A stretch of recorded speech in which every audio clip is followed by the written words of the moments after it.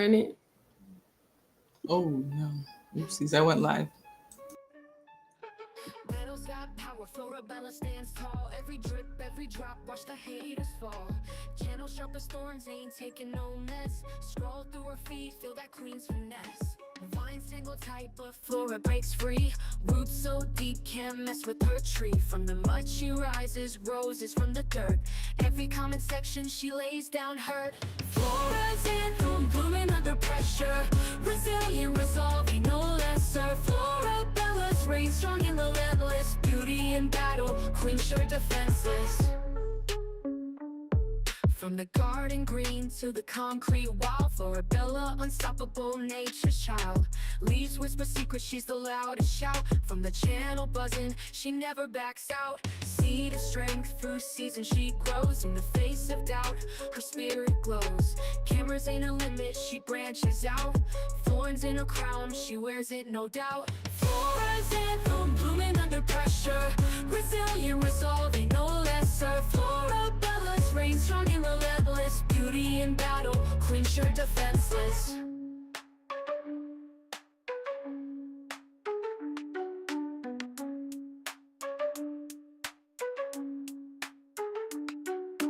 Flora's anthem, blooming under pressure. Resilient, resolving, no lesser. Florabella's reign strong and relentless. Beauty in battle, queen sure defenseless.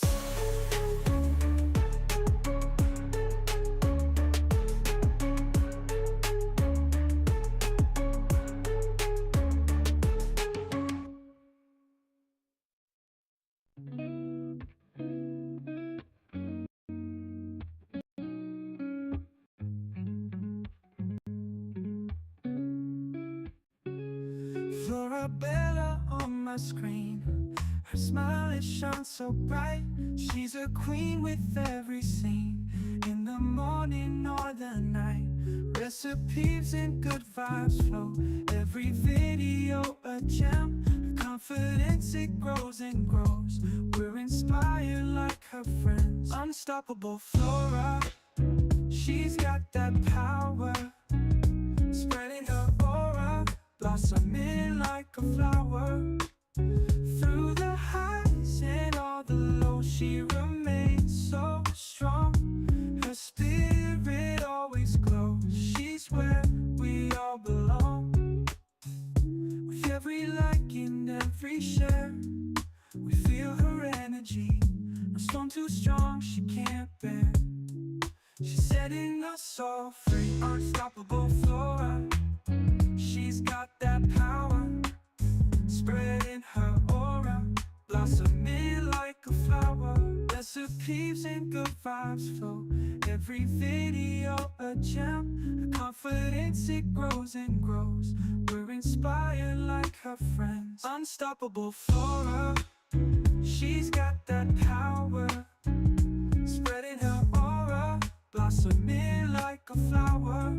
Through the highs and all the lows, she remains so strong. Her spirit always glows. She's where we all belong.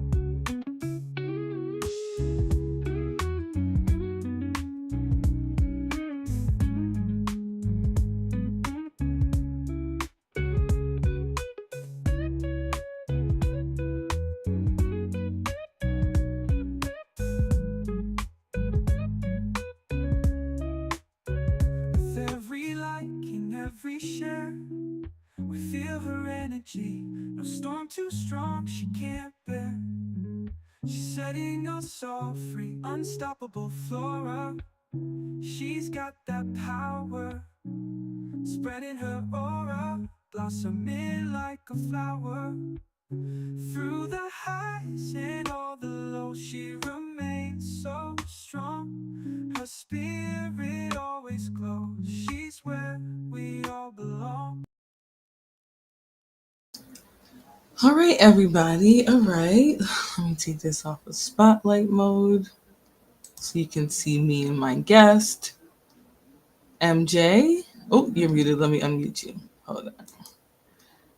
Hi, everyone. Good to see you. Good to see you. We're here. It's Labor Day weekend. Oh, can you guys hear me? Yes, I can hear you. Oh, okay. Yeah. Yes, it's Sunday night on Labor Day weekend. So if you're a 9 to 5er, you do not work tomorrow. You're probably just home. You probably cracked a bottle of wine or whatever. They at Juve. But we decided that we want to smack your brains tonight. So we're actually talking about personality disorders today.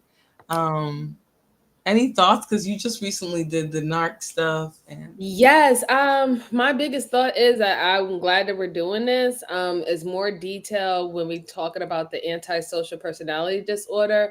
My live stream was more catered to the narcissistic personality disorder, and since now it has broadened, I think this is a good time to let people know where we see traits when we deal with the dark triad. There is other medical terminologies for other traits that we see in people. So I'm excited. This is going to be really good fun. yes, it is. And you know, I always let me just put this up a little bit. Um, I like these topics, and I like to do them in this type of setting because I think people really are very dismissive of these types of personality disorders. Mhm. So even though the title says antisocial personality disorder, I decided that I wanted to break down personality disorders in general.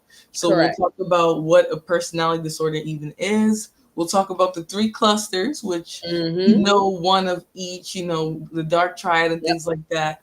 And then we'll get into antisocial personality disorder, which actually evolves from, you know, a disorder that somebody could have suffered from as a child, but it might Correct. also be like a new diagnosis. So we're going to go like all into it so we really know what's going on. But let me say hello to the chat. We have Daniel Berry Sports. Sorry, my mouse is being silly. Feminine Melanin says, heard you were live right now. Just want to drop and say that, oh God. Um, yeah, but so pretty much we're going to focus on this topic tonight. I'm going to try and make it fun and have a discussion. MJ is here because she did cover narcissism, and narcissism is a personality disorder. It falls under one of the clusters, but we're going to talk about it all today. And then we'll see if people want to come up and discuss it as well. I know Correct. there's some naysayers out there, right? They think people talking about narcissism and personality disorders are just conflating issues, but when you actually look at the individual traits, how they present themselves in your interpersonal relationships with people and such like that, you'll start to realize that this is very much more common than we think, right? Absolutely. You might think I'm not a narc, I'm just a regular nigga, and really you're a psychotic narc. So we were able to inform you a little bit and also learn a little bit about the diagnosis. Hey, Hey, Cookie Kiki. Star. How you doing, Kiki Star? Good to see you, darling. Yeah, feminine melanin is no shade at all. I just don't want to discuss anything. Like I want to stick to the topic. So it wasn't that I didn't appreciate your words. It's that I didn't want to really address them. So don't worry about it and sit here and enjoy the show tonight if you're interested. But we're gonna talk about it all. Hey, Lana Love. Hi, Lana, darling. How you doing, sweetie? It's Sunday night, so I know people are probably going to be a little fatigued, and they might be like, "Oh, this is a lot," but we're going to try and have a dialogue about it too, because um, I think Yeah. we're going to have to talk about things in layman's term. Like we're going to have to speak it in a way that people get it. So like, we'll spend a lot of time breaking it down. Yep. I'm gonna say, sorry. And also, guys, listen, we're not trying to be loom and groom. Like, yes, this situation, this topic is serious, but there we can have fun, right? Yeah, Learning and knowing is still fun, and we're gonna spice it up a little bit. We're gonna test your knowledge. We're gonna test your might. So just get ready. We're gonna have fun tonight. Seriously. exactly. And I think we have enough of a personality dynamic that it'll be pretty interesting. So if people aren't afraid to come up here, we're open to dialogue too. No trolling. I haven't been doing that. So hopefully anybody who comes here, they're not really here for that shenanigans, but to challenge the topic if that's what you feel. If you feel like we've been overusing these terms and you have words to back it up, you're welcome to come and discuss it with us. So yeah. Absolutely. Let- And just a disclaimer, I don't know if Flora is a certified licensed psychologist. I am not one. We are just having discussion. So, like again, we're never really trying to diagnose individuals. We're just showing you that these are the traits and these are the metrics that actually licensed professionals use when they talk about these type of illnesses and personal disorders. Okay. Absolutely. And I did revise my bio and things like that. So I encourage you guys to check out my bio, subscribe, share, anything that you're going to subscribe to. Make sure that you guys read in detail what their channel is truly about. If it's entertainment, if it's reality, whatever it is, make sure you guys know what we're doing here. But my bio is updated for these conversations. So you guys know I'm not a licensed therapist. I'm not a licensed mental health counselor, none of the above. I'm actually here to have educational dialogue, hopefully between all different types of people. I have a bachelor's degree. Certain people might come here, be GEDs, they might have a high school diploma. It doesn't matter what you really have, as long as we can have the conversation. Just be aware of that here. Correct. And also, not to say anything about my quality of research, even though I'm not a mental health professional or a doctor or psychologist, I use high quality resources to talk about the discussion. So all the data that I have is from the last 16 years, and it's also scholarly. We're not reading stuff off of Wikipedia or Google. Right. Well, everything comes. And if we do, we will let you know. Right. So that's why I said sometimes this stuff, the material can come across kind of dry, but we're going to spice it up for you guys. And, MJ's here. She's talked about personality disorders. So we'll kind of bounce ideas and stuff off of each other. Yep. Okay. All right. Let me see. Is that all the disclaimers? Because I think all the disclaimers is good. I mean, like, especially the biggest one, like, please no trolling. Okay. If you're more than welcome to come up and have the conversation with us, but we're keeping all this off of our personal lives, no personal involvement whatsoever. And like, we're not here to address or talk about anyone. This is all generalized topic. This can fall into anybody within our population. This is not specific to anyone. Right. That being said, too, we can get right into it then. The other one is, if you choose to participate in the show, parts of the show that you are in may be reproduced for more content for my channel. So if you don't agree to that, don't come up. But yeah, I don't want anybody saying, I didn't want, you to share or clip that up. I absolutely will. Okay, so hey, TY, what's going on? Hi, how you doing? Welcome. All right, let us get into it. So I'm going to start by talking about personality disorder generally. We'll get into what the clusters are, and obviously we'll stop. Anything that you want to add and anything like that, we'll get into it. So Yeah, sure, no problem. all right. So basically, I wanted to start this discussion off by talking about personality disorders as a whole. So I will actually break down what different personality disorders there are out there, but this is a general definition. So antisocial, narcissistic, all those different types of personality disorders fall under this general umbrella of personality disorders. Hey, Tiny Draws, what's going on, buddy? How you doing today? He says low flow, whatever that is. Oh yeah, and don't give out too much personal information, folks. Yes, please do not share it. Don't dox yourself. Don't give out any information that people can use to find out who you are as well, because I don't Yes, please. Yeah, so all right, so personality disorders are, they can be described as a manifestation of extreme personality traits that interfere with everyday life. So basically, it's not just something that it's not just like you having a moment. It's not like you going through something because you reach a certain age or you have a milestone in your life.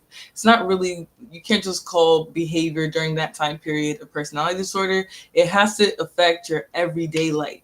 Like it has to interfere with how you function and you being able to accomplish the goals that you have set. Not only that, but to keep your responsibilities. So if any behavior set or anything that you do interferes with your ability to take care of what you need to take care of, you may likely be suffering from a personality, not just a personality, but a mental health crisis, I'll say. So we don't get too diagnosis type.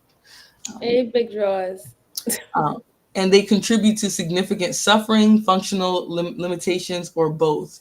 So not only do you actually, suffer from an inability to do what you need to do on an everyday basis, but you also might just have some typical suffering. So that might be losing a home, Hmm. running out of money, maybe being, losing a job. You might go through some personal issues at that same time as well.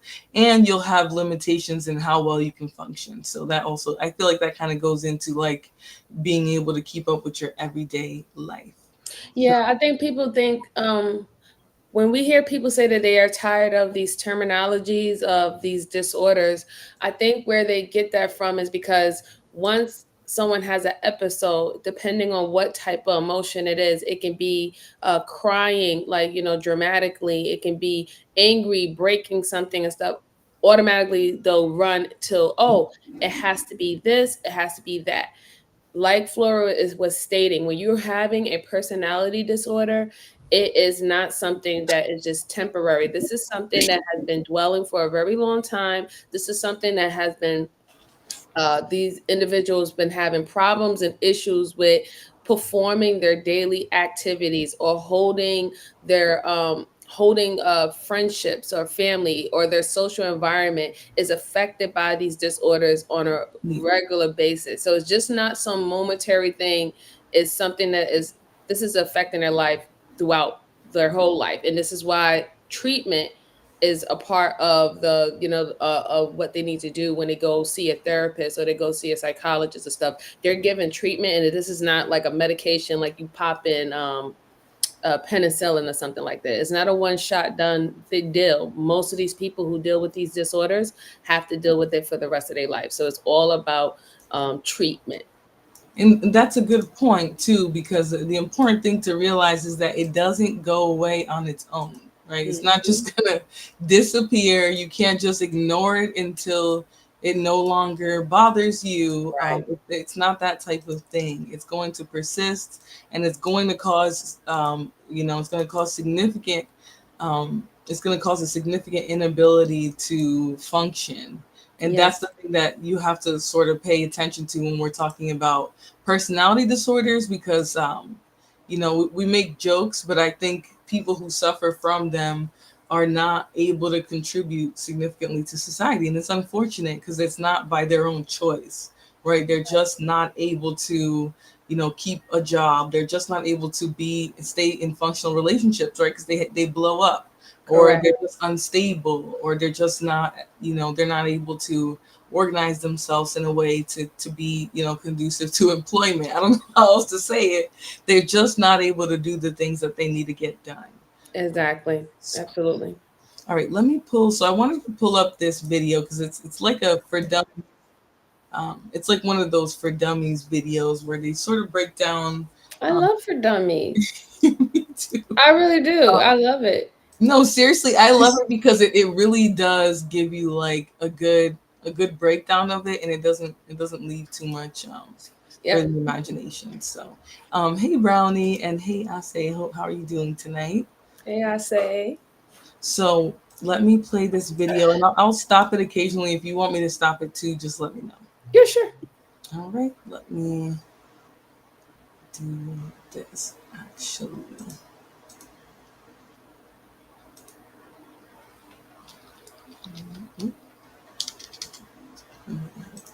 Really quickly.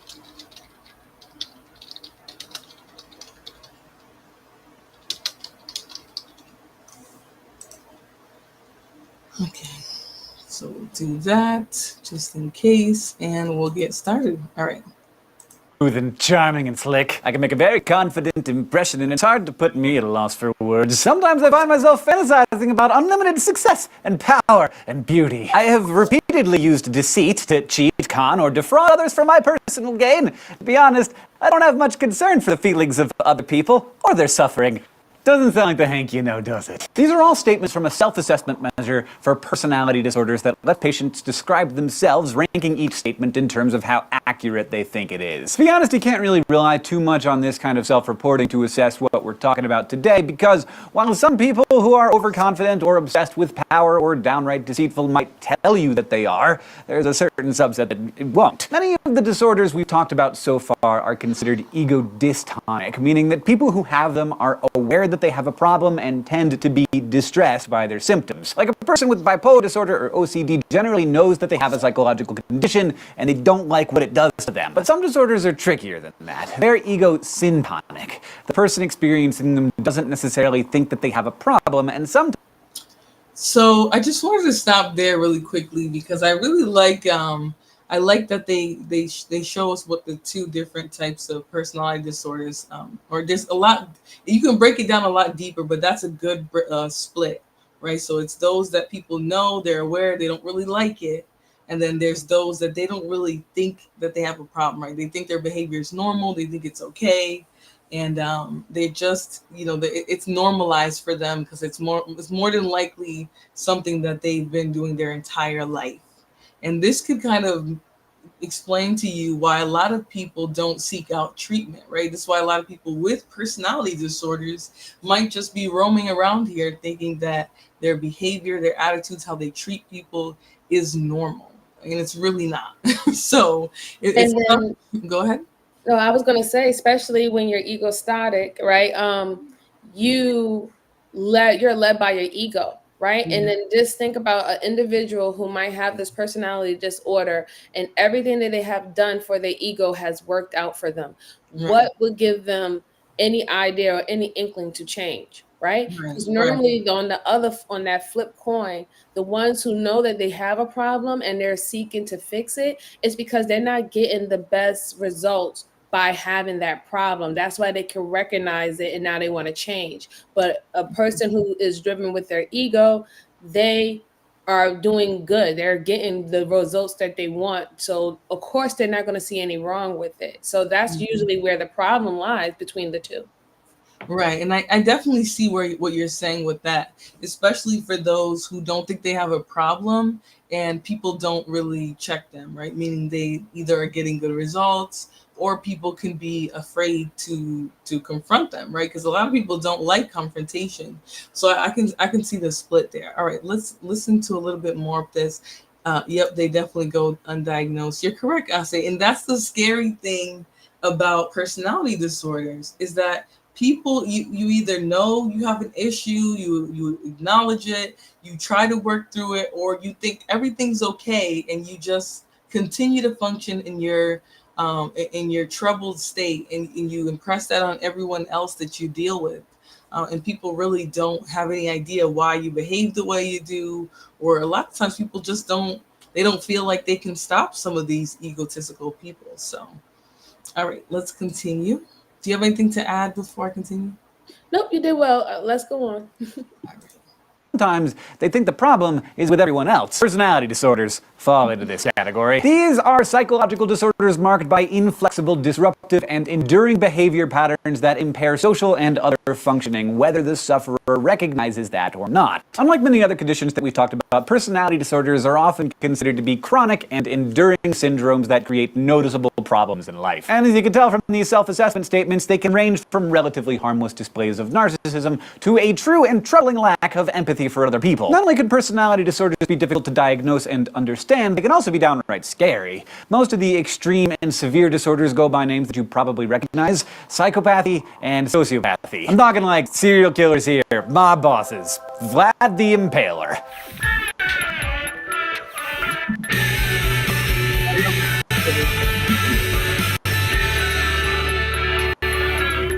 Cultures have been studying human personality characteristics for thousands of years, but the concept of personality disorders is a much newer idea. Much of our modern classifications of Oh, really quickly before we go on, because I realized I didn't stop at this part too, is notice how he mentions that they also tend to think that the problem is with everybody else too, right? So they're not doing anything, their behavior is not problematic, they're not impacting others, they're not harming others. Everyone is just after them, right? People are always, trying to bring them down or trying to take from their success. That's the type of victimhood that you'll kind of hear from some of these people as well. So Absolutely, it's hard absolutely. to deal with. That's that victimhood narcissism that Dr. Romney was talking about, because you remember she named about 5 different types of narcissism and how you can identify when they're showing those traits, right? So if you have a narcissist person who's always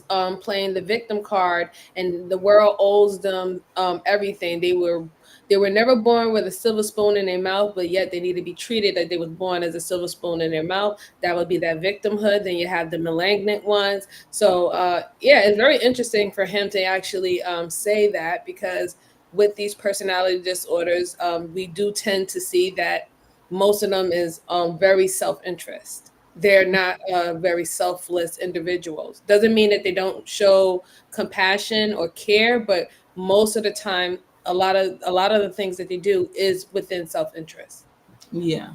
Yeah. And I think the important thing is that they cannot accept their role in things, right? That's why they always see others as being the ones after them, harming them, instead of seeing their, the consequences that they get in life as a result of their behavior. So, all right, let's continue with the video before we get too far off track, because, um, You know how we there's get. a lot of that. Yeah, and there's a lot of this. I hate to say it, but in the community, there's a lot of this where people truly just think that the world is out to get them, that what they're experiencing has nothing to do with how they behave, how they treat people, their instability, their lack of compassion for people. They don't realize that is the direct correlation to their consequences. And it doesn't do any good when we have a lot of coddling going, and then we have these umbrella branches of things that makes excuses for them. The environment that you in, the way that you was raised, your parent Oh, dynamics, your family dynamics. So we use a lot of social environment events and life events to somewhat give excuses as to why these people are supposed to behave of the way they are. right. Yep, that's a fact. All right, let us continue, because I can harp on that one all day. All right. Of these concept cultures have been studying human personality characteristics for thousands of years, but the concept of personality disorders is a much newer idea. Much of our modern classifications of these disorders are based on the work of German psychiatrist Kurt Schneider, who was one of the earliest researchers into what was then known as psychopathy, and published a treatise on the subject in 1923. Today, the DSM-5 contains 10 distinct personality disorder diagnoses grouped into 3 clusters. The first cluster, Cluster A, includes what are often labeled simply as odd or eccentric personality characteristics. For example, someone with paranoid personality disorder may feel a pervasive distrust of others and be constantly guarded and suspicious, while a person with schizoid personality disorder would seem overly aloof and indifferent, showing no interest in relationships and few emotional responses. Cluster B encompasses dramatic, emotional, or impulsive personality characteristics. For example, a narcissistic personality can display emotional interest. A person with schizoid personality disorder would seem overly aloof and indifferent, showing no interest in relationships and few emotional responses. Cluster B. All right, so I wanted to just stop it there really quickly, because as you can see inside of the different clusters, some of us, we can probably recognize some of these. I'm going to take us off screen just for a second. Oh, damn, the captions are still on the screen covering it. But you can see some of us can recognize some of the disorders in this. Like you can see borderline personality, obsessive compulsive. We have schizoid, which, schizophrenia would kind of fall under that one. But these disorders all fall underneath, different clusters. And they're broken up into those clusters based off of the general traits involving that personality disorder. So we're going to go into that a little bit more, but I wanted to pause on that so that you guys see how in-depth personality disorders really are. There's a lot to it, just sit down and talk about the whole subject in 1 second, because there's so many of them, and they're broken down by their characteristics, which can encompass a lot of things. So we're going to talk more about clusters today, but I just wanted to kind of give you guys a view of how many different personality disorders there actually are out there that we don't realize, especially when we're dealing with people every day. All right, let's continue. Encompasses dramatic, emotional, or impulsive personality characteristics. For example, a narcissistic personality can display a selfish, grandiose sense of self-importance response with disgust of characteristics. For example, So in cluster A, these are the characteristics usually of cluster A. They're odd or eccentric. So these are behaviors that people have that are just, you might think they're weird, right? You might find them odd. They might come across not in the norm. Right. People will probably they probably won't be able to relate to people very well because they have these characteristics. And they do it very animated, but you want to focus on the words that are used to describe the characteristics. That could give you an idea of what it would probably look like every day. Yeah, like somebody, I'm from the city. That's like somebody that we would see on the train talking to themselves. Someone who's screaming, or they're doing things that the social environment that they're in, it will be deemed awkward, right? Or people would kind of tend to run away or move away, like, okay, this person will seem like they left the loony bin. Let me just move over to the side. So that's what they're really talking about. They're talking about not necessarily following the daily norms. That could be what it is, Yeah. Someone sitting there up there eating chalk.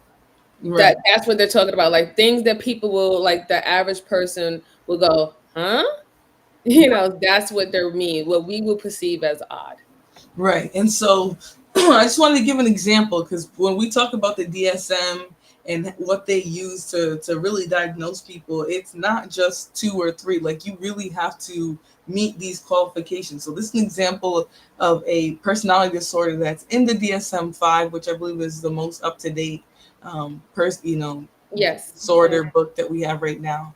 So this one is actually paranoid personality disorder. So obviously it does fall under that odd, eccentric type of behavior pattern. So it is characterized by pervasive distrust and suspiciousness of others, that such that their motives are interpreted as malevolent, beginning by early adulthood and present in various contexts, as indicated by 4 or more of the following. So it's really just Flo, say, are you okay? You haven't tasted chalk? I'm like, no, Flo. I'm sorry. I wasn't one of those kids that used to eat chalk in school. Right. Or crayons or glue. Or So these personality disorders aren't, you have to meet 4 of the criteria before they would even consider you. And even then, all of these things are up for interpretation. That's why I can't just get up here and be like, all right, you're suspicious of people because you won't give me your social security number, right? Or you're like, you know what I mean? It's not just, it's the average everyday person can't, And the funny thing, wouldn't that be weird though too, Flora? Because when you have, like I said, when you have that malignant narcissist, they will tend to shame a person who is vetting them and keeping a guard up. So now if you don't allow them to be open or vulnerable, now they say that something's wrong with you. They can in turn say that you might be dealing with one of these personality disorders, because why don't you trust people? Why don't you trust anyone? And even whatever explanation that you would give them, it's like, oh, well, that's something wrong with you. I don't run around here thinking that everybody's going to do me wrong. So here you are, like someone who could possibly have the traits. We don't know because we don't know they're diagnosed, but they can actually use it against you in that process, to state what you were stating. Right. Lana says, yeah, it's not that easy to just diagnose someone. It takes time and many sessions for the therapist or psychologist to diagnose someone, right? Because just because they give us these definitions doesn't mean that we're going to be able to just tell you, Flow State was one of those kids eating glue, so he has schizoid personality disorder. Like, it's just not that easy, and we're not, as regular people, we're not able to just tell you what that is. But nonetheless, this is a lot of the criteria that they go by. So for paranoid personality disorder, it's someone who suspects without sufficient bias that others are exploiting, harming, or deceiving him or her. Right? They're preoccupied with unjustified doubts about the loyalty or trustworthiness of friends or associates. Right? Like there's a lot of times people act like it's super normal to be distrustful or worry about people's loyalty. But a lot of times, if you're fixated on that, you might have some paranoid characteristics in your personality. Is reluctant to confide in others because of unwanted fear that the information will be used maliciously against each other, against him or her. And this could be like something that makes it difficult for you to have interpersonal relationships, right? If you don't trust people, if you assume that you opening up to others is going to automatically lead to you being, abused, misused, or whatever it is that you're thinking could happen. If people find out, intricate details about you, then it's going to be really hard for you to build relationships. And if you don't have a foundation of relationships, then it's very easy for you as somebody with mental health issues to fall by the wayside.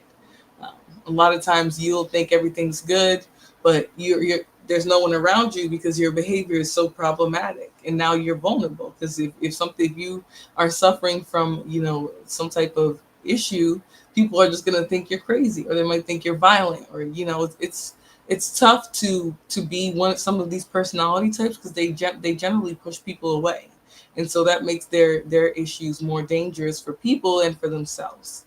Um, I agree. And it you can agree? also make it worse for them as well too, right? Yeah, Because as people push away from them, let's say subconsciously they want relations with people. They want to be social.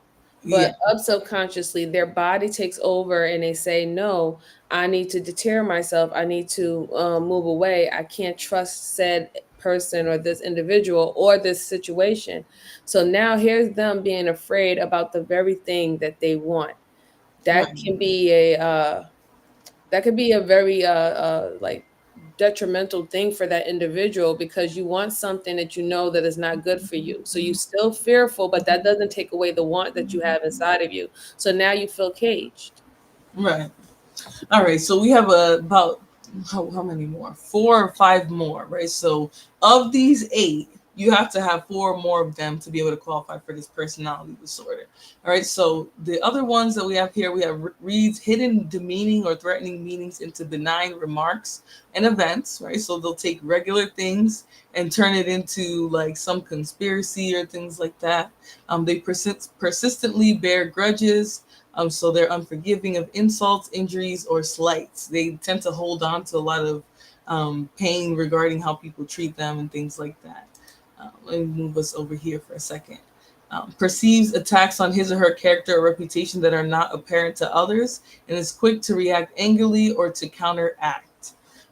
They have recurrent suspicions without justification regarding fidelity of spouse or sexual partner. Okay, right? So a lot of times when we hear people talking, when we hear men specifically, I hate to say this, picking on you guys tonight, but when we hear men consistently worrying about women cheating on them, like, is there a little bit more to that, right? Is there maybe issues in their personality where they're just not able to get close to people? They think that somebody's often after them. They question the loyalty of that person. They suspect that something is going on, and there's really nothing going on, right? These are things that we could see as very normal that could very well be somebody suffering from a personality disorder. So I can't diagnose anybody or anything, but it's tough to read some of this stuff because it's very easy to think, well, how many people out here really have a personality disorder? But when you read this stuff, it seems like normal stuff. It seems like stuff that people do every day. Right, that's So why it's really hard. Well, that's why it's really pushed not to misdiagnose, right? Because you yeah, can have regular average people who have show these symptoms in a period of time. They could be going through something in their life or whatever not, and then now they're being told that they have a personality disorder when in fact they probably really don't. So yeah, Yeah. you hear these things seem like very regular smuggler. I'm sure everybody in the chat, put a one in the chat. Have you, after reading off these criterias, do you know anybody in your life who falls into any of these criteria? Just put a one in the chat. You don't have to say who it is. You don't have to say what the scenario is, but just put a one in the chat. If by reading off these criterias, have anybody that you have been in contact with have shown that before? Right. Or has anybody that you, for example, let's say heard on YouTube, right? Do they sound like this, right? Is a lot of what they say about relationships, families, women, all that, does this kind of sound like, how they view the world, right? Because it's very easy to also, think that everyone is just normal in how they're doing things, and oh, they don't have a personality disorder. But if that's how they see the world and they see people, then they might actually be suffering for something that they don't really know. So Pookie says, hey Flora and MJ, what's up, Pookie? You're laying the foundation. Oh Lord, now I have to time you out. Please consider in time out too. They, sometimes they have to get their little trollness in, and they're like, all right, all right, I'm good, I'm good. I just said I had to just get one off for the evening. Right, What's up, right. Pookie? I think he had to get one off from the evening. So Just for the Miss J evening. put a one in the chat because she says that she's seen this before. Trust me, Okay. I'm not surprised. I definitely believe that you guys have experienced somebody with at least some of these that make you think that this is, probably more common than not. And it's easy to think that. All right. So let me go back to the crash course and we'll continue. So that was an example of a cluster A personality. So let's go into cluster B. Pookie says y'all are being smart. Yes, we are. We We are. always being smart, Pookie. We're Gosh. also trying to make this stuff a little bit more normal so that if people feel like they're going through something or they recognize these behaviors in themselves, they will go and seek out treatment, because me and MJ are not mental health professionals. We can only inspire somebody to seek help. So, and I'm gonna say it in layman terms: go get help, niggas. You are too much. Not go get help, nigga. No. I don't know if they're going to, but we Go can get help. certainly encourage them. Help. We can certainly encourage them, but it's tough when people don't think they have a problem. And it depends on which personality disorder you have. That will depend on if you see an issue with yourself. Can you recognize that you're functioning, you know, less than you should, or in an unhealthy way? I think you know what it is when people went to go get help, but it wasn't looked at as a negative light. What do we call that? We call that mentoringship. Yeah. So maybe, just maybe, we need that. Maybe we need to like lie to them or trick them. Listen, this is just a mentorship. Go get a mentorship. Go learn a new whatever not. And they'd be like, yeah, I'm motivated. I'm inspired. Self help. I'm gonna mentor myself. I'm gonna follow a mentor and just lie to them and actually let it be a therapist. Yeah. Like, I mean, I think that we need to do that. Like, just literally get a clinic that's off about mental illnesses, and then we'll just put an advertisement and tell them that is a mentorship. Yeah. That will work. We could tell them the medication that they'll need is candy. Offer And for free hopefully, weed. Offer yeah. offer them gummy bears. Those the yeah. I'll give you the little teensy Wesson gummy bears. Like, tell them that you're gonna give them those gummy bears for free, and this is a mentorship. And I'm telling you, we're in there. I'm telling you. Oh Lord! If we could find a way to put a mood stabilizer in a gummy, then I'm all for it. So, all right. Well, but yes, please, you guys go to therapy. But not just that. If you really feel like you're going through something, then you can always go and see somebody and just tell them you're not feeling well and let the diagnosis happen. You don't have to go in there and say, "Look, I think I have a cluster A personality disorder." You don't have to. Yeah, but not like I want us to get to the point where people will want to go to therapy not only when things get too bad, right? Because when we Yeah. speak about therapy, we are literally at the end of the cliff. I want people to start being proactive and going to therapy before it even gets that far. So even the small symptoms that people used to say to men, yo, man up, yo, women, woman up, pull your skirt up, pull your pants up, da da da da. Da. Instead of that, instead of saying that to an individual and telling them to suck it up, buttercup, promote these people to go to therapy when it before they get to the cliff, Right. before they Learn get how to to the end. process your emotions and express yourself. Correct, Royce. This is a big part of people's issues in adulthood with, like, you know, behaviors and things like that. They have never been given a space to, or they never took the time themselves to learn how to process their emotions. They just decided, you know what, if I'm angry, I'm just going to be angry and I'm going to live in that anger and I'm going to fester in it. And I'm not going to try and get myself out of it because that's what I feel, right? They just kind of bear no responsibility for improving their own mood or, finding ways to cope. So, all right, let's continue so that we can stay on topic. Oops. All right. Someone with paranoid personality disorder may feel a pervasive distrust of others and be constantly guarded and suspicious, while a person with schizoid personality disorder would seem overly aloof and indifferent, showing no interest in relationships and few emotional responses. Cluster B encompasses dramatic, emotional, or impulsive personality characteristics. For example, a narcissistic personality. So it's perfect that they oops. Damn, hold on. Let me see. Dramatic, emotional, or impulsive. All right.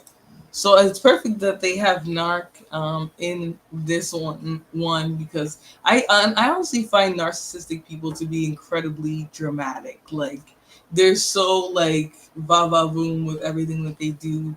Like, they want to be seen, they want to be praised, they want people to kiss the ring, right? Like, that's just the personality that they have. So I think this is a perfect breakdown of cluster B personalities. They're dramatic, emotional, and impulsive, right? Impulsive behaviors are people who are impulsive are scary as hell, right? You never know what they're gonna do.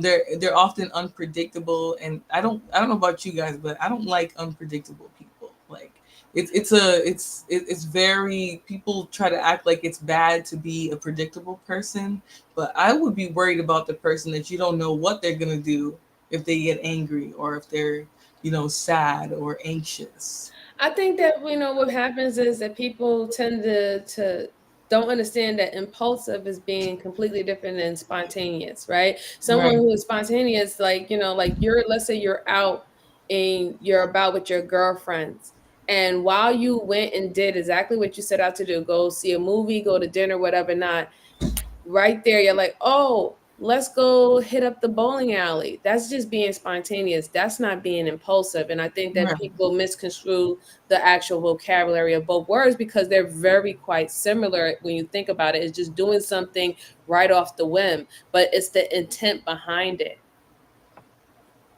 Right. And usually people who are impulsive don't have intent, right? They just do things out of need. It's like a knee jerk thing, like, oh shit, I see somebody I hate, so I'm gonna slash their tires, right? Or my ex-boyfriend is at the mall with his new bitch, like, let me run them over.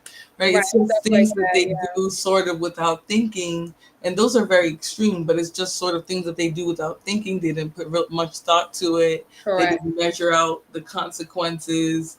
They just do. So, Correct. impulsive people are very scary, and narcs they can be impulsive, even though they tend to have a good handle on all the people because they have such a big supply, right? Every person serves a function for them. I find that they don't come across as impulsive, but if Hmm. something touches them, like their ego or their emotions, they could be extremely impulsive as well. So That is true. let's continue. personality characteristics. For example, a narcissistic personality can display a selfish, grandiose sense of self-importance and entitlement. Meanwhile, a histrionic personality might seem like they're acting a part to get attention, even putting themselves at risk with dramatic, dangerous, and even suicidal gestures. The behavior of cluster B can be truly self-destructive and frightening, and these disorders are often associated with frequent hospitalization. Finally, cluster C encompasses anxious, fearful, or avoidant personality traits. For example, those with avoidant and dependent personality disorders often avoid meeting new people or taking risks and show a lack of confidence, an excessive need to be taken care of, and a tremendous fear of being abandoned. Now, in the past, and to a great extent today, some of these categories have been controversial. Many researchers argue that some of these conditions overlap with each other so much that it can be impossible to tease them apart.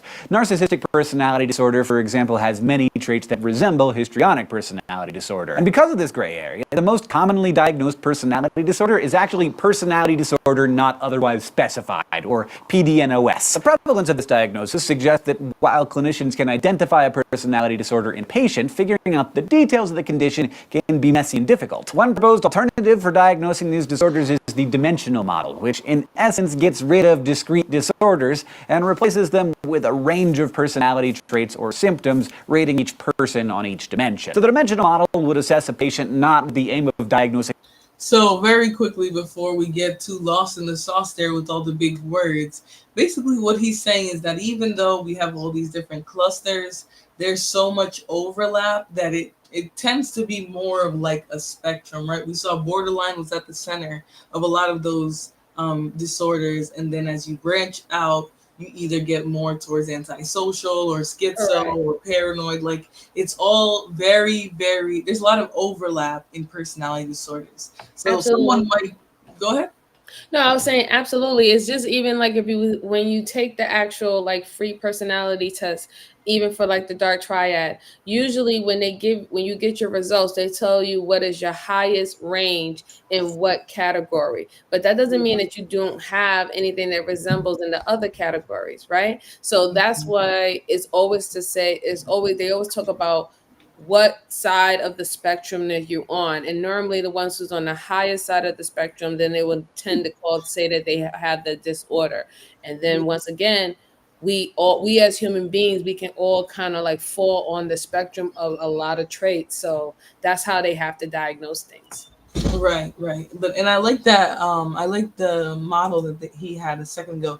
And Pookie's right. He does talk 100 miles a minute. He like barely breathes, but he has a lot of good info. And all these crash courses, they really try to break everything down. So as you can see, they have the different. It's like a quarter. It's basically like a not quarter.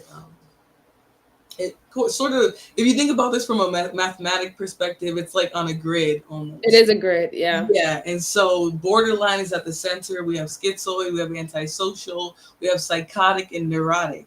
And all of the personality disorders are somewhere within that. So somebody can have a lot of antisocial traits, but be more on like the neurotic side. Or you know what I'm saying? Like there's a lot to it really where we can't just get up here and tell someone that they have antisocial personality disorder. Right. And I mean, it's a mixing really, right? Because like we even have people today who are taking medication because they are /bipolar and /schizophrenic.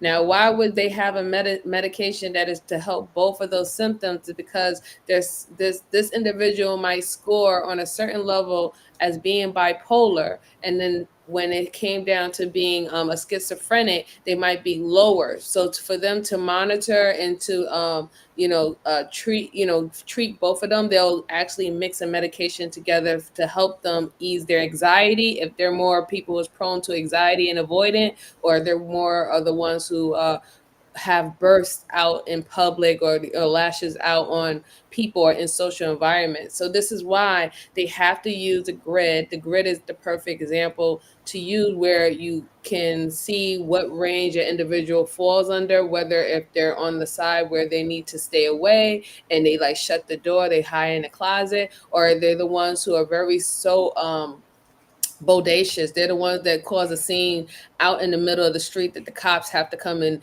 get. Like that's how you start to realize how they put people in. It's never going to be cookie cutter, and nobody ever is going to just fall black and white. I always said, ladies and gentlemen, we live in the gray zone. Get used to it. Right. All right. Let me go grab a drink of water really quickly. Yeah, go ahead. No problem. I'm Do you gonna have start anything reading. to add right now? I'll be right back. Yeah, sure. Okay. So let's see. Oh. Ooh, be Oh shit. careful. Oopsies. Whoopsie. Sorry, I should have muted. Y'all heard me bust my ass. Nice. Hold on. Hold on. Oh my God. Let's see. Pookie. All right. Let me. See. Do y'all see those aliens in his Rorschach test behind him? Lord Pookie. Now you're seeing aliens right now. Let's see. Lana said it's a lot to cover. LOL. He has to do a lot of talking. Yeah, I don't know what Pookie talk about. Yes, he's talking fast. Listen, Pookie, you originally from New York. If you ever listen to Busta Rhymes, I don't want to hear you talk about anybody talking fast. Okay, you know how we talk fast in New York too. Like you know how it goes. So stop it. And let's see. Asa says they do first think about it after. Yeah. Normally the reason why they would do that is because that's the impulsive side of them, right? It's just like a knee-jerking reaction for whatever is bothering them. If you say a certain thing, you say a certain phrase. It's what we call when we say that we trigger someone or how someone gets triggered. People can get triggered by a word, they can get triggered by a item, they can get triggered by seeing a person's face, they can get triggered by hearing a certain sound and tone or a taste, right? So we have so many different ways that as people we get triggered. So our reaction would be if it's something that doesn't make us feel good, what we do, we want to block it, right? We want to protect ourselves, we want to block it, we want to move this way, we probably want to dodge a ball if a dodgeball is coming to our face, you know. If it's lightning outside, we want to get out the way of the lightning, we don't want to get electrocuted, right? So that's how these individuals are who might have these disorder. They whatever is triggering them, they're going to act on it, and then afterwards when they calm down and they're no longer triggered, that's when they start thinking about what they did, right? And that's why if they're in a relationship, and some people talk about they had a relationship where they felt that it was toxic, like 1 minute this person would just spaz out and start cursing them out, and then like within 2 to 5 minutes they act like it never happened, right? Or it's very hard for them to apologize. So yeah, that's how that impulsive terminology is actually being used when it comes down to these people with this type of disorders. All right. So let me see really quickly. Oh, okay. I got distracted for a quick second. All right. So can I get back into the video? Let's go. All right. Okay. So that's the grid, and we'll continue. Rating each person on each dimension. So the dimensional model would assess a patient not with the aim of diagnosing one disorder or another, but instead simply finding out that they rank high on, say, narcissism and avoidance. It's a work in progress, so with another generation, the clinical definition of personality disorder may evolve pretty radically. One of the best studied personality disorders right now is borderline personality disorder, or BPD. Borderline makes it sound like patients are pretty close to being healthy, but not quite, but that's not at all the case. BPD sufferers have often learned to use dysfunctional, unhealthy ways to get their basic psychological needs met, like love and validation, by using things like outbursts of rage, or on the other end of the spectrum, self-injury behaviors like... Whew.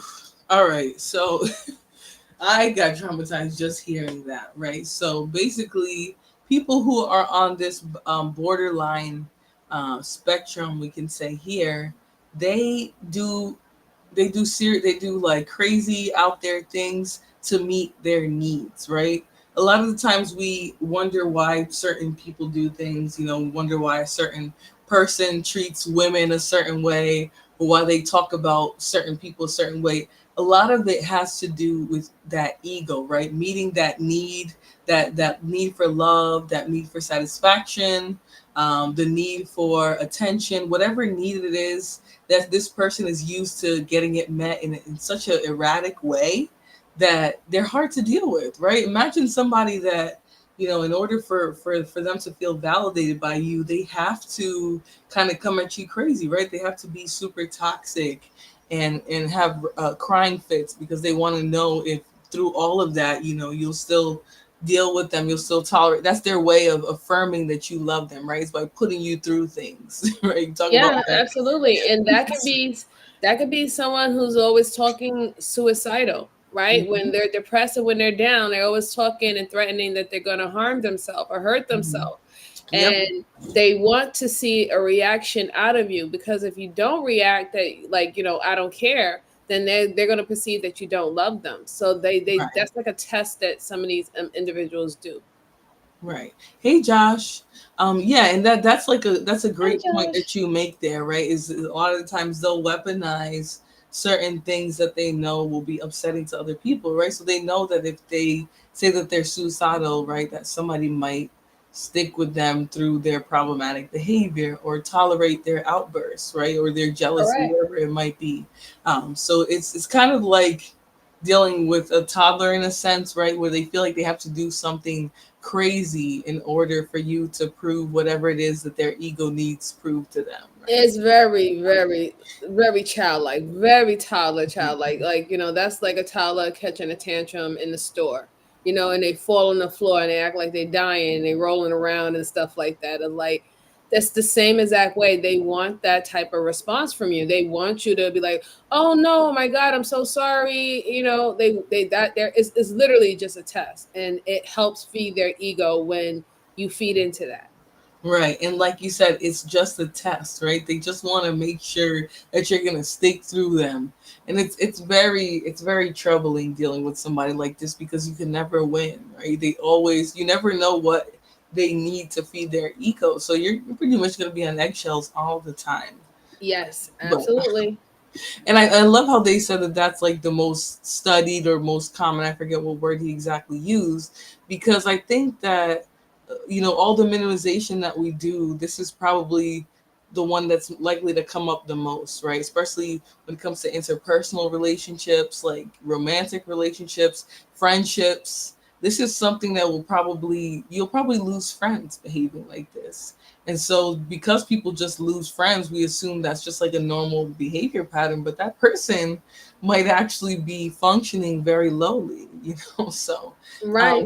hey, Northern Belle, she says true. So, yeah, it's very troublesome. So let's continue. Yeah. like cutting or worse. People with BPD were once commonly maligned by clinicians as difficult or attention-seeking, but we now understand BPD as a complicated set of learned behaviors and emotional responses to traumatic or neglectful environments, particularly in childhood. In a sense, people with this disorder learn that rage or self-harm help them cope with traumatic situations, but as a result, they also end up using them in non-traumatic situations. Although challenging for patients and clinicians alike, the good news is that some psychotherapies have helped even the most severely suffering, repeatedly hospitalized BPD patients. But probably the most famous, well-established, and frankly troubling personality disorder is antisocial personality disorder. I've heard of this before, but maybe by one of its now somewhat out of Yeah, so he definitely said a mouthful there. For addiction studies, they're like, oh, okay, nice, Pookie. And Northern Bell says, hey, Flora Boo, hey.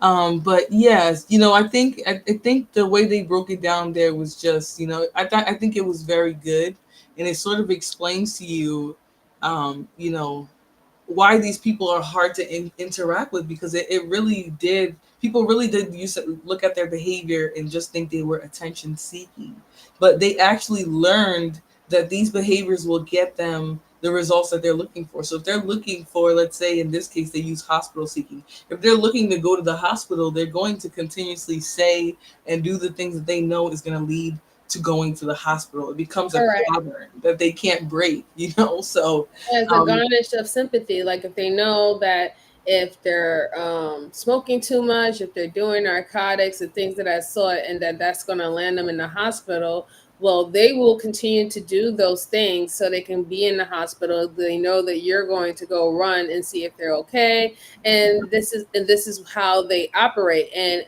I thought it was very interesting of how he brought up the childhood dynamics with it, because they felt so much neglect when they were a child, depending on whatever situation it was. They could have had a bad mom, a bad a bad dad. They could have had they could have been the middle child and felt like they weren't getting love or an attention there. Mm-hmm. Those type of that type of neglect stems for it, and I just thought that it was interesting that they will use it even in non-traumatic situations. It wouldn't even be a big situation or big deal, and they will still use it as a manipulative tactic. That's Exactly. really amazing. Yeah, and it becomes ingrained in people's behavior. So it's, even though it seems like it's that people are putting more thought into it, they're really just like, you can't you can't teach an old dog new tricks, right? Like, it's just what they're used to doing, unfortunately, and it makes them really hard to interact with, because they will do anything, literally, no bounds. But okay, let's continue, because we're going to actually get into, in this video, which I didn't get all the way to the end, so I didn't know, but we're going to get into antisocial personality disorder. So, just in the video, when we get back to my PowerPoint, we'll touch on other stuff, but we'll touch on it right now because it's part of the video.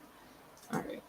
Them in non-traumatic situations. Although challenging for patients and clinicians alike, the good news is that some psychotherapies have helped even the most severely suffering, repeatedly hospitalized BPD patients. But probably the most famous, well-established, and frankly troubling personality disorder is antisocial personality disorder. I've heard of this before, but maybe by one of its now somewhat out of vogue synonyms, psychopathy or sociopathy. People with antisocial personality disorder, usually men, exhibit a lack of conscience for wrongdoing, even towards friends and So we heard it here, He threw that shit out. Usually men. and then he ran right away from that statement. But I caught it, and I hope you caught it, right? He said usually men. Let's go on and continue. Okay, so that you guys heard it here first. These, unfortunately, antisocial personality disorder, because of its malignant nature, is mostly not mostly, but usually, I'll use the word he used, exhibited by men, right? So that's explain why some of us might feel like we were in a relationship or some type of dynamic with a man who, behave this way. And so if you guys recognize any of that, and when you recognize any of these behaviors and maybe some men you dealt with, put a 1 in the chat. All right, we're gonna be nice and messy about this topic, but still kind of stay on topic, because I truly feel like even with women, right, we're more likely to have depression and anxiety. It's not because we want to, it just tends to be that way. Our biology is more inclined to be depressed and anxious, where men, they might say that they might be suicidal just like a woman is, but they're more likely to act on it, right? So there are certain things that we're just inclined on, based on you put 1 in the chat. I just saw that. They might be more inclined to it. Hey, Miss Jalen. Hey, Hey, Robin. Jalen. How you guys doing tonight? How you guys doing? We are talking about personality disorders, and we've kind of gotten into quite a bit so far, but right now we're just landing on antisocial personality. So if that's what you're here for, that's what we're getting into. All right, so he tried to skate that by, but yes, men are more likely to be suffering from. Yeah, he really tried to skip through that. That was hilarious how he did it. It was Yeah, he definitely did. All right, let's continue. usually men, exhibit a lack of conscience for wrongdoing, even towards friends and family members. Their destructive behavior surfaces in childhood or adolescence, beginning with excessive lying, fighting, stealing, violence, or manipulation. As adults, people with this disorder are thought to generally end up in one of 2 situations. Either they're Oh, darn. Hold on. These bandits tried to zap me.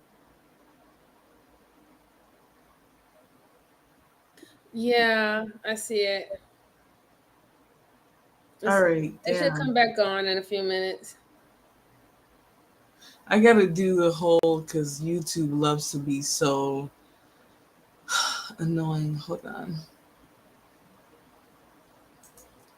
Let me do this. All right. So maybe with it a little bit smaller. Okay, they brought us back. All right. Sorry, guys. You guys know YouTube is very dusty sometimes. So even though they know that we're doing something for educational purpose, we might still get zapped. So I don't know where it cut out, but let me go look at the video so I can see where it cut out. Oh, okay. It cut out right at anti-social personality disorder. All right, that's fine. So, sorry guys. We just have to play with the screen a little bit because of copyrights. But this is fair use, so And Roy said the patriarchy had to shut it down. Can't be talking about men like that. yes, literally. I think it was literally when he said men are more likely to exhibit It happened again. antisocial. Oh Lord, really? Mm-hmm. What the fridge?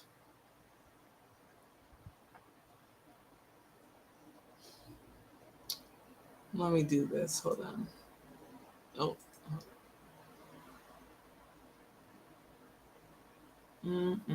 And use the voice only. All right, let me see. Nope, that's not what I'm trying to do here. Let's see. Just when you click on it, just say hide. Like Hmm? you like, go to the actual screen and you see those three dots on the thing. You can say hide it, so it'll still be up, but you won't see it. Oh, okay. Then Mm-hmm. let me do this. All Yep. right, so we're gonna listen to this because these people keep trying to. I'll let you know when we come back. Um, oh, okay. We're still gone. What the heck? Mm-mm-mm.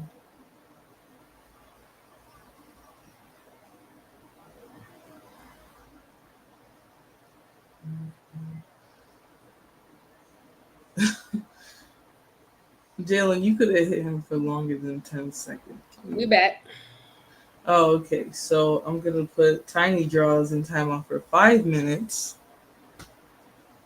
because you thought you were cute. All right, so I'm gonna play it in the background. I don't know why they're doing this. I usually always do these. Yeah, I thought that was kind of weird too because like even when we came back on, you didn't even like play the video. We was still setting up to play it, and they said ding. Right, I just rewinded it. I wonder if somebody's trying to zap me right now. I think it's more of a zap.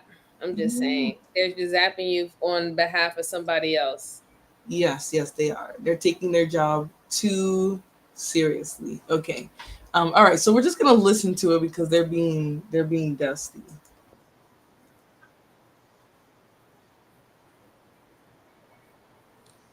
Mm-mm. Don't hear anything. Oh, you can't hear it? No, just make sure you share sound. Oh, it should be sharing the sound though. Hmm. So if you can't hear anything, then that is YouTube that they put a copyright blocker, so you can't play or hear it while you're recording it. So can they hear us? Can you guys hear us? Just make sure you share sound. They can hear us, but It they should can't be hear sharing the the sound. video. Hold So on, let me try there's it again.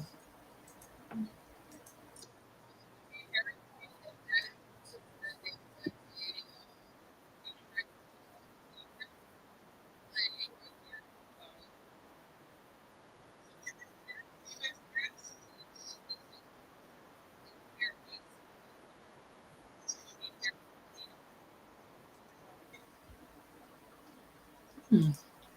All right, I don't know what's going on. YouTube is being a lint licker. All right, so we're gonna take that video off because they just want to be very rude today and not let us do anything. So forget being that rude video. on Labor Day. Mm-mm-mm. Yeah, YouTube was like, y'all aren't gonna do this. All right, so you guys kind of got the idea there. I'm gonna bring up the one for antisocial personality disorder, the definition for it in my PowerPoint really quick. So these people Yeah, get we're on just my on the safe nerves. side. Yeah, like who does YouTube think they are? So today I can't do something I do every time I do one of these streams. The fridge. Pretty All right, much. all right. So they're being lint lickers. Let me pull this up real quick. I'm gonna try again, but can't reach this page. All right, hold on.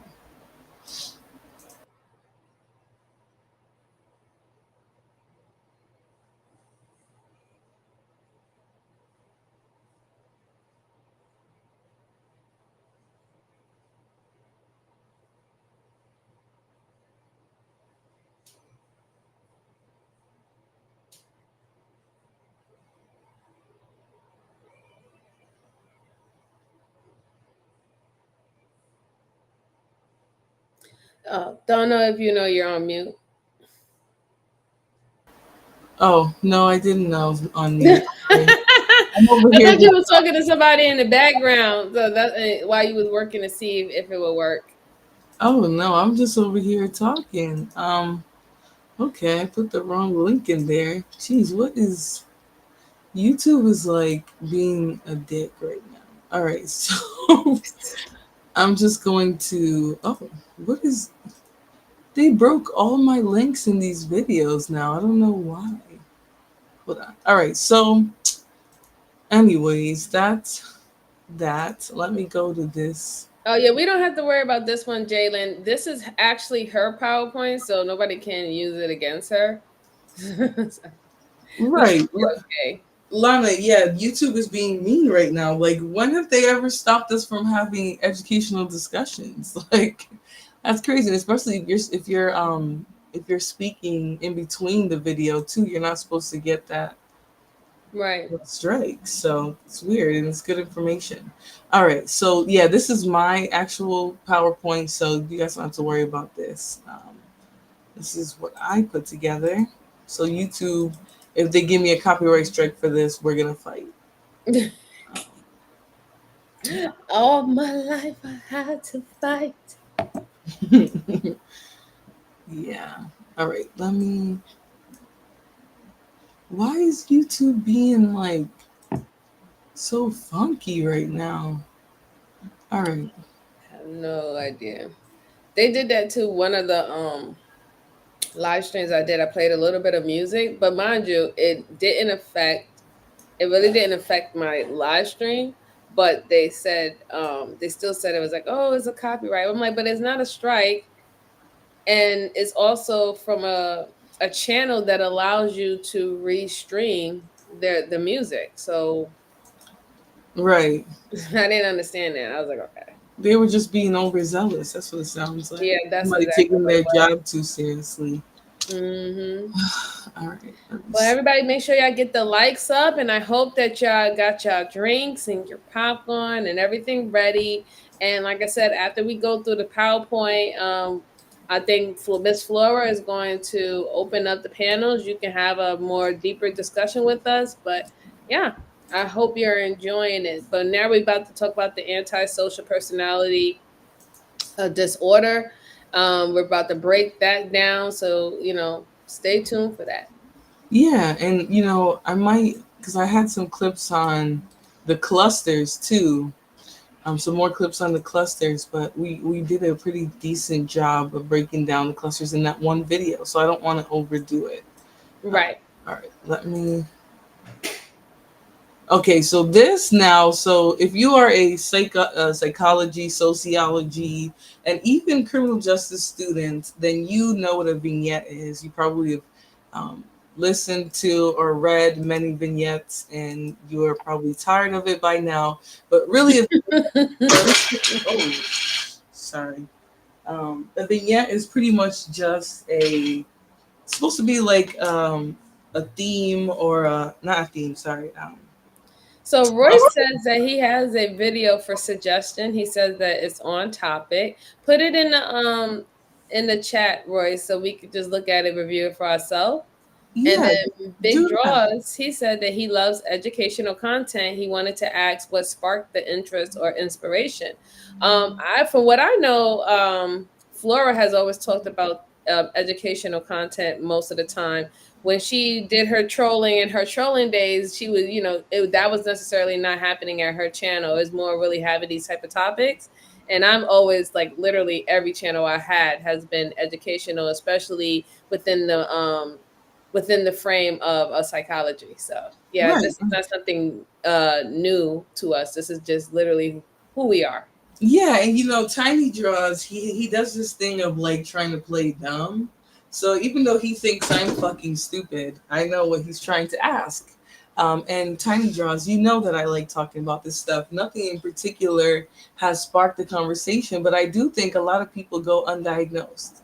A lot of people have issues that they think are more normal than they really are, right? Like they might have let's say, a personality disorder, and they just think they're eccentric, or they just think that they're like an erratic person, or they Correct. just think there's something spunky about them, and they're actually antisocial, or narcissistic, or whatever it is. So hopefully you guys are here to enjoy the subject matter. We can't diagnose you, but we can sure as hell explain these things to the best of our capabilities as individuals. So Yeah, and just so you know, even though we understand how the sector is, and we understand that a lot of things has transpired within the course of 3 months, going forward between Flora and I don't want you to think that this is our motivation or aspiration for doing the content that we have always done.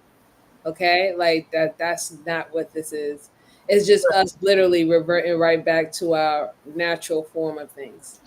right, and but honestly, I feel like I took a break on these subjects as well, because I feel like people like the messier stuff, but there's a dark cloud over everybody when we're just doing messy content that's usually about people and not anything of value. So, yeah.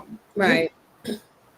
All right, so let us get started. I'm going to change the screen to this vignette that I have here, and hopefully you guys enjoy this. It's kind of like a vignette is pretty much like a little scenario that describes sort of what we're talking about. And so in this case, Robin says, a lot of people have schizophrenia. You know? I'm sorry, Robin kills me because she just comes right out and says it. These people are psychotic, and I don't. Yeah, split personality, 100%, Robin. I agree. That we do see that. It's a lot of 0 to 100 does happen, and we see that in these spaces. It could, like I said, we don't know what can set somebody off. Like, there's so many things that can trigger people. And this is not to say that things that trigger people is not within, not valid. It's just that we could start to see how someone can be very calm and they could be very collective, and then the next minute they just spazzing out of control, or they're acting in a way that you normally don't see them. So those are those manic episodes that you're witnessing. Right, right, exactly. And Tiny John says so people can't be eccentric anymore. You have to have some type of disorder. Like we've been saying throughout the video, if you had been here throughout the discussion, you would know that in order for somebody to qualify for any disorder, they have to meet 4 or more of the diagnostic criteria. So that's why we pretty much let you guys know that we can't diagnose you, but we can have the discussion. We can talk about it. If you guys disagree, if you agree, you guys can come up and talk to us in a little bit. But Absolutely. don't ever think that we're trying to diagnose you. You can only be diagnosed by a mental health professional. So make sure you seek that out. If you think you're too eccentric, go to therapy. See if there's something else that's wrong with you. Okay, that's not what we're here to do. We just want to have the discussion. Mhm. So this is a short vignette. It actually talks about a young man who starts off just exhibiting certain behaviors as a teen, and then his behaviors evolve into what we would describe as conduct disorder. Conduct disorder is sort of like the prequel to antisocial personality disorder. Correct. How old is this one? What was that? How old is this vignette? I believe so. It says 2 years ago, but let me see. Oh, damn, this. I would say this is probably about a decade old. The video Okay. was The put on. video is 3 years, but the actual vignette is about a decade. Okay, perfect. Yeah, this is one that I've seen a lot of. Like I've seen this one before, so I know it's not new, even though it Hmm. says 2 years on YouTube. So let's hope that YouTube doesn't, try to stop us from teaching it. Leave us alone, YouTube. What the And hell? bandits can sit up there and dox people and not get taken off the air. But if we try to talk about the antisocial and all the personality disorders that these bandits suffer from, we get yanked off of the screen. So bandits and banditas, I'll say, because I don't think it's a gender thing. Although It's we you do know, women's. You yeah, women's need to stop being smart. Cut the goddamn internet off. right, yanked it right off the screen. So, all right, so let's continue. Jalen said, Robert says, yes, Jalen, and shock treatments. Yes, Robin, yes. They can use all the shock treatments are, they're not even that painful these days. So, and I know that because I did a specific type of treatment that you consider a shock, but it was just like a buzz. Like they just had a little thing that tapped on my scalp. So, and it really helped for the anxiety and other things that I've been dealing with for over a decade. So, some people need CAT scans in their brain in addition to therapy. Thank you for the social commentary tonight, Robin. You're making this a lot of fun. She's like, y'all all nuts. I'm sick of y'all shit.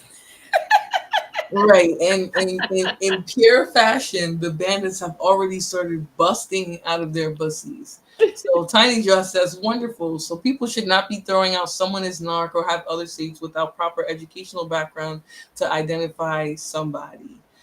So yeah, like for the 90th time, we're going to give our disclaimer that we're not here to diagnose people, right? We're just here to talk about things that people might be suffering and sort of give people a better idea so that they will be encouraged to seek treatment, seek help, bandits, seek help. Right? Well, I mean, we can always definitely call out traits, but nobody is professionally diagnosing anybody as being a narc. But the traits and the symptoms is up for grabs. Right. We can see traits in people. That's, we don't have to be giving you a diagnosis to see that you are psychotic, right? Like we would just be able to see that. So let us continue. Like this is things that we could just see. Right. And some of it is just clear, it doesn't need to be a lot said behind it. So, all right, let's continue. This is conduct disorder. This is usually the adolescent example of antisocial personality disorder sort of forming into what you'll see in adulthood. So.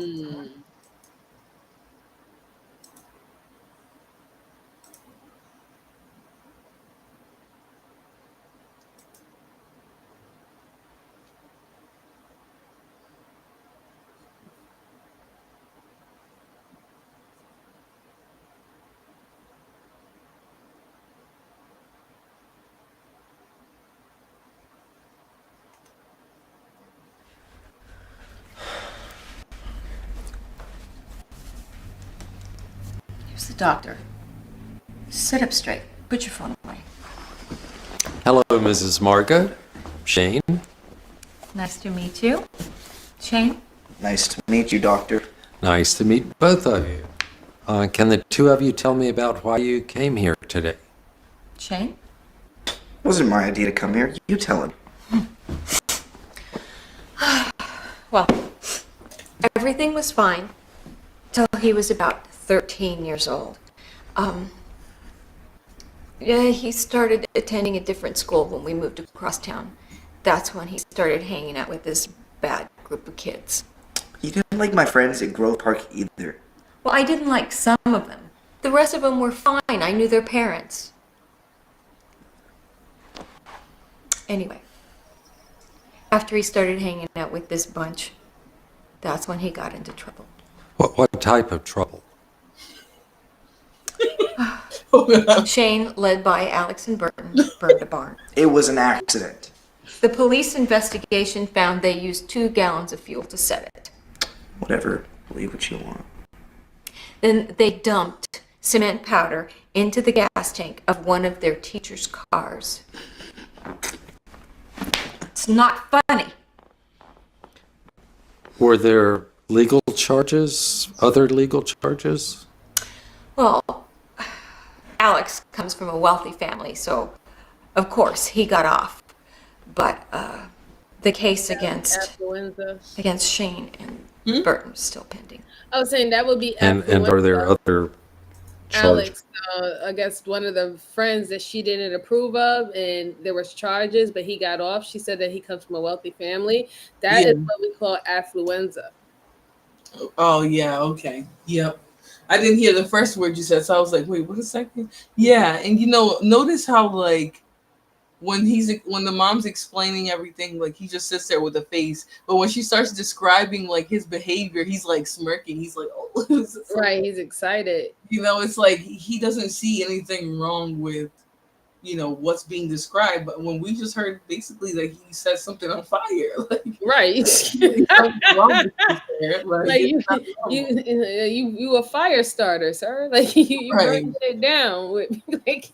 And he's giggling, so it's a lot of the times people, they don't have regard for what it is that they're doing, right? That's kind Right. of that's where the conduct disorder comes from, where they don't care about the repercussions, they don't care how they're impacting people, they don't care about the consequences, nothing. It's just fun and games. They just want to be against the authority figure at the time. It's like sometimes they believe that their reality is them actually playing video games or watching a cartoon on like YouTube or something like that. That's how they perceive even the things that they do. That is not necessarily real. It's just a part of this actual reality that they created. So that's why they have that detachment from, especially if they can harm someone or they affected someone's job, somebody got hurt, somebody got injured, somebody place of business got destroyed. They're detached from all of that because to them they're thinking they're watching a cartoon. It's no different than watching Looney Tune, right? And if we really think about Looney Tunes, we've been watching for decades and decades cartoons that was literally like harming people, unaliving people on a regular basis, destroying things, doing a lot of hideous things if we really think about the acts that was happening in Looney Tunes. But we said that was cartoons. Right. And this is the thing that makes mental health such a hard subject, right? Is because people often don't think there's anything wrong with them, right? They think that everyone who tries to address mental health issues is trying to weaponize things and trying to attack you. You're like, the main thing that people, and Tiny Jaws, the reason why I'm accentuating your comment is because regardless of the fact that we've made numerous disclaimers, you keep saying that we're trying to diagnose people and that we're trying to weaponize it when all we're doing is talking about it, right? Even when we made little jokes, we weren't necessarily trying to diagnose anybody, but because so many of us are resistant to mental health diagnoses and being aware of like things that people can be suffering, it goes unchecked. Yeah, see, like I don't know why Mr. Big Draws is trying to silence us in some form of fashion. If you just got telling us that you like educational content, so what is your issue? Is the educational content, or is it the people that is delivering the educational content that you don't feel has the right to do so? Because that's where I think that where your statements is coming from, and from there, sir, if that's the case, hit the X button.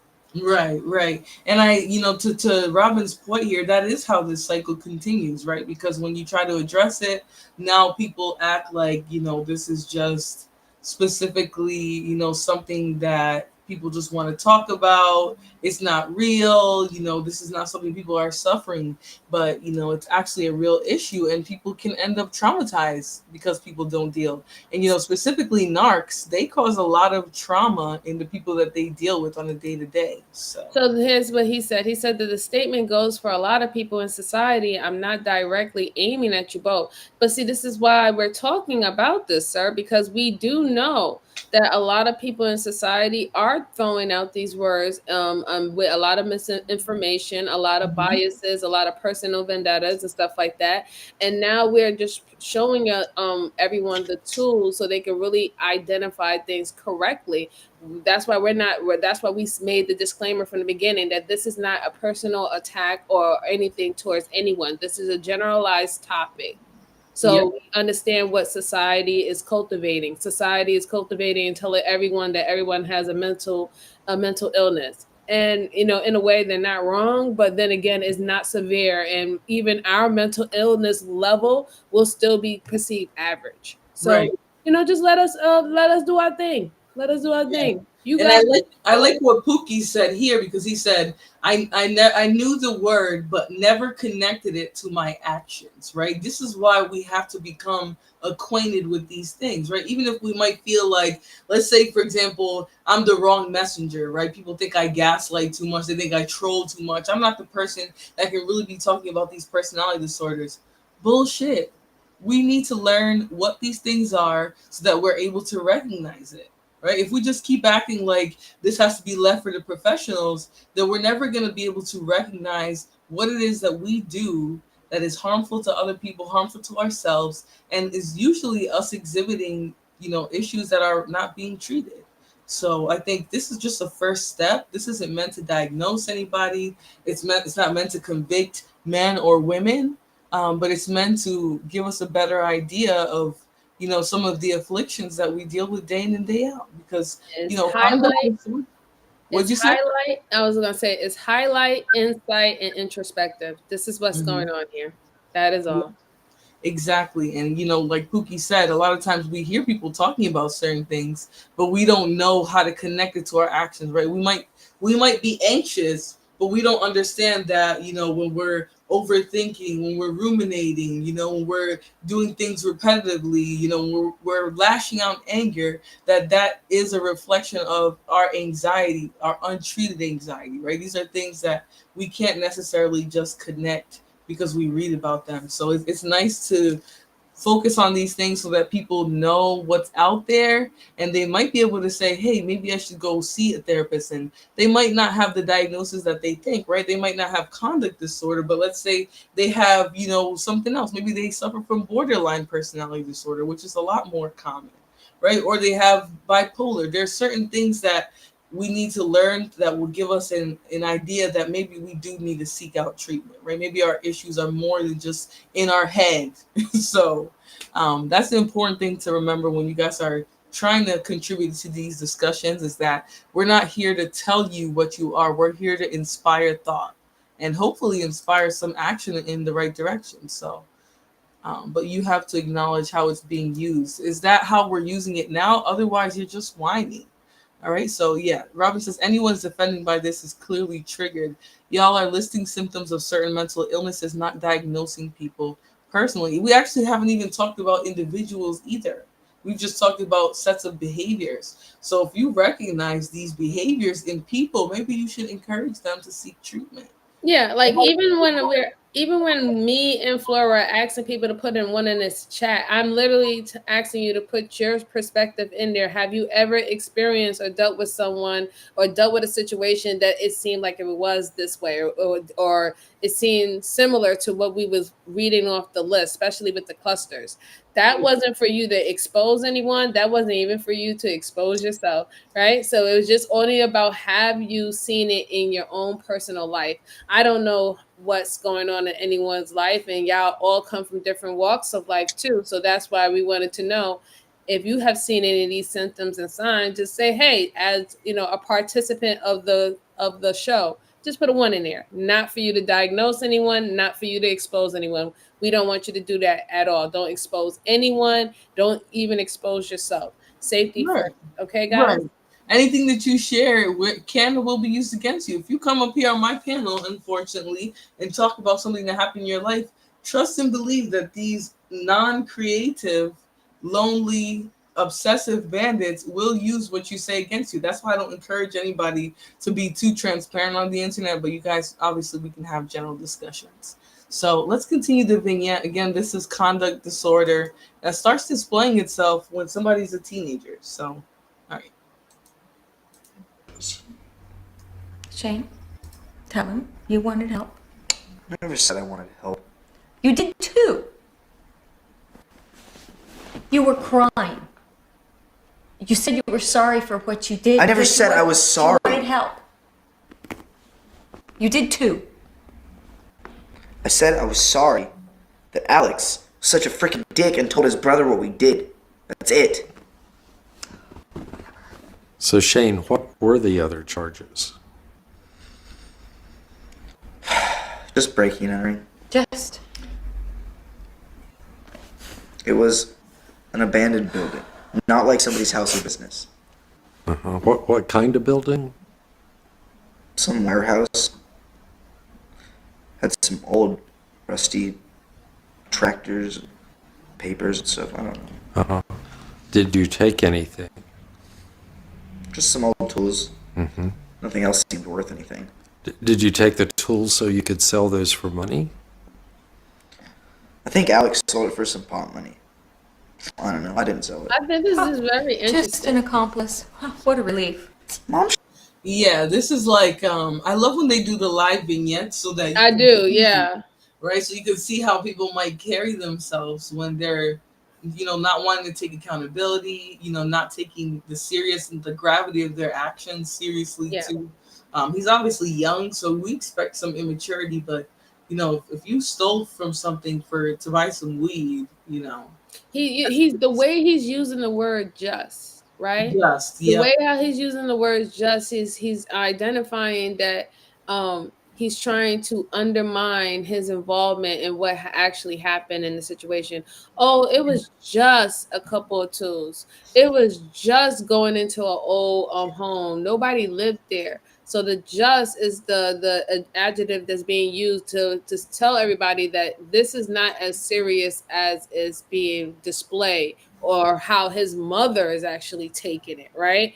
And it's just so he's very nonchalant when she's showing expression and emotion about what he has done. He's like, well, I mean, if it wasn't for so and so and so, if he didn't tell, then that was the only thing I was sorry for. He was only right. sorry for being told on. He wasn't sorry for the act at all. Yeah, and she talked about, because the guy asked, the therapist, I'm assuming, asked what were the consequences, and she said the other kid got away with it, but he, in particular, he didn't get away with it. And so when we get to the part where he's talking about being sorry or not, the mom says, you said you're sorry, you said you need help. He wasn't sorry because of what he did. He was sorry that he had to face consequences. That's the He only was thing he he's sorry was for. sorry that he went to jail, or whatever was the immediate consequence in that second. That's what he was sorry about. The actual behavior, what he did, the fires, none of that seemed to really bother him. It was just No, the fact that he had to pay a consequence for his behavior. So, it's kind of showing you, how these individuals tend to carry themselves. Again, this is the onset of somebody who can later become antisocial or exhibit correct. antisocial personality disorder. So I just want to give you guys an idea of what it looks like.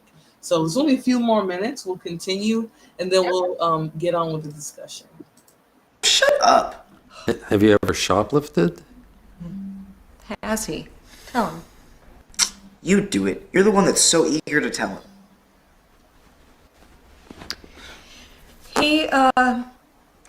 He stole electronics from Walmart, and then a bracelet from Hallman's Jewelers. What kind of consequences do you have for Shane at home when he gets in trouble? Consequences? Are you kidding? We don't see him for days at a time, despite our having a firm curfew. I stay with my friends. You know where I am. Well, you say you're staying at Burton's house, but when I call Burton's mom, she hasn't seen you for days either, despite her setting firm curfews. Do you miss any school? Does he? I don't think he even remembers what the school looks like. Shane, do you miss any school? Yeah. I got expelled for truancy. It's okay, I wanted homeschooling anyway. That place sucks. He started being truant even at the other school. He was only 11 years old, and he lied about his homework assignments every day, about what happened in school, making it sound like he went to school. Damn. He didn't. God only knows what. So, I think that one's interesting over there because she talked about that he would lie and act like he went to school. So, like, it was no way for her to even, besides finding out that he'd been missing school at the end of the week or whatever, but he would come home and act like he went to school. Like, he would straight up lie straight to her face and be like, "Oh yeah, I did my work, and I was Yep. I was in class talking to Betty," and he will be so elaborate with the lie, knowing damn well he didn't set foot in that school.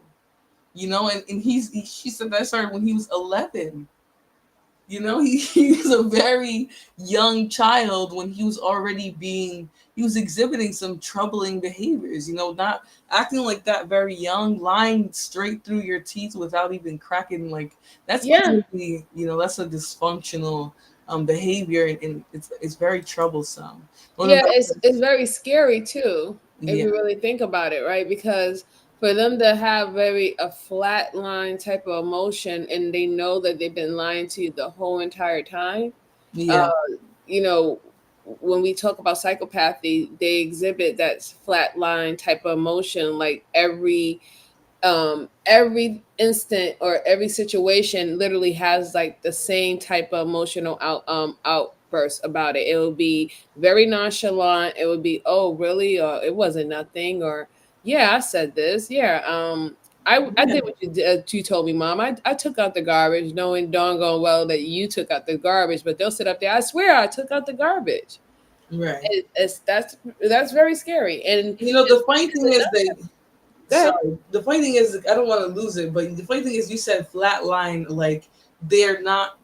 He's talking about things that he's done that are clearly problematic, and he's not like he's showing no emotion. Right. And Mm-hmm. this actually reminds me of something that Nyla covered yesterday. She was talking about Wiley. He's a YouTuber. He does the Wiley Show, and he recently was arrested for you I've know, seen calling in that. a bunch of fake things and stuff like that. And I was like thinking about how he presented himself. Now, he claims to have a diagnosis of bipolar disorder. I'm not really sure.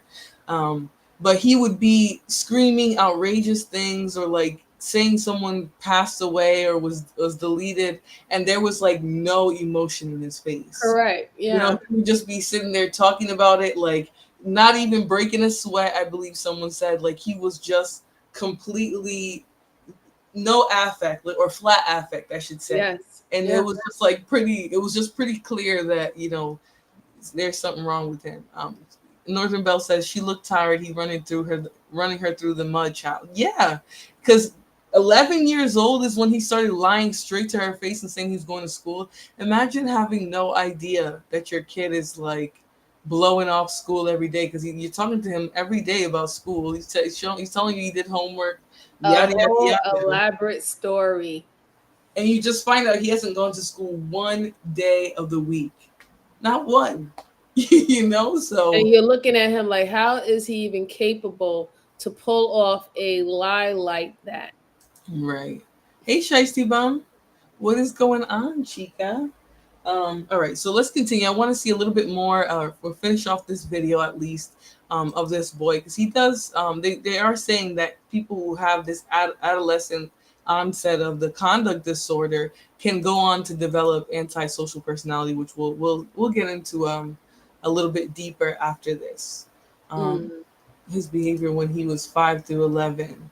Was this behavior all of a sudden or a slow increase? Now, when we talk about onset, especially when it comes to psychological disorders, it does come on fairly suddenly. Like, not just, it won't like hit you out of nowhere. Obviously, the behaviors will pile up, but someone could be very what you would call normal, right? Which I don't believe that word Hmm. exists, but they'll appear normal, right? They'll be able to listen to instructions and things like that, and then out of nowhere something snaps, right? Yes. Now suddenly they're not listening to you. They're not following directions. They're not where they're supposed to be. They're not easy to discipline anymore, right? So there's a Yep. lot of the times, even though it's not sudden and there isn't necessarily like a gradual buildup, people will just switch. They'll be one way one day, and the next day their hormones, whatever it is that they have growing on, puberty is around 11 years old as well. That can impact how somebody's behavior changes. So it's Yeah, not and I think that's surprising. why. Oh, No, I go ahead. apologize. I was just No, gonna go say,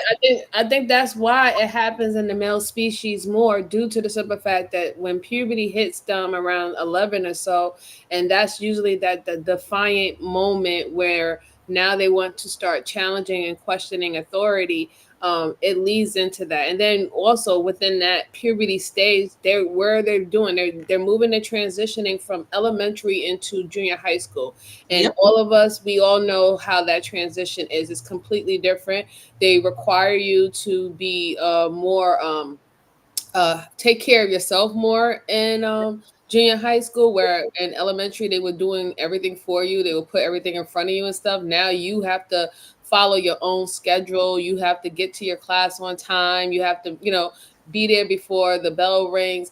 So that's the transition that we actually put our kids in our schools to do, to have more responsibilities around that age. So Yeah. I could definitely see that switch, like, turning on or turning to the other And side. yep, and I was gonna say as well, it's not surprising that these disorders come up in adolescence or certain periods of people's lives, because you are having biological changes like testosterone, right? Boys, when they get that testosterone in their body, they're not just sweet little kids anymore. They're growing into be biological males, whatever you Yes. want to call it, men. They're starting to become a human man. Mhm. So this is a process that is very, there's a lot behind it. People think that when we talk about puberty, the main thing people think about is girls and like their bodies, but men, their bodies change too, right? Their attitude changes too. Their temperament starts to become more molded to who they are, right? Your Because balls start to drop. yeah, well, some people some people it takes a little longer, but yes.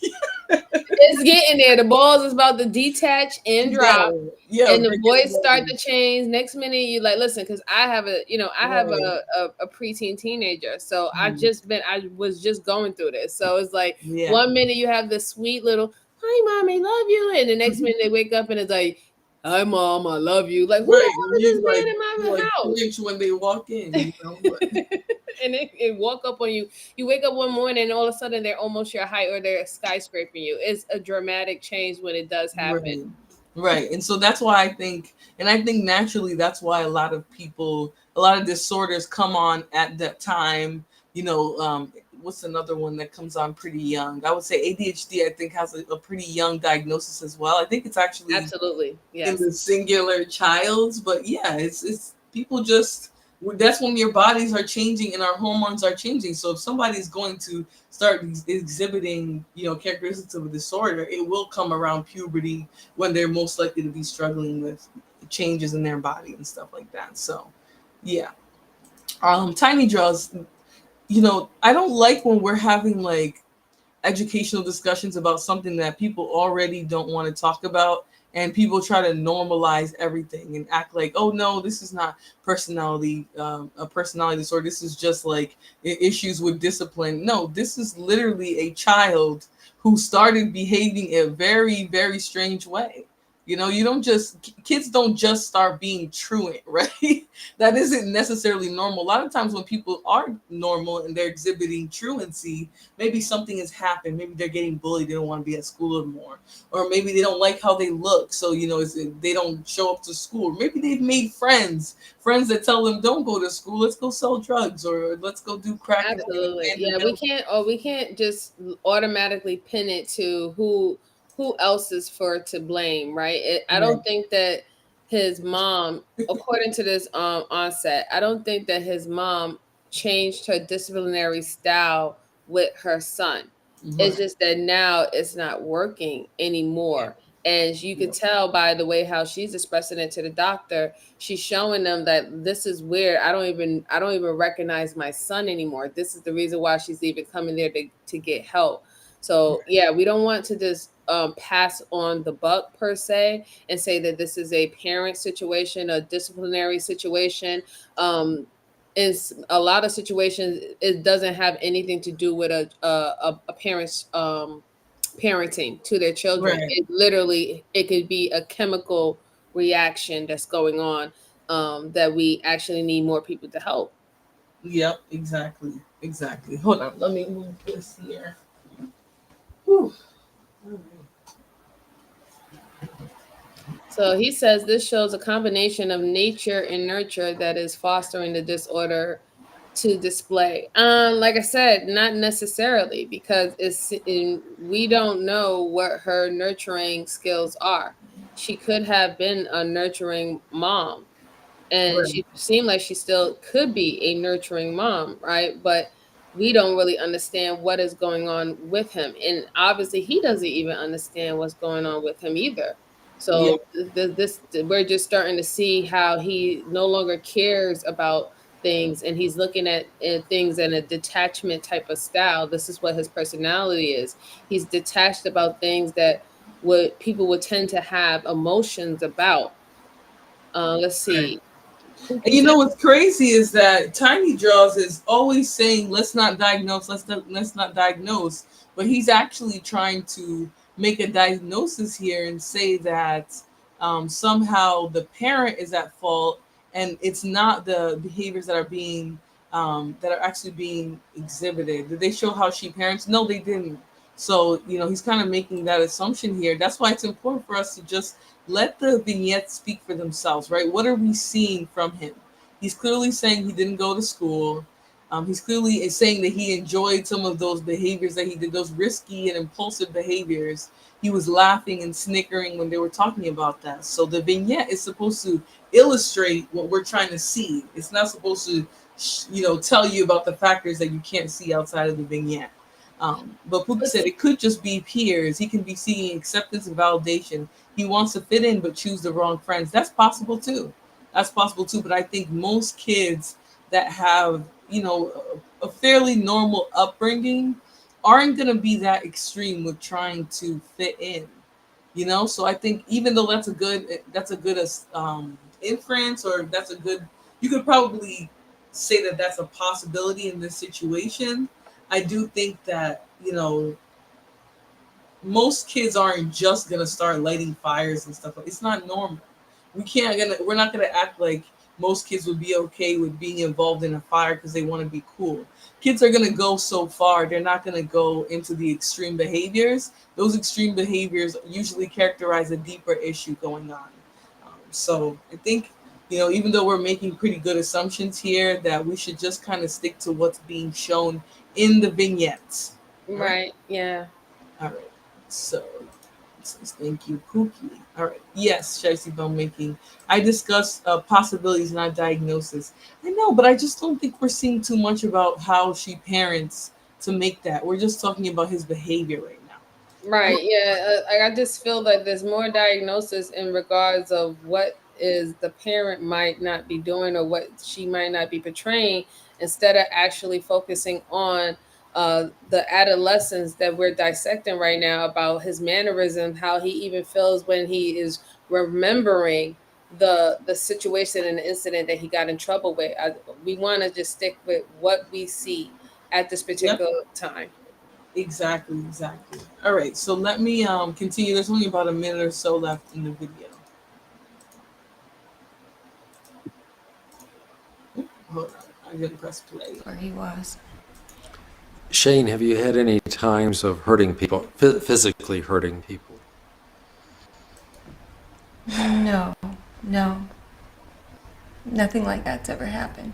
Yeah, so in the very beginning of the vignette, Royce, they talked about how they found cans of, not cans, but like containers of oil and like that. Basically, he was kind of sort of bragging on what was done.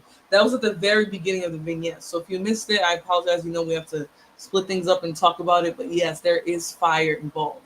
So it's not just like everyday behaviors that kids do to fit in, like bullying another kid maybe, or like things like that. You could say that that's just trying to fit in, but like setting fires and things, or like those are more, or skipping school every day of the week, those are extreme behaviors. Those aren't just things that you can you know say that it just has to do with one little thing.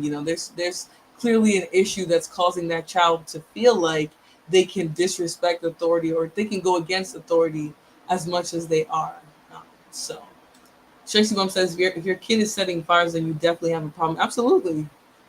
They say that actually people who, or adults who set fires while their kids can very much turn into psychopathic adults. It's basically a marker for sociopathy, or sociopathy and psychopathy. So we all know who kids who are angels at home and terrors at school. Oh yeah, but notice how they're still at school to be terrible, right? We're talking about some kid who literally does not show up to a day of school. That's the extreme behavior here. And that sometimes we don't, the kid might not even be terrors, the kids could be getting terrorized, right? That could be a reason why they don't want to school and don't want to go to school. And let's just say like this, it could be something simple as just skipping classes. It Yeah. starts with skipping classes, skipping lunch, skipping gym, and then eventually they're not even showing up to school anymore. So these are things, these are type of the steps that tend to happen. We don't want to necessarily condemn every children who do it as if they're the problem starters. They could actually really be going through a very hard time in school, a very hard time with the social environment in school, that they no longer feel safe, and they also don't trust the adults in that school either to actually help them in the system.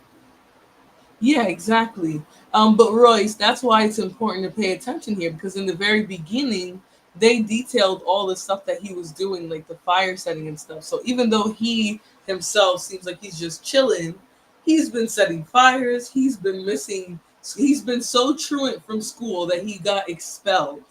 So he's exhibiting very extreme behaviors in his everyday life, and that's what the vignette is focused on. It's not focused on all the other factors that might be going on. It's not focused on him acting crazy and erratic when he's sitting down for this conversation, but his behaviors, his everyday behaviors, how he's conducting himself when he's free out there to be himself is problematic. So that's the part that we have to start to realize, that not every person that's suffering from a mental illness is going to appear like Jeffrey Dahmer or like, psychotic.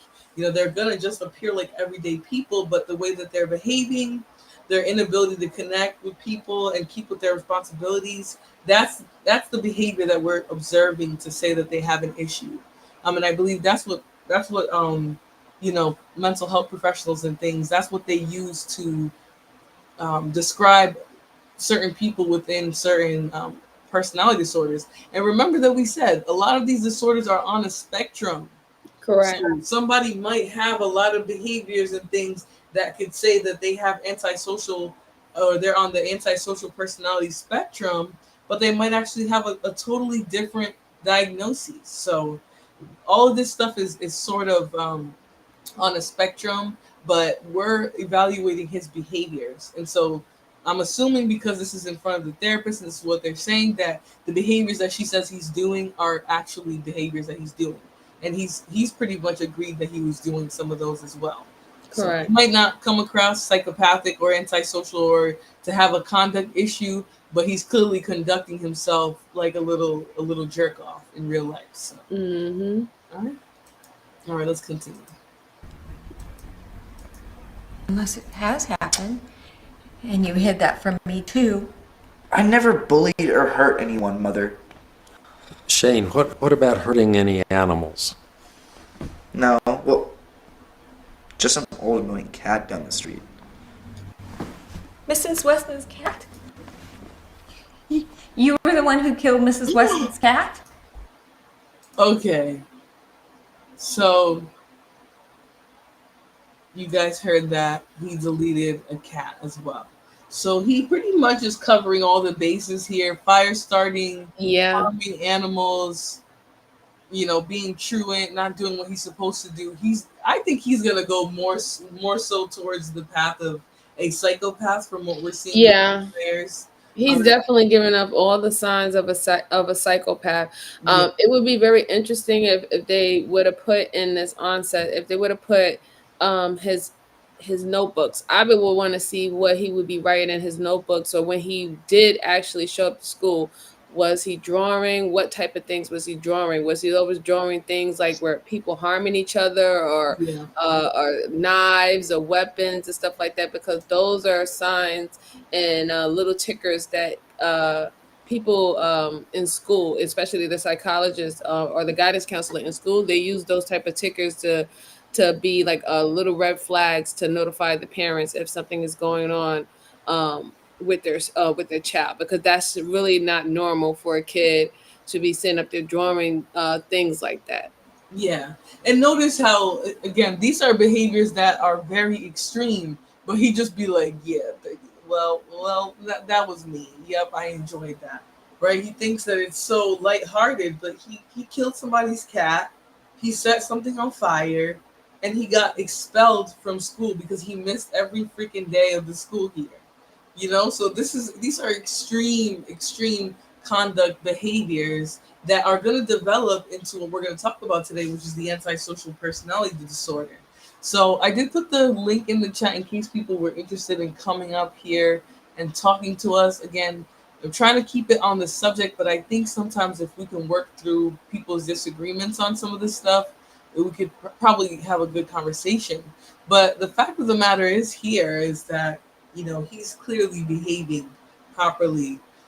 Tracy Bum said the mom's acting like she don't know nothing. Listen, she might not really know. She might not have known that he did all of this stuff, because to her, she thought he was going to school, and she finds out he wasn't going to any of the days of the school, right? And she talks about specifically that he was 13 when it started happening. So even though when he was 11, things came on as they did, by the time he was 13, he was full on disobeying. Like, he wasn't doing the things he was supposed to do. He wasn't where he was supposed to be, and he was engaging in extreme behaviors, right? You can't peer pressure me into setting a building on fire, right? You can't peer pressure me into killing a cat, right? So there's a lot more into it. But look how he didn't show any empathy and sympathy when he told the story that he harmed the cat. It was like it was nothing. At first, he started with the lies, saying, no, I haven't hurt anyone. I haven't bullied anyone. I haven't done anything. And then when they brought it to animals, he's like, no, I haven't hurt any animal. Well, just the old cat down the road. Yeah, exactly. He's still even trying to minimize it by saying the old cat. Robin says it has to be written all over it. Yeah, that's how these vignettes are a lot of times, because they just want you to understand the basic behaviors that he's engaging in. Like, he's not going to school, setting fires. This is clear as day. But this is how they'll present. They're not going to come and be like, I'll kill you and your cat. Like, they're not going to be walking around like that, but they will kill your cat, right? Or absolutely. That's what people don't really realize. When you're dealing with someone who is high in levels of psychopathy, they're very strategic, and they move in silence. They're not the ones who's going to run and tell you, I'm going to unalive you. Like, the ones who talk shit online, the ones who say, I will unalive you, most likely 9 times out of 10, they're not going to do a motherfucking thing to you.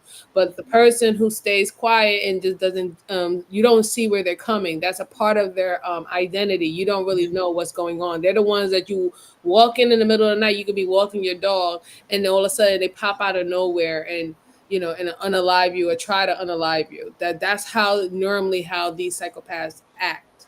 Right, exactly. And Pookie said the mom looks like she starts off her day with 24 ounces of Rillo.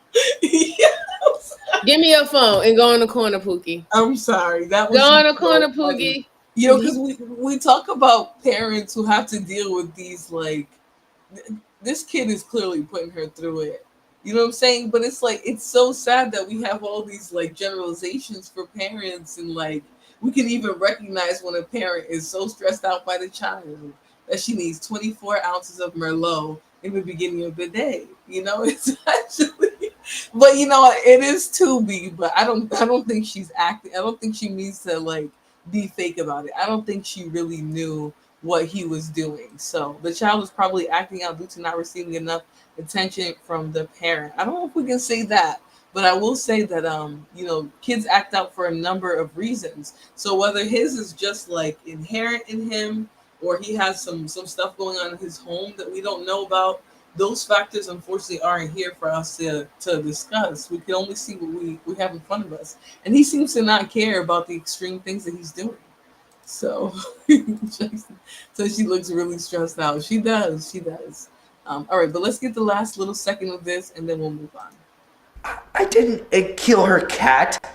I tied a can around his tail, and it got excited and ran into traffic. Oh, it's not my fault. Do you have any either own or have access to any guns or knives? Guns, no, but everyone has access to knives. Look in any kitchen. Yeah, sure. I'm sorry. What about knives that are weapons? No. Mm-hmm. Have you ever threatened anyone with a gun or a knife or any other kind of weapon?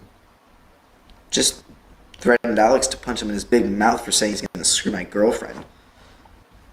But he just said that to get a rise out of me.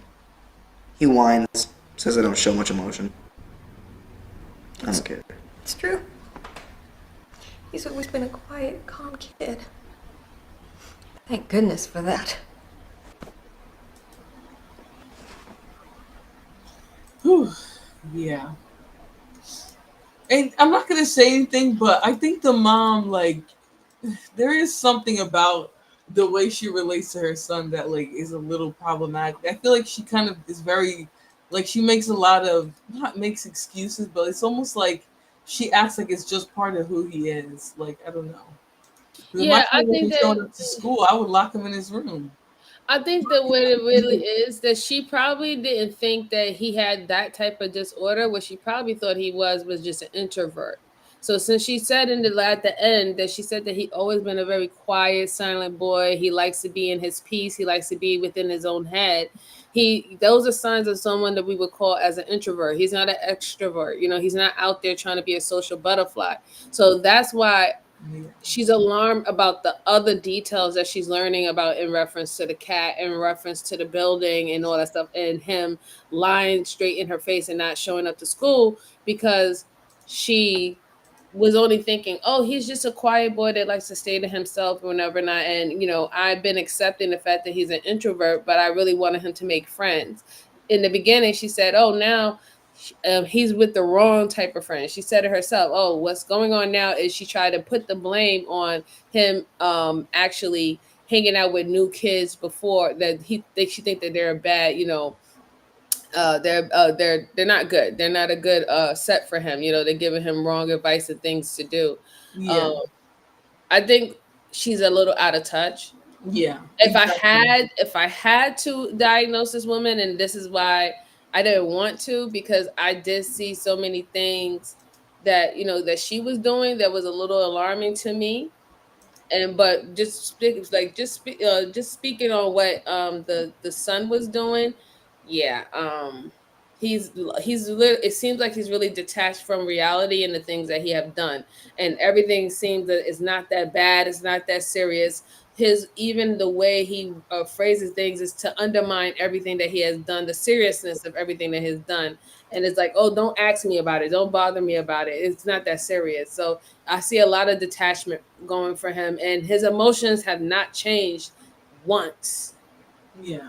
Through the whole onset, his emotions did not change as one. He did not even be like, "Oh my god, I can't believe you said that," or nothing. He didn't show any type of feeling about anything. Like even a cat dying, he was like, "The cat just ran out there. That was his fault." Yeah. And so this brings us into the diagnosis of antisocial personality disorder, right? So we're not going to look at it exactly for what the DSM says in this article, but we are going to look at it as a personality disorder, right? So I'm going to read this first sentence for you guys so we can kind of summarize it. And so you guys can see if you recognize maybe some more extreme versions of what we just saw. Tracy Bum says he does seem like monotone. Yeah, he seemed to be like expressionless, you know, like when he was talking about things that were problematic, he just seemed to like not really, the emotions weren't appropriate for what he was saying and doing. But okay, so antisocial personality disorder is characterized by a pattern of socially irresponsible, exploitive, and guiltless behavior. Right? ASPD is associated with co-occurring mental health and addictive disorders and medical comorbidity. So comorbidity just kind of means that there's more than one thing going on, right? And so a lot of the times they're basically saying that people who have this antisocial personality disorder also have addictive behaviors, right? Meaning so they probably move based off of an addiction to a substance like weed or alcohol or cocaine, right? Just pick your poison at this point.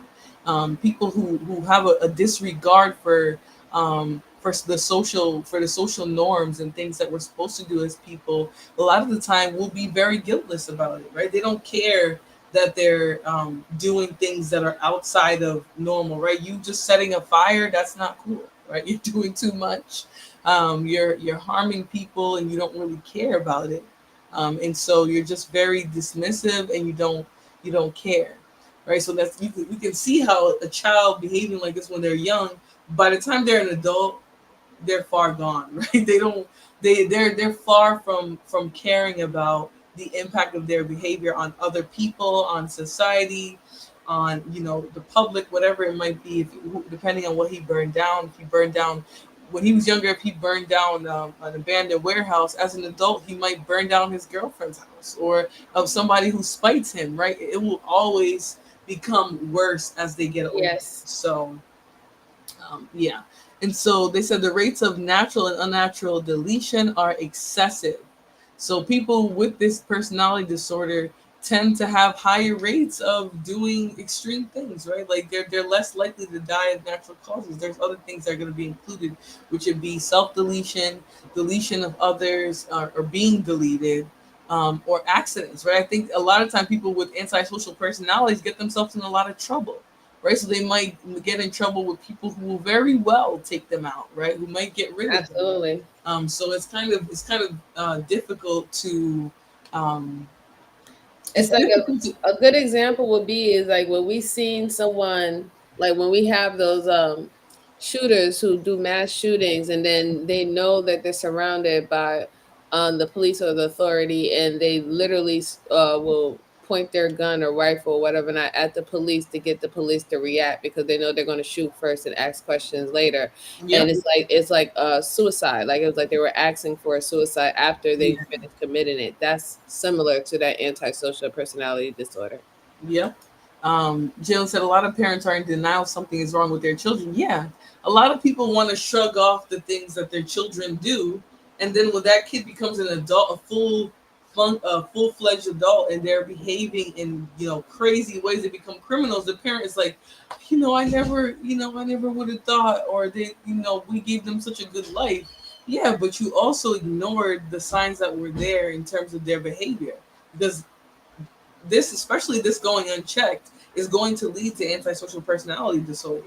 Now, if a child receives treatment and starts working on those things and works on it for real, they could possibly grow up and not have antisocial personality disorder. But specifically, if they go untreated or misdiagnosed, or just in general, nothing is done about their behavior, this is how we end up now. Adults who have a poor quality of life. It's sad because most of them will tend to be misdiagnosed of only having ADHD. Mm-hmm. And then they'll put them in special education, or they'll get a special, what do they call it? A IDP plan for them in the school, and not really focusing on the antisocial personality part, because like I said, you want to actually have a child psychiatrist to diagnose your children for that type of disorder. A guidance counselor in school, even though they do have a license in psychology for children or adolescents, they don't that's not their major. They don't major and specialize in these different type of personalities. So a lot of things that they deal is just broad light, and what they give the parents is even more a broader scope about what is going on with their kid. So when you want to actually get in detail what's going on, that's when you really need to go to therapy. You really need to go get your children evaluated by a child therapist or a child psychologist, and then y'all put a plan. Y'all create a plan together. Yeah, and Shiesty, you asked a good question here, right? Is his dad present or not, right? And a lot of the times, what people don't understand is that minute traumas, like, for example, parents divorcing and things like that, if those things aren't dealt with, that child could absolutely develop a conduct disorder, right? Out of his discomfort for what's going on. It could initially just be a reaction to the discomfort, and then it can steamroll right into this. So there are numerous factors that can cause somebody to have conduct disorder as a child. That's why it's important for us to pay attention while they're young, because they could have a legitimate reason for, developing a dysfunctional behavior. But at the end of the day, if they continue to carry out their behaviors, that's their responsibility. They're not blameless in it, but we can see, what would have led to it. So that's a very good question. He could have lost his father. He could have had a father that was never present, right? Because she could have a husband, but he's not there to parent. So even though she's married, she's doing all the disciplining by herself, and the kid is he can see that, right? He has no. That's that single married mother. Right, and that can absolutely, and believe it or not, it's not just something that Black women go through. It is a phenomenon in women, period.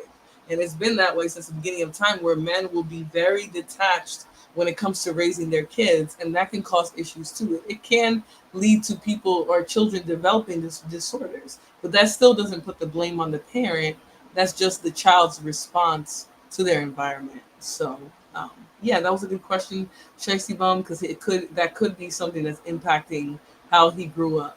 His mom probably tried to overprotect him to his detriment. I don't agree with that, because she talks about him staying out and not coming home for days, right? So if she was being an overprotective parent, again, I'm not going to be rude here, but if it were me, I'm locking my kid up, right? He's not going to school. Oh, okay, there must be something wrong with you. Let's go bring you to a mental hospital, and we're going to get you the treatment you need, because you don't just disappear for days, right? And a lot of parents, they will ignore this stuff and just say, oh, he's just not listening to me. And then one day in the mail, they'll get a letter, oh, your child's being expelled because you didn't take the seriousness of what was going on that serious. They just figured, oh, this kid is just acting out. No, a child not going to school repeatedly, specifically doing things that they know they're not supposed to be doing, they're going against authority. There's a lot more going on there. You should be getting that child treatment. So I don't know if there's overprotection in this case. I don't think we can say that. I think we can probably say that there were some things that were going on that he was doing that they just brushed it off. Many kids just put the kids on pills and call it a day, no additional support. Yeah, that's also a problem too. That's definitely a problem. At least us niggas have an excuse. Okay. I don't know about that being, oh, okay, you talking about the fatherlessness. I still don't think that's an excuse, but I definitely can see how a lot of Black men not having a father can lead to them having conduct disorders and things like that. But I'm not definitely not an excuse, but yeah, definitely is included in this situation, but definitely not an excuse. yeah, exactly. Crazy Adams, another test to check on children's dexterity. I heard a content creator said mothers mess up boy children, but you never hear comments on young girls. Yeah, it's tough because a lot of things that young girls suffer from, it doesn't display the same way as men, right? Like a woman with ADHD, a girl with ADHD is not going to behave the same way as a boy will. She won't be as disruptive. So it's difficult when we're talking about different genders and how certain disorders display, because ADHD is literally something that people will say boys have very quickly. But for a girl to get she's more likely to be diagnosed with anxiety or depression before she's going to get Yes, ADHD. exactly. So it's very difficult for girls. I think they're trying to change that, but I just think when things don't display the same way in a different gender, then it's going to go untreated, unfortunately. That is true. But also, Tiny Draws, I think the tough part about this statement here that you made is that you never know how somebody is going to be. You never know the type of father a person is going to be until they become one. So even though some people, they ignore all the blaring red flags, some people don't. And, they still end up with a partner who isn't a very good parent. And I just think it's luck of the draw. Usually, It is luck of the draw. And the bad thing about it is, unless we are all going to go get psychological tests and DNA tests to see that if we come from a background that has mental health issues, if we're not doing that in the beginning while we're dating and mating and having kids with people, then that is not going to solve the problem. You don't know what illness or illnesses that's in a family until you actually get into that family, right? And just because it doesn't show up within your mate, that doesn't mean that it doesn't pass down to generation or skip a generation. So right. this is what we're having. Is what we're doing is now we're just trying to be proactive for a situation that we really don't have no guarantees. Right. And imagine if a family is full of people who never were diagnosed for issues that they have. Right now, you have no marker. You have no way of establishing what your child could end up suffering from, or what your child could be more prone to, because that person no one in their family ever even got mental health treatment. And just right? think But about our community. Our community look at mental health as taboo. So we know that a lot of people in our community is not going to get mental health and not trying to get diagnosed with the fear of being ostracized or treated different within the household or amongst their peers. So that is also contributing to the simple fact that we are getting diagnoses in children at a later state. Right. But I want to respond to this really quickly here. But what about the cases, and there's a lot of cases like this, where the guy is a great man, right? They're super sweet, they're consistent, they show up, but the idea of a child scares the out of them. And so once they become a parent, they turn into somebody completely different, right? This is what people don't understand. When it comes to the type of parent somebody's going to be, you don't know until that person becomes a parent.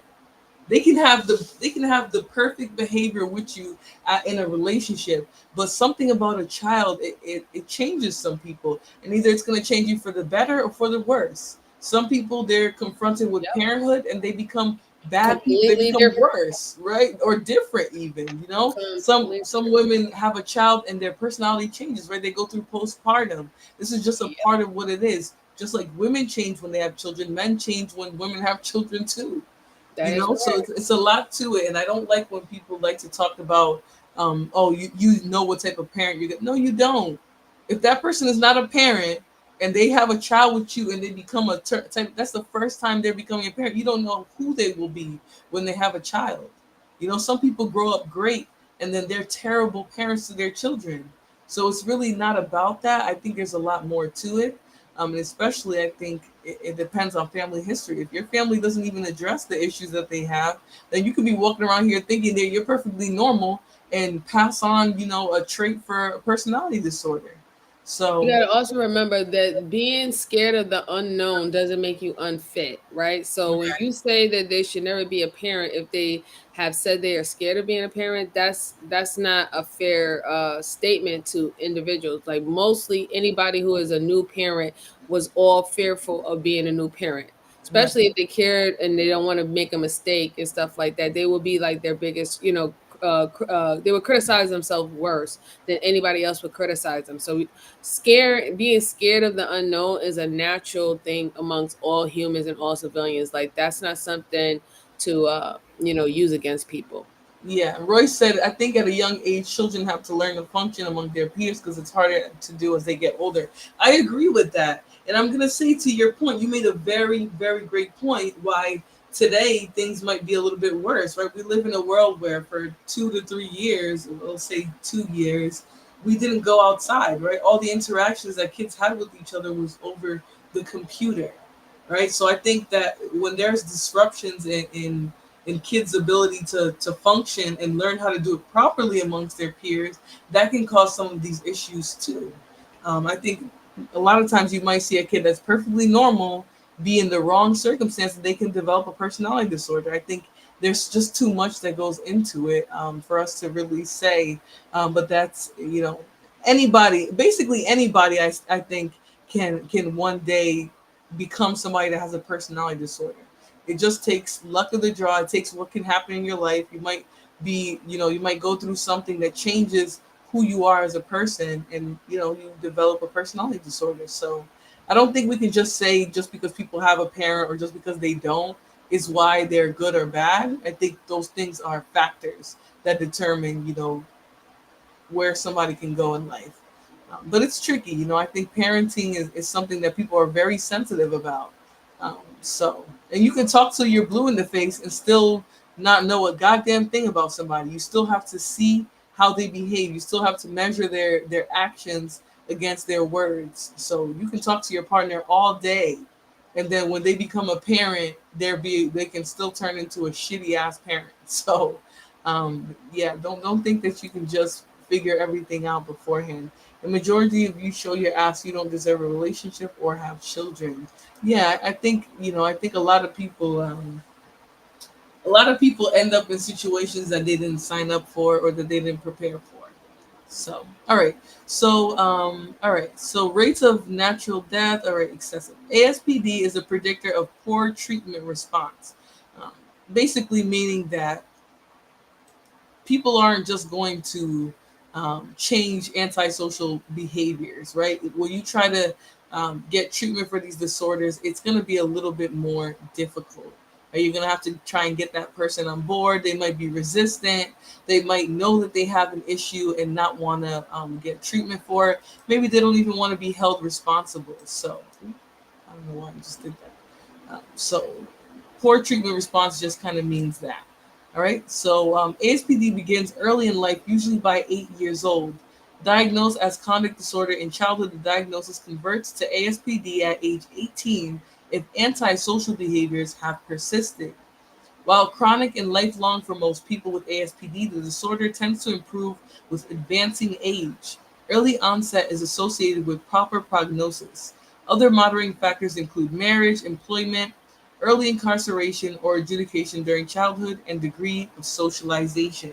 So I want to just break down what they just said there about moderating factors, right? So there are certain things in your life that can go on, or that you can go through, that will actually improve your chances of not developing certain behaviors. So when they talk about a moderating factor being marriage or employment, if you're married, you're less likely to do troublesome things, right? You want to be that married man. You want to be continue to be in this functional relationship, especially if it's a good one. So it's that might moderate Right. you from that might stop you from behaving poorly, right? Mm-hmm. And employment, a big one. If you want to make money so that you can do all the fun things you're going to do, you're less likely to engage in some of those behaviors because that's something that you want, right? So Right. these moderating factors can really be helpful for people who have, certain disorders.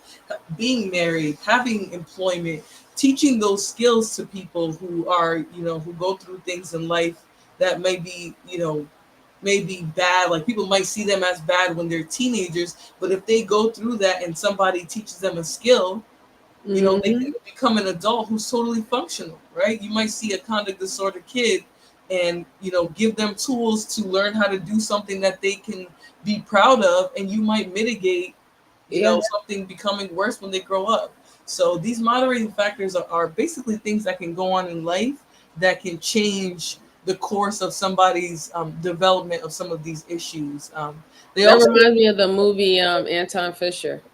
oh yeah, yep, That's a prime good example about that. He had a problem with behavior, and even though he was a adult and he was like literally about to go to jail, and when they started to show the story and his background, what he went to by being touched and violated as a child, by being whooped, and and all this horrible. There's a whole bunch of child abuse that he endured. yeah, That was the reason why he was lashing out and getting into that type of fights and disturbance and stuff like that. And he never really could put a he never really understood where they came from. But when they started to dissect it, that's literally a great example to this antisocial personality disorder. yep. Another moderating factor that they have here is early incarceration or adjudication during childhood, right? If somebody Mhm. is dealt with early on, that might be enough to, mitigate whether they actually they actually develop antisocial personality. They might, in when they're a teen, end up in juvie and they're like, you know what, I don't want to do this shit. I don't want to end up there. And so this could help change the course of their life, right? Right. Or they can end up incarcerated early and that makes them worse, right? That actually leads to a quicker diagnosis of antisocial Correct. personality, because going to prison or being adjudicated while they were young, it exposed them to things that made their condition worse, right? So I think Hmm. there's a lot of, when they talk about moderating factors, they just talk about the different things that can happen that can pull you in certain directions, and degree of socialization as well. If a person is heavily socialized, depending on their culture, they could turn around some of their antisocial behaviors. So Right. I think that's part of that as well. So, all right. So, antisocial personalities disorder is defined by a socially irresponsible, exploitive, and guiltless behavior. Symptoms include failure to conform to law, failure to sustain consistent employment, Hmm. manipulation of others for personal gain, deception of others, and failure to develop stable interpersonal relationships. Relationships. Yep. Right? So these are things that we can kind of recognize in people sometimes, that we look at them and we're like, oh, well, they really could never keep a job. I'm not surprised that they, turned out to be this type of person, or, they were always looking for a law to break. Right? That Hmm. that can show you, some of these things that some of these symptoms can be glaring out there and people will still overlook them. Um, Failure to develop stable interpersonal relationships. You're not going to be in a stable relationship if you can't even keep a job, right? You're not Yep. going to you're not going to see somebody going very far in life if they're always getting fired, or they're always getting kicked out of different schools. Let's say in the vignette, let's say if the vignette who that sound like Shay Steve. Let's say if in the vignette they showed him uh, they show, because he talks about a girlfriend, and how some dude said that he would sleep with his girlfriend, right? Right. They talk about how all these different things go on there. Sorry, Shasty Bum distracted me with her comment. But a lot of the times we encounter people like this, and we just think they're everyday people. But somebody who is not able to keep employment can be very dangerous, right? They don't have nothing to look forward to. They have nothing to motivate them to not do bad things, to not hurt people, to not hurt themselves. That kind of contributes to the poor outcomes that they have. Right. I mean, especially living in the society that we live in, you need money to survive, right? You need Yeah. some form of income. Like going to work is just as much of a regular activity that we do as if we get up, we take a shower, we brush our teeth, we brush our hair and stuff like that. It's literally a part of our society. So that's why we look the way we look when we hear someone's having long periods of time of unemployment. And that's why also corporations and they tend not to hire people who don't have long history of employment, or look at their resume and they see that they only stayed at a job at a certain period of time. Like they never went, they never have tenure, right? They only been at a job for maybe like 6 months, 8 months before they got fired or they got let go. And that also is their how they basically decide whether or not they want to hire you with their hiring agent, because you remember when a job brings you on to be their employee, they're investing in you, right? And they don't want to invest in anyone who's showing a pattern on their resume that they're not reliable. So those are Right. some of the things that they use as tools when they pick out people for jobs. Yeah, and like the frequent gaps, right? They're not, Yes. they're always, they might go missing for a year in their resume, right? That's not normal. You shouldn't have a year-long gap in your resume. So these Yeah. type of things, they can have a big impact on how people's lives go. All right, so the next couple sentences is just a little bit of data, which, I'm going to put that in the chat for you guys. I don't think it's too relevant to the discussion, but if anybody is curious about the male female ratio and how prevalent these disorders are, I'm going to copy this and put it in the chat for you guys. But I'm going to move to the next paragraph because it talks about a little bit more about some of the things that co-occur with ASPD.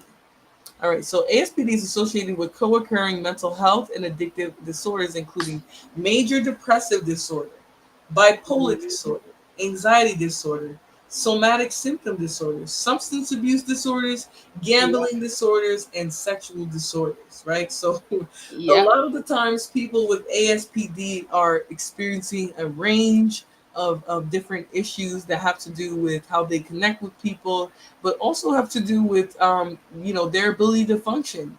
These gambling and substance use disorders can be very devastating to a regular person's life, right? Absolutely. Having an issue with substances alone can make Is a you very damaging thing.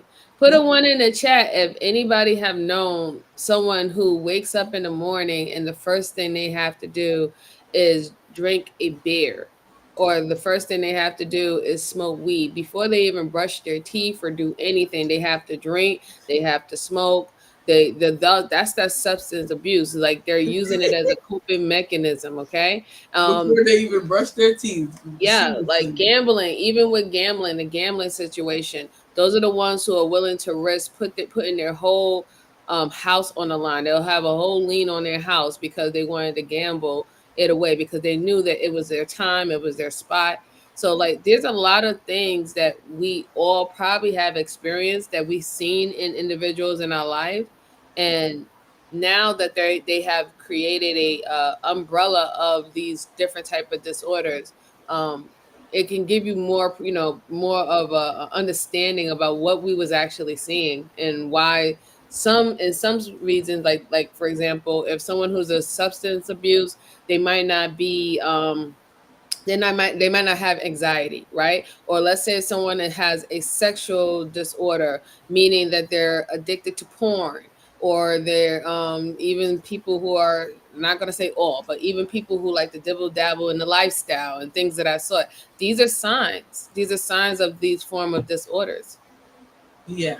And Shasty Bum, I think weed is still like very controversial because we're living in a time that a lot of things that were demonized even when we were young, millennials, Gen X, wherever we kind of fall on the spectrum here in terms of age, these things were demonized when we were young. I remember Dare, right? Dare was like, we're going to tell you about all these drugs so you don't do them, right? But weed was one of the ones they put on there. And now today, weed has the same, like in some states, I'll say, weed has sort of the same standing as alcohol, right? Something you got to do after you're 21. You can do it Right. recreationally. It's just one of those things where I think weed is evolving, but it was categorized with things that, we would consider to be a dysfunction. Now, if you wake up and go roll a blunt before you brush your teeth, there is something wrong with you. I'm sorry. I don't care if weed is just a drug. You should probably get a breath mint or drink some water first, or just splash your face a little. There's some things that you can do before you roll that joint. Yeah, I mean, like my brother had a friend that we grew up with and this is funny, right? Well, it's not funny, it's sad, but he was the type of person who never drank when we was growing up. He didn't drink and nothing like that. He was like one of those quote unquote light skinned pretty boys. But as soon as his mother passed away in his 20s, all of a sudden he completely changed, right? He will wake up in the morning and he will walk like 3 blocks to go get a Heineken, or I think it was like an Old English or something like that. He would drink constantly, that he would drink all day, but that was the first thing that he needed. He needed to have a beer before he even started his day. And then we started to see the deterioration of him, with his skin. He started to wrinkle. His lips was black, like his eyes always looked like he didn't really have any sleep, like he had a sleeping disorder. So like that, I just wanted to share that story because, like I said, this is somebody who ain't never showed those signs and never showed that he had those disorders before us growing up as teenagers. And as soon as a life event like him losing his mother happened, he went down a deep spiral. Yeah, and it's truly descriptive because a lot of times we think that people who have disorders like this, it all follows down like a linear path, and that's not how a lot of this goes. Something can happen in your life when you're an adolescent that can lead to this. Correct. Something can, Yeah.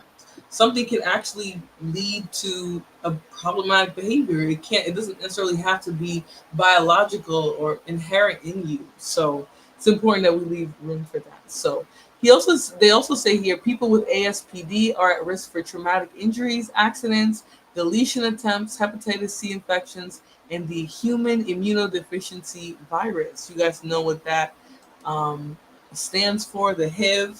The A lot of HIV. the times. The Sorry, go HIV. ahead. I was like the HIV. Yeah, the HIV.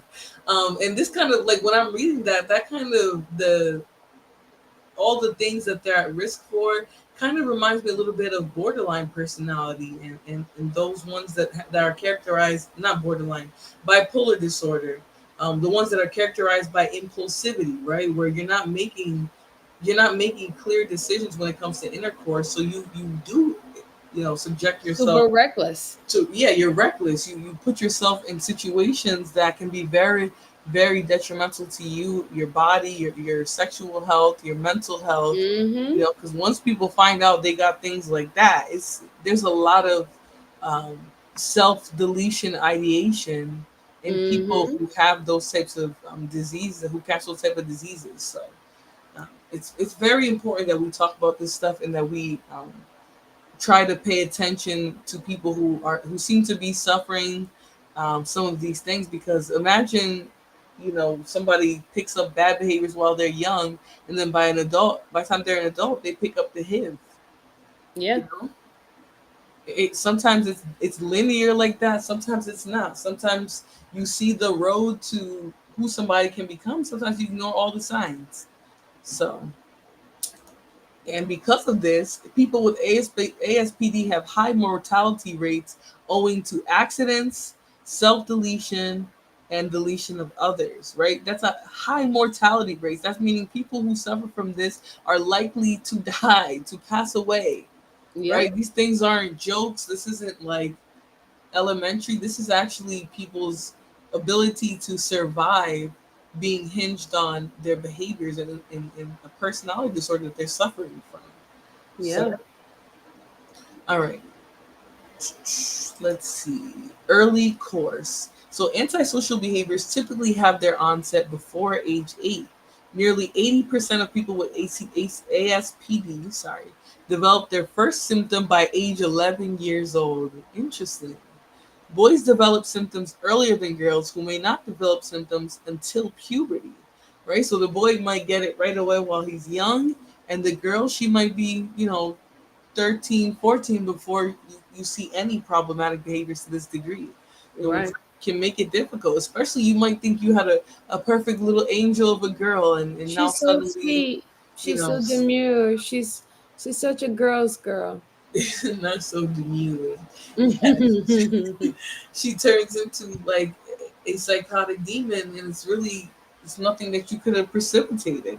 So Hmm. um let's continue. Robbins has observed that a child who makes it to age 15 without Robbins has observed that a child who makes it to age 15 without exhibiting antisocial behaviors, that is CD, will not develop ASPD. So that's a pretty clear marker here, right? If that child makes it to 15 and they're not exhibiting these behaviors, you're probably smooth sailing until 18, right? You're probably good. They're not going to turn into somebody with antisocial personality disorder. But, if you cure it before then and it doesn't turn bad at that point. So other investigators have also reported the presence of CD in childhood is a robust predictor of ASPD in adulthood, right? So unfortunately, though, 9 times out of 10, if you see chronic disorder in a kid, when they become an adult, it's gonna develop into antisocial personality disorder. Yeah. QKit where it says, Flora, have you ever heard of chemsex? It's coined in the LGBTQ community. I think that most people engage and don't know it's a term. Hmm. Okay, I'm not really sure if I've heard of chemsex, but I couldn't make out the last part of your thing. Can you just clarify for me what you mean? Most people engage and they don't know it's a term. But, okay.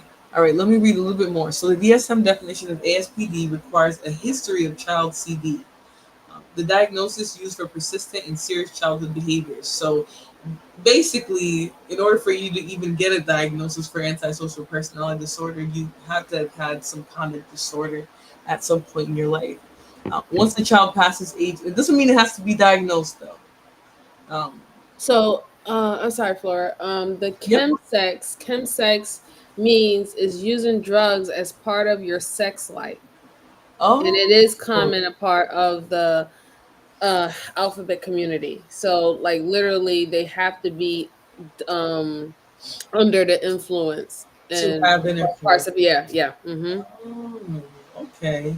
Yeah, I've heard of that practice. I didn't know it was coined chemsex, and I didn't know it was like more common in the LGBTQ community. Yeah, definitely. It's the PMP, pay, party and play.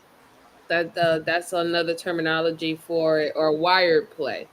Okay. Yeah, You know, consuming drugs to enhance it. So like that psychedelic stuff, like something similar to what people was talking about when it came down to Woodstock.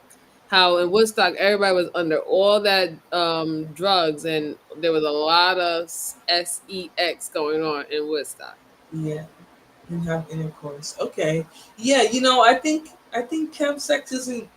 I think a lot of straight people do that too.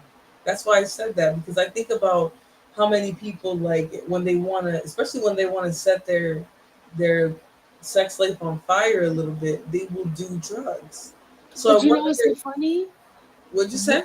You know what's so funny? Even people who are not a part of that particular community, if you really think about it, our society is kind of wired to do that. Yeah. What normally happens when we go to clubs and we meet people, we're Hmm. drinking, right? We're already under the influence, and usually that's how one night stands occur, right? Yeah. Both people have drugs or something in their system. They're not in their right state of mind, and then they have sexual intercourse. So that's why I think what Q Quinta was talking about, how people are dabbling in chemsex, and we've been doing it for a very long time, and we just never had a terminology for it. Yeah, definitely that. Definitely that, for sure. Because as soon as you read the definition of it, I was like, oh, okay, that sounds like something a lot of people do. you know? Right. That's why I was like, wait a minute. I was like, hold on. I was like, hold on. We got whole songs out here, R&B songs. Right, I'm gonna right, buy you a drink. Come on now. right. Okay, so let me just see where I was over here. And thank you for that, because a lot of the times it was the alcohol, right? Blame it on the alcohol, right? Blame it on the juice. Got you feeling loose. See? They've been telling themselves. Right, exactly. But it's interesting that there's a term for it now, but it's something that's been going on for a very long time. All right. All right. So once the child passes age 18, if the behavioral problems have persisted, the diagnosis changes to ASPD. An estimated 25% of girls and 40% of boys with CD will later meet criteria for ASPD. So it seems like, once they have conduct disorder, a significant portion of men, boys and girls will develop ASPD. All right, so a subset of antisocial adults have no history of childhood CD, but appear to meet adult criteria for ASPD. These people tend to have milder syndromes. Wow, okay. So it is possible to have not had any conduct disorder when you were a kid and then grow up and turn into an antisocial personality. That's where the trick, the trick is at, right? Because you thought that your child was so um good, they was acting or normal, they didn't have any crazy signs, and then the development process with them, and then also falling into the new development of the society, can bring on these antisocial personality disorders. That's why they've been talking about how us being on the internet, and how us being involved in social media and the metaverse is also creating these antisocial personality disorders. They're increasing. Yep, exactly. All right, let me take this sticker off here. Okay. All right, so I wanted to also read some of the research that they did on, you know, antisocial personality, because a lot of the research that they done early gives a better explanation of why they get to certain conclusions on, and like where the research leads to in terms of future diagnoses and things like that. When they do this research, it's more than likely to see what the outcomes of all these disorders are as they progress. Um, so even though this takes place in the 1940s, they're using it to explain how it's developed and it has become what it is. This article also is the history of antisocial personality disorder, which I don't know that anybody really has the history who talks about it so much online nowadays. So, all right. So early studies of the glutes and Robbins. So research conducted in the 1940s and 50s by Robbins at Washington University in St. Louis. And just a quick fact, most research studies are conducted on college age students. Right? Most research studies are done on people in those college ages. And that's like a golden spot for research. So you'll see a lot of the times I that wouldn't. That makes sense though. yeah, yeah. Because the thing about it is now when you go to college, that is like literally what we call as a milestone in our society for young adults to actually make decisions on their own outside of the guidance and of their family, of their community, of their church, of their religion. And they want to see how I guess young adults want to conduct themselves when they're on the college campus where nobody's following you, nobody's watching you, nobody's telling you when to go to bed. So yeah, it definitely makes sense why they would pick that what you call it that group, that Yeah. particular group to do this And study. if you look, yeah, and if you look at a lot of the early research too, especially like done by psychologists and things like that, like the prison studies, those were all done on college age kids because they need the Yeah, money 9 times out of 10, and they're more willing to do a lot of this stuff. that is But true. shout out to QKit where she sent a $5 super chat. She said, "I'm listening and I'll be back." All right, thank Oh, you, thank girl. you. Thanks for popping in here. All right, let me. All right, trying to find my place here. All right, so research at Harvard independently showed that continuity between adulthood and childhood behavior problems. So it looks like um, throughout that research, they started to see that it started when you're young and it develops as you grow older. Pretty much. The work of these researchers later influenced the diagnostic criteria for ASPD and the DSM-3. So the DSM has been evolving. I don't. Is there like a six coming out or something? Have you heard anything about I that? haven't heard of a six coming out as of yet, but I'm looking out for it. I'm definitely am looking out for it. All right. Right now, I know we definitely have a DSM-5. So Yeah, I know about definitely about the DSM-5, but I haven't heard exactly if it's a DMS-6 or if it's anyone even if it's a like what is it, a DMS 5.5. I haven't heard of anything of that yet. yeah. What's up, Victor? Yeah, so the glutes followed 500 boys between the age of 10 and 17 years, judged officially delinquent by the Massachusetts correctional system. The boys were contacted for interviews at age 25, 32, and 45 years old.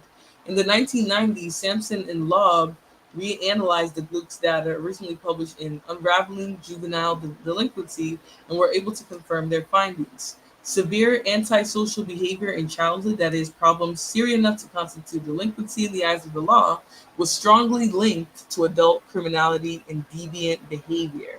Right, so that little boy up there, that he might have been 17 or whatever, the behaviors that he was exhibiting in that vignette would Hmm. definitely constitute as behaviors that would mean that he's very likely to become a criminal and a deviant as an adult. So So I have an update for you. The DSM-6 will be released next year. oh, okay. All right. So somebody did something to inspire a new version of. Yeah, they said they normally with the DMS-6 they was trying to release it between 2023 and 2028.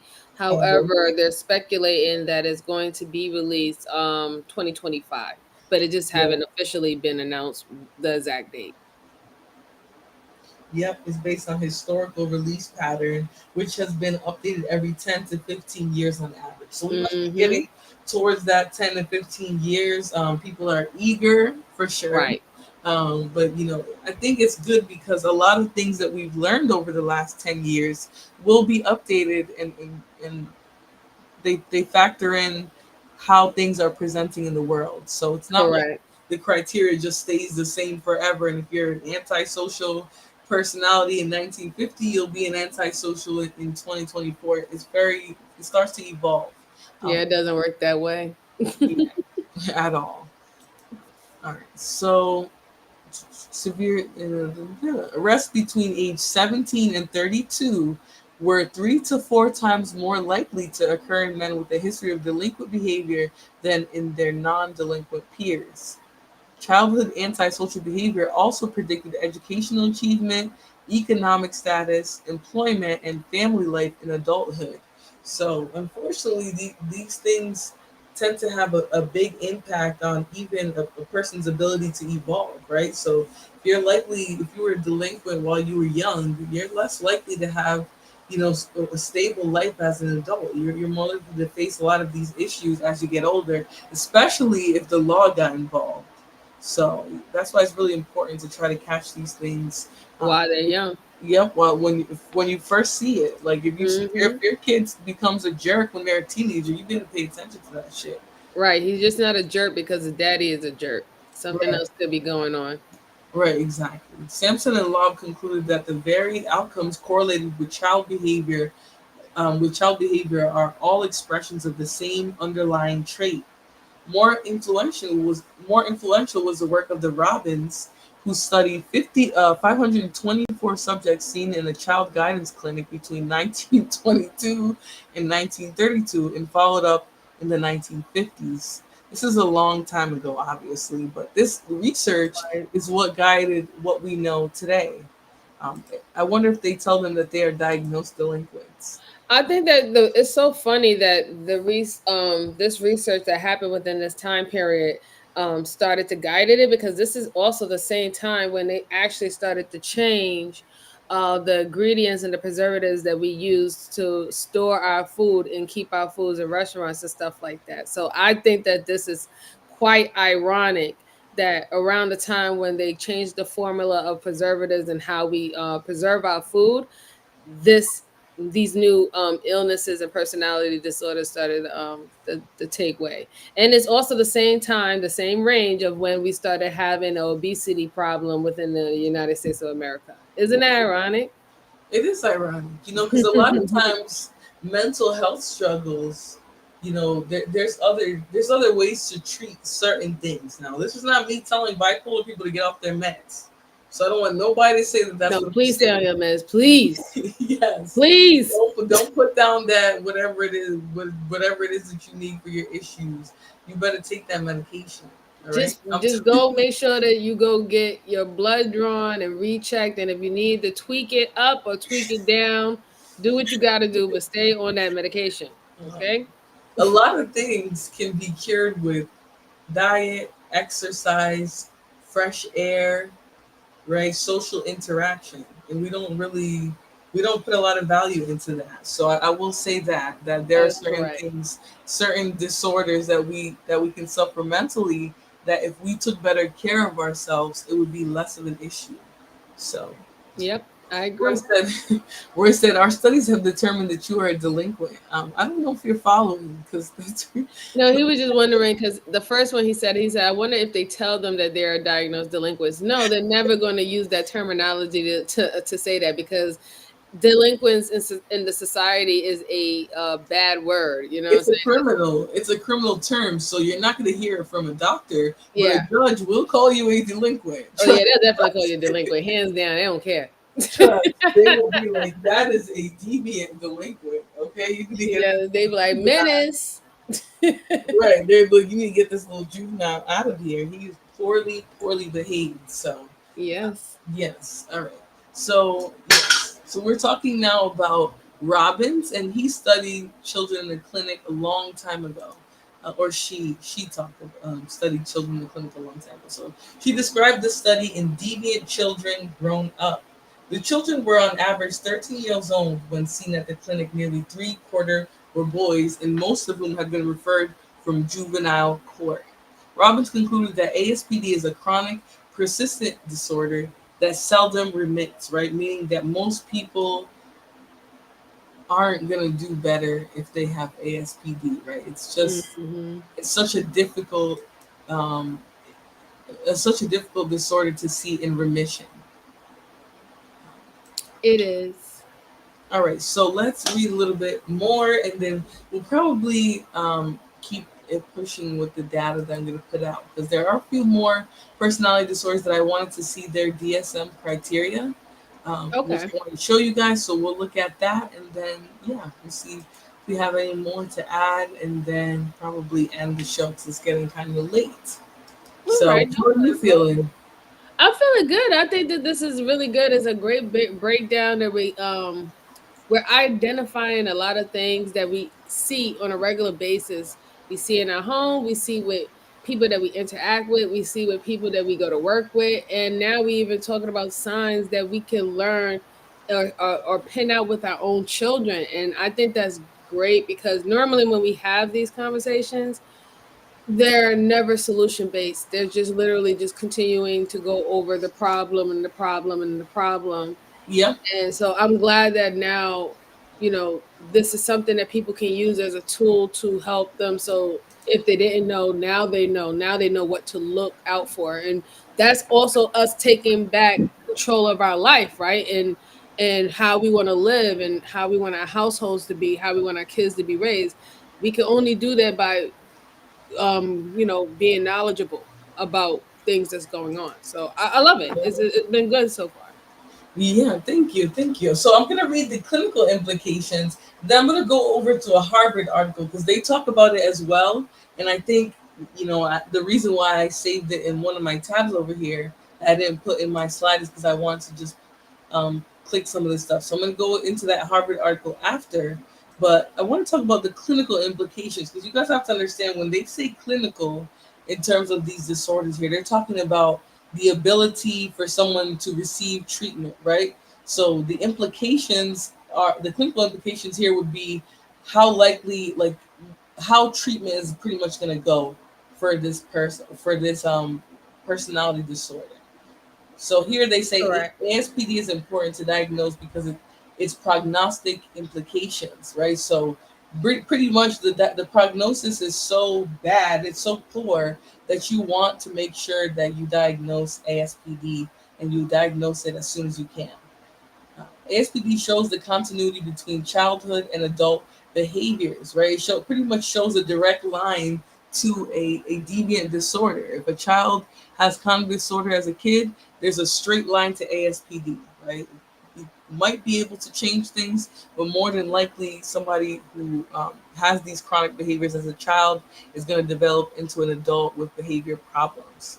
Right? ASPD is chronic and lifelong for most people, but tends to moderate with advancing age.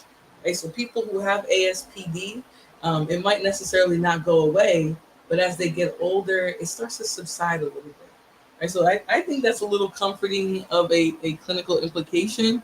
Right? So even though people will deal with ASPD for likely their entire life, as they get older, the symptoms might lessen, and Right. they actually might start to behave a little bit better. So there is still some something to be said for that, and there's still some hope there. All right, so Yeah. limitations. Many prospective studies have involved non-representative samples, such as those who have been hospitalized or adjudicated. So that's something that can make some of the data that we found here today off a little bit. The definition of ASPD has evolved, complicating the interpretation of findings in early studies. Yes, so unfortunately, because a lot of these studies happened, 30, 40, 50, 60 years ago, some of these things might not be as relevant to ASPD that we see today. So, and also they said here there's a limited number of predictive variables. So that could also skew the data that we're seeing right now as well. All right, so I'm gonna put the Harvard article now because that's one that I want to go over as well. Yeah. Awesome. All right. So just like we were talking about, we're gonna see the regular definition that we saw already. It is a disorder. It's a like many other personality disorders. It's a pattern of behavior that causes it impairs your ability to function, and it causes some distress. Right, like when people talk about antisocial personality disorder and some of these more um, harmful disorders to other people, we really don't talk about what the person is going through because a lot of us don't care, but they are in distress. right? Someone with an Yes. antisocial personality disorder isn't going to be happy, and however that displays is how it displays, but there's Mhm. distress going on there. All right, so Yep. by definition, people with antisocial personality disorder, they don't follow society's norms, right? They're deceitful, they intimidate friends, and romantic partners. They can be Mhm. kind of scary people to interact with, and especially because they're inconsiderate of other people's rights. They Oh, don't absolutely. care. They don't care what it is that they're gonna do to you, and what impact it might have. It might have. They will rob you blind. They don't care if tomorrow it means that you and your kids aren't gonna eat food. They Right. generally don't care. So, people with this personality may take part in criminal activity, but if they do, they are not sorry for their hurtful deeds. They can be Absolutely not. impulsive, reckless, and sometimes violent. The disorder is far more common and more apparent in men than women. So again, that one is a fact here, but it is more common in men, unfortunately. I think a lot of that has to do with the fact that some parents are just going to say, "Oh, he might outgrow this bad behavior," right? No, it's that boy will be boys shit. Right. It's exactly that boys will be boys, right? Like this is just what is part of what they do. He's gonna grow Mhm. out of it, he's not gonna be like that forever. When really what they're seeing is a very disturbed boy who's gonna become a very disturbed man. Correct. Empress says most disorders are more prevalent now because of social media. Yeah, I think the internet in general has it's really taken away from social interactions where a lot of people are becoming deviant because of what they're consuming, and they don't see it. Like a lot of people are doing weird stuff like recording people getting hurt instead of calling the police. You know what I mean? Like there's just things that are going on in general that I think are sort of impacting how Right. people act. Like people are just strange now. Like if you back in the day before we had phones, let's say what early 2000s, if you were to just Mhm. sit there and try to record with your flip phone somebody dying, like you would probably get it. Like people would probably beat the shit out of you. Like what's wrong with you? You didn't help this person. Whereas Yeah. nowadays people understand like that they want to get like a world star moment, right? They want to be famous on social media. Like these are things that people care about doing now. Where Yeah, before, they actually go out their way to do it. yeah, where before like people just didn't. That's not how they were. If they saw someone in distress, someone hurting, they tried to help them. Now people will watch you, record, and then try to help you after the fact. If that's only if they even feel like doing that. Most of them will record you, make money off of you, and then Right, and make then money off of you, and then say that it was your fault. right. No, that's a fact too. That's a fact. Um, Victor says, Lord Jesus, I'm about to move to Mars. You should. Well, actually, they say men are supposed to go to Jupiter. So, True. but okay.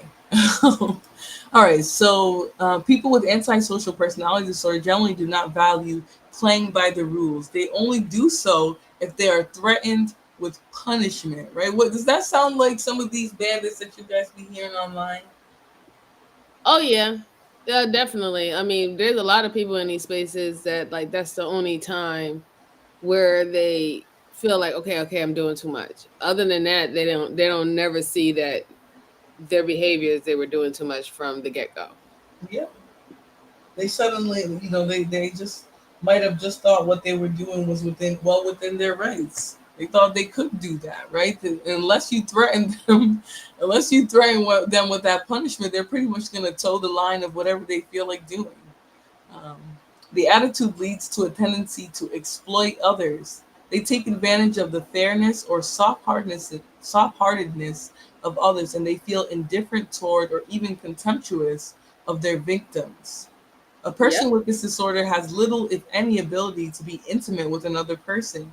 Any lasting relationships are likely to involve some degree of abuse or neglect. Yet people with this disorder are sometimes charming and can be good actors who use lies and distortion to keep relations going. You Absolutely. know, that's actually pretty sick, right? Because this person clearly throughout their whole life has been acting a donkey. They've been, dismissive of laws and other people's rights, but Hmm. they're able to skate by because they have this charming ability, right? They're able to Very pretend like charismatic. yeah, they're able to pretend like they're a good actor the whole time they're an antisocial narc, right? Like Yeah, performative. it's scary. With some with antisocial personality have no goal beyond the pleasure of deceiving or harming others. People with antisocial personality disorder appear to care for no one but themselves. They may be able to understand the emotions of others, but they don't suffer any shame or guilt about the pain they may be causing. Instead, they use their knowledge of others' weaknesses to gain favor or to manipulate an outcome. Right? This That this is is a correct. cunning person, a very cunning person. A Oh, person with absolutely. a person with this disorder usually does not take any responsibility for any of his or her own suffering. He or she will blame others when things go badly. Many with this disorder do suffer because they can be self-defeating and never get to enjoy the many pleasures that come to people who are better able to have mutual and satisfying relationships. So it's kind of like they start to feel, they start to even feel defeated for the fact that they're not able to keep relationships, but everything they're doing is keeping them away from relationships. Um, all right. People with this personality disorder can also have problems such as chronic boredom or irritability, psychosomatic symptoms, pathological gambling, alcohol and substance abuse, and a variety of mood or anxiety disorders. They have a higher risk of self-deletion. A significant number have had bad behaviors or problems, bad behaviors or attention deficit disorder as children, which is interesting. All right, I've never seen that ADD can also be a predictor of ASPD. Mm, So, that's interesting. antisocial personality disorder is probably caused by a combination of factors. Having any of these characteristics does not necessarily mean that a person has antisocial personality disorder, right? But there are things that can influence it, right? So influences from your environment that can cause it. A chaotic family contributes to the development of this personality disorder, especially where there has been little supervision from parents or other adult role models. The disorder may also be more common where the community is not supportive or provides little reward for positive behavior, right? That sounds very familiar. People don't really care about the youth doing well, right? They don't care about the fact that the youth actually are reading less and worse than they did even pre-segregation. So um, Kirby Cuz says, "I love how everyone is a scientist or a therapist. You must have missed our disclaimers, Curvy Bandit." Um, I actually haven't talked about narcs very much today, so it's interesting that that's what you stuck on. Not something to attack or shame people for. I feel like these people who are coming in the chat are literally feeling diagnosed by what we're reading. Because are we diagnosing people at all, MJ? Like, I'm so confused. No, they're just a bunch of narcs. Yeah, it's like they're reading themselves and they're getting upset at me. Like, I'm just trying to share the information with you guys, right? I'm not saying that anybody is. I'm not talking about any individuals who are narcissistic or I'm anything gonna like hide somebody on your channel. Do you mind? that. No, not at all. Who is that? He's the yeah, this Kevin Smith guy. Oh, okay. Yeah, you can do that. Yeah, you can do that. Yeah, bye bye. Obviously, a lot of the trolls are jumping in the chat now. They're tired of even they are tired of listening to the bandits that they love. Um, Black Beauty says, I remember in psychology class in high school, we read about a study on how people would stand around and watch something happen. That was in the early 2000s.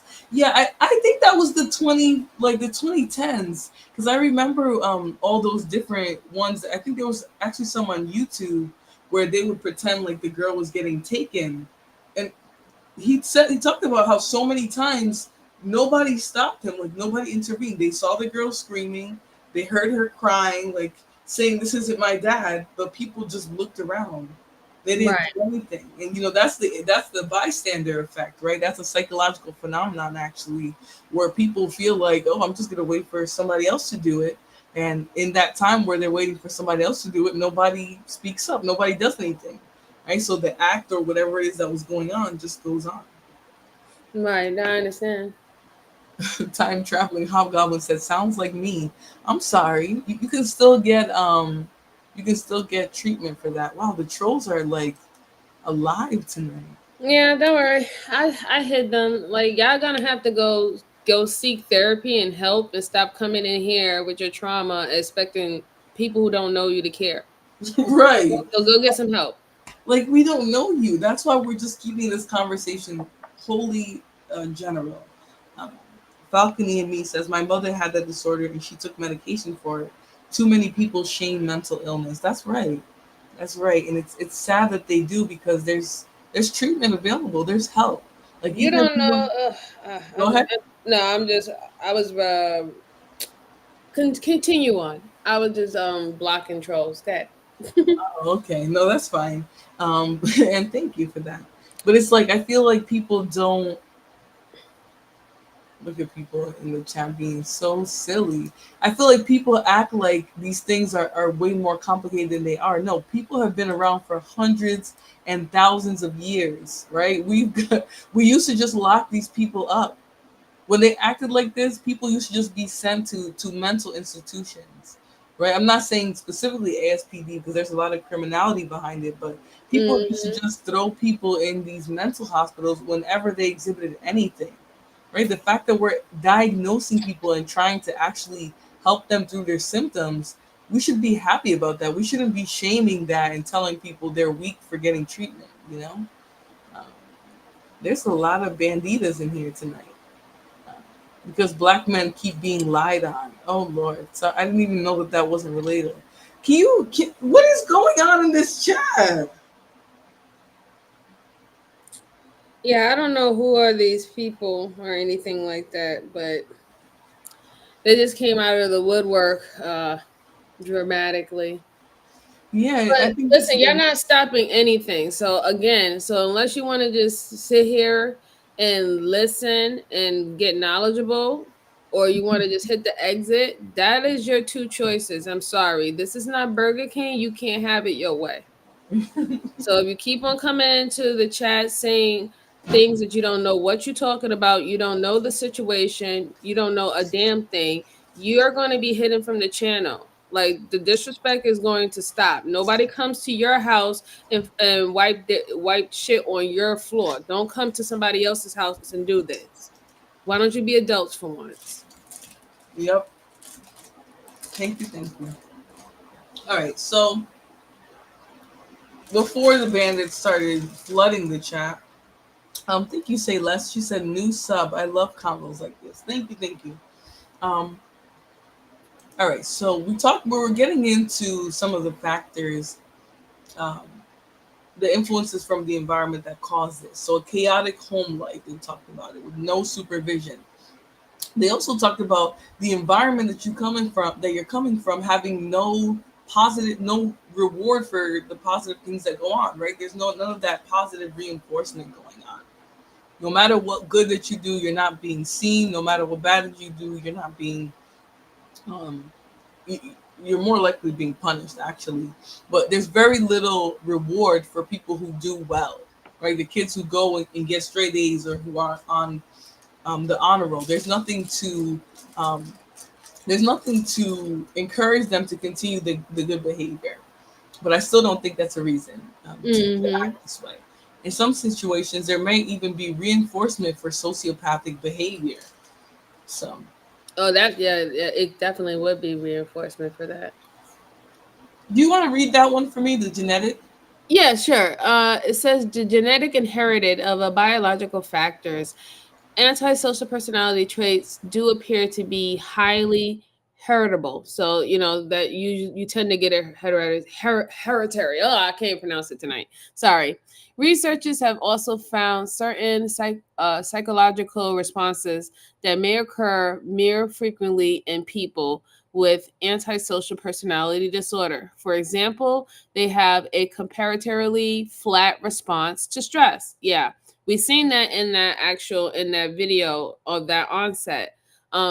That young preteen, his response to everything was quite flat, quite flat. They seem to get less anxious than the average person. They seem to have a harder time maintaining daytime arousal. They also have a weak startle reflex. The involuntary response to loud noises, this relatively insensitivity may affect their ability to learn from reward and punishment. So I agree. When we saw that onset, that is exactly what happened. The young boy, he had a flat response to everything. He had a flat response to the cat being unalive by him scaring him by tying a can on his tail. He had a flat response when asked about setting a fire to a building, and he even tried to downplay it, saying, well, at least nobody was living there, it was just an empty building. He had a flat response to him lying to his mom flat out about actually attending school, and he was making up stories saying that I was hanging out with Jill, Bill, and Alex and whatever not. But in fact, he actually have not been into school. And even when he heard about the result of being expelled, he didn't even have a response of being angry, sad, or anything about it. Everything was just very monotone, going to what somebody said in the chat. So that is what they're talking about, that genetic or biological factors about it, that they don't have really extreme responses to whether if it's a punishment or whether if it's a reward. Pretty much everything remains the same. That's the type of person, you give him $100, you giving him the $100 would be equivalent to you giving him nothing. Like there's no change of emotions about you doing anything for them. Right. And specifically, right, when they talk about the reason why they give the examples of the startle reflex, which is an involuntary response to a loud noise, is to let you know how relatively flat they are, right? No matter what it is, like things that would generally arouse other people or startle other people isn't startling them, right? They're not afraid of somebody sneaking up and making a loud noise on them. Whereas a regular person, that is going to be something that would cause a startle response. So this relative insensitivity is the reason why. So basically what they're saying here is the fact that they're so flat like that they don't experience emotions and things on a normal range. Their affect isn't normal to what's going on, is why they can't learn what a reward or what a punishment is. They can't even really feel the difference. And I don't know if they feel is the best word for that, but it seems like they're not able to pick up on what it feels like to be rewarded or what it feels like to be punished. Everything just has the same effect on them. So I don't know if that made sense. Did that make sense? You kind of get what I mean?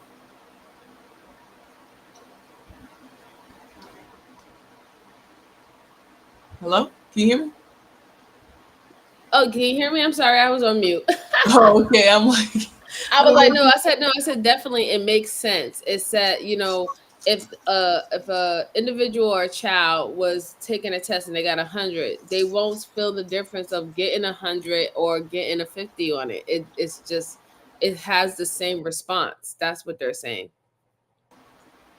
Exactly. There's not enough of that variability that you would see in somebody, like that range of emotions, or even like when they talk about daytime arousal, it's like being able to stay up for the things that you need to do, like school and everything like that. You'll see a lot of these people being like nocturnal, like during the day they have no energy, no will to like really be up and doing stuff, but at the nighttime that's where they have all that energy and things like that. Right. It's almost like they transfer their energy to the nighttime versus the day. Mm-hmm. So all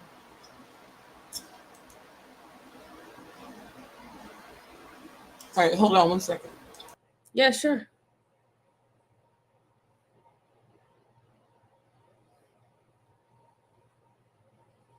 So how's everybody doing? You keeping up with us? we're trying to keep it very interesting and everything like that for you. So we already went over the genetic inherited or biological factors. I'm going to Yep. read this paragraph for you. Do you mind, Flora? You want me to read this for you? No, while no, you're read. away? Yes, please read. I'm over here stuffing the crackers in my mouth. Okay. All right. So we're going to talk about now, this next paragraph is the brain anatomy, right? It says the frontal lobe, the area of the brain that governs judgment and planning, also appears to be different in people with antisocial personality disorder. Some researchers have found changes in the volume of the brain structures that mediate violent behavior. People with this kind of brain function may thus have more difficulty restraining their impulses, which may account for their tendency toward more aggressive behaviors. Neurobiologists could not say with certainty that these variations in brain structures are cause of antisocial personality. The variations could easily be the result of life experiences that are most common in people with this personality disorder rather than a cause. So pretty much they're saying that your brain changes and it looks completely different when you do an MRI or a CAT scan of how your brain, your frontal lobe looks when you have an antisocial personality disorder. Yeah, However, they they're did. basically saying it's it looks like they're basically saying too that it's abnormal, right? So people with Yeah, antisocial personality disorder have a different frontal lobe. Like it looks different. The area yeah, it's that's supposed completely to different. In fact, it's enlarged. right. It's weird because they also then go on to say that just because somebody has differences in their brain and brain structure doesn't mean that that's what's causing some of the issues in antisocial personality disorder. But I do think that in general that the differences in the brain probably show what happened over time, right? Like they probably had a normal brain at some point. And then as Mm-hmm. they developed the disorder, those different parts of the brain started lighting up and doing whatever it is that they do. Mm-hmm. Excuse me, we use um, we use those wires and things to look at the light in our brain. But as you get older and as you develop in, especially in the conduct disorder, I'm sure that brain changes, right? It's not just Right. born with an antisocial brain. Right, exactly. Because like if you clearly see, they said there's going to be variation in structure, and then if you even do have any other changes that's going on in your frontal lobe, like it could be for other things. Like it could be for autism. It could be for something going on with your nervous system, or you can't do directions, or you can't read maps, or even forms of dyslexia. So there's other things that can happen while your frontal lobe is different, or if it might be acute or enlarged, and they don't want you to just only believe that it is for the social personality disorder. Because what if you do go get a scan and they say, hey, the frontal lobe is enlarged? Now we don't want people to start self diagnosing themselves like, oh my god, I got antisocial personality disorder. Right, You don't know. right. Exactly, because that's exactly what people will do too. And that's the funny part.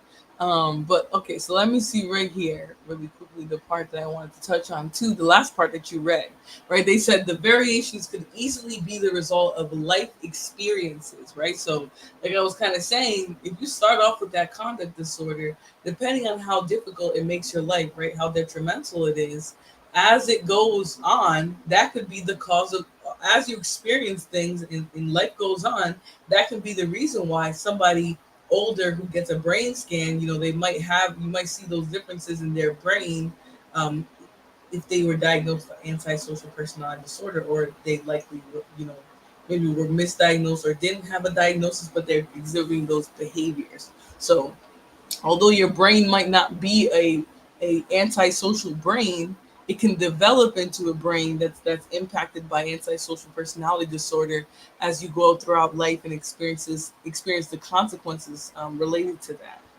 So it's crazy too, because antisocial personality disorder just seems like the common criminal. You know what I mean? Like it doesn't seem like Like, if you think about all the men in jail, could we then use this information to say that they're all, they're all just Right. sick? you know? Right. I don't think we could, right? Because if that's the case, if we're going to identify that everybody in jail must have an anti-social personality disorder due to the simple fact that they cannot, they don't know how to compromise or actually fall in line with society and rules and regulations, then that would be a case for people who have intentionally have committed crimes to get out, um and not serve time or be removed to medical facilities, under the guise of them having a disorder, right? And then we have to be realistic that for some people, yeah, they have this disorder and they don't know what they do. They don't have that cognitive voice in them to tell them right and wrong. But then there's people who are intentional and malicious. So I wouldn't want that. Absolutely not. I don't want anybody who's in jail to be getting out off of a technicality of a medical situation. Yeah, but the thing too is that ASPD or APD, which is how it's usually abbreviated, it's characterized by knowing it's wrong and just still doing it, right? Like, that's what you want to do. The deceit is there. So I don't know how, like, sometimes people will not be able to connect the dots with criminality and mental health, because yeah, someone might be mentally ill, but that doesn't mean they're not aware of what they're doing. They're very aware of what they're doing. They know what they're doing is wrong, but we've criminalized who they are, and instead of trying to treat Right, them, because that's my problem. Like that's what I'm saying. Because even if the person, if a criminal, like for example, a serial killer, let's just say that someone who's a psychopath, right? They knew that they were out there unaliving people. Like the man who was eating bodies, he knew he was out there and participating in cannibalism. So are we now gonna be like, okay, well, because we know that you have to have a mental illness because you wanted to eat body parts, we should let you out because this is we should let you out and let's be among the collective because it's just a mental issue. Go ahead and yeah. continue eating people. Oh, okay. Hold on, give me 1 second, all right? Yeah, sure. So yeah, going over the symptoms of antisocial personality disorder is, she just said it, but I'm going to say it again. Is deceitfulness, impulsive, aggressive, or irritable, reckless, irresponsible, and remorseless. Right. So these are some of the symptoms that you will see with it. They're very deceitful because they have to get away with stuff. Impulsive, we went over how that will look. Aggressive or irritable, like they get irritated very quickly, or they're very aggressive within their manner or how they approach people or approach a situation. Reckless, they don't care who they hurt, who they harm, what they don't care if it's against the law. They don't have no they just don't care. They don't fall by any kind of code of conduct. That's what that's pretty much saying. Irresponsible, yeah, like if the person is, let's say, if what they're doing can get them locked up, they don't care. They're irresponsible of that. Or because they're deceitful, they're not thinking about what consequences they're going to have to deal with if they're not successful. So that's being irresponsible when you're not thinking about the consequences that come with the decisions that you make. And then we have remorseless. They don't feel sorry about anything that they do. They don't. In their mind, it's their world and you're a squirrel in their world. They do not care about what they do whatsoever.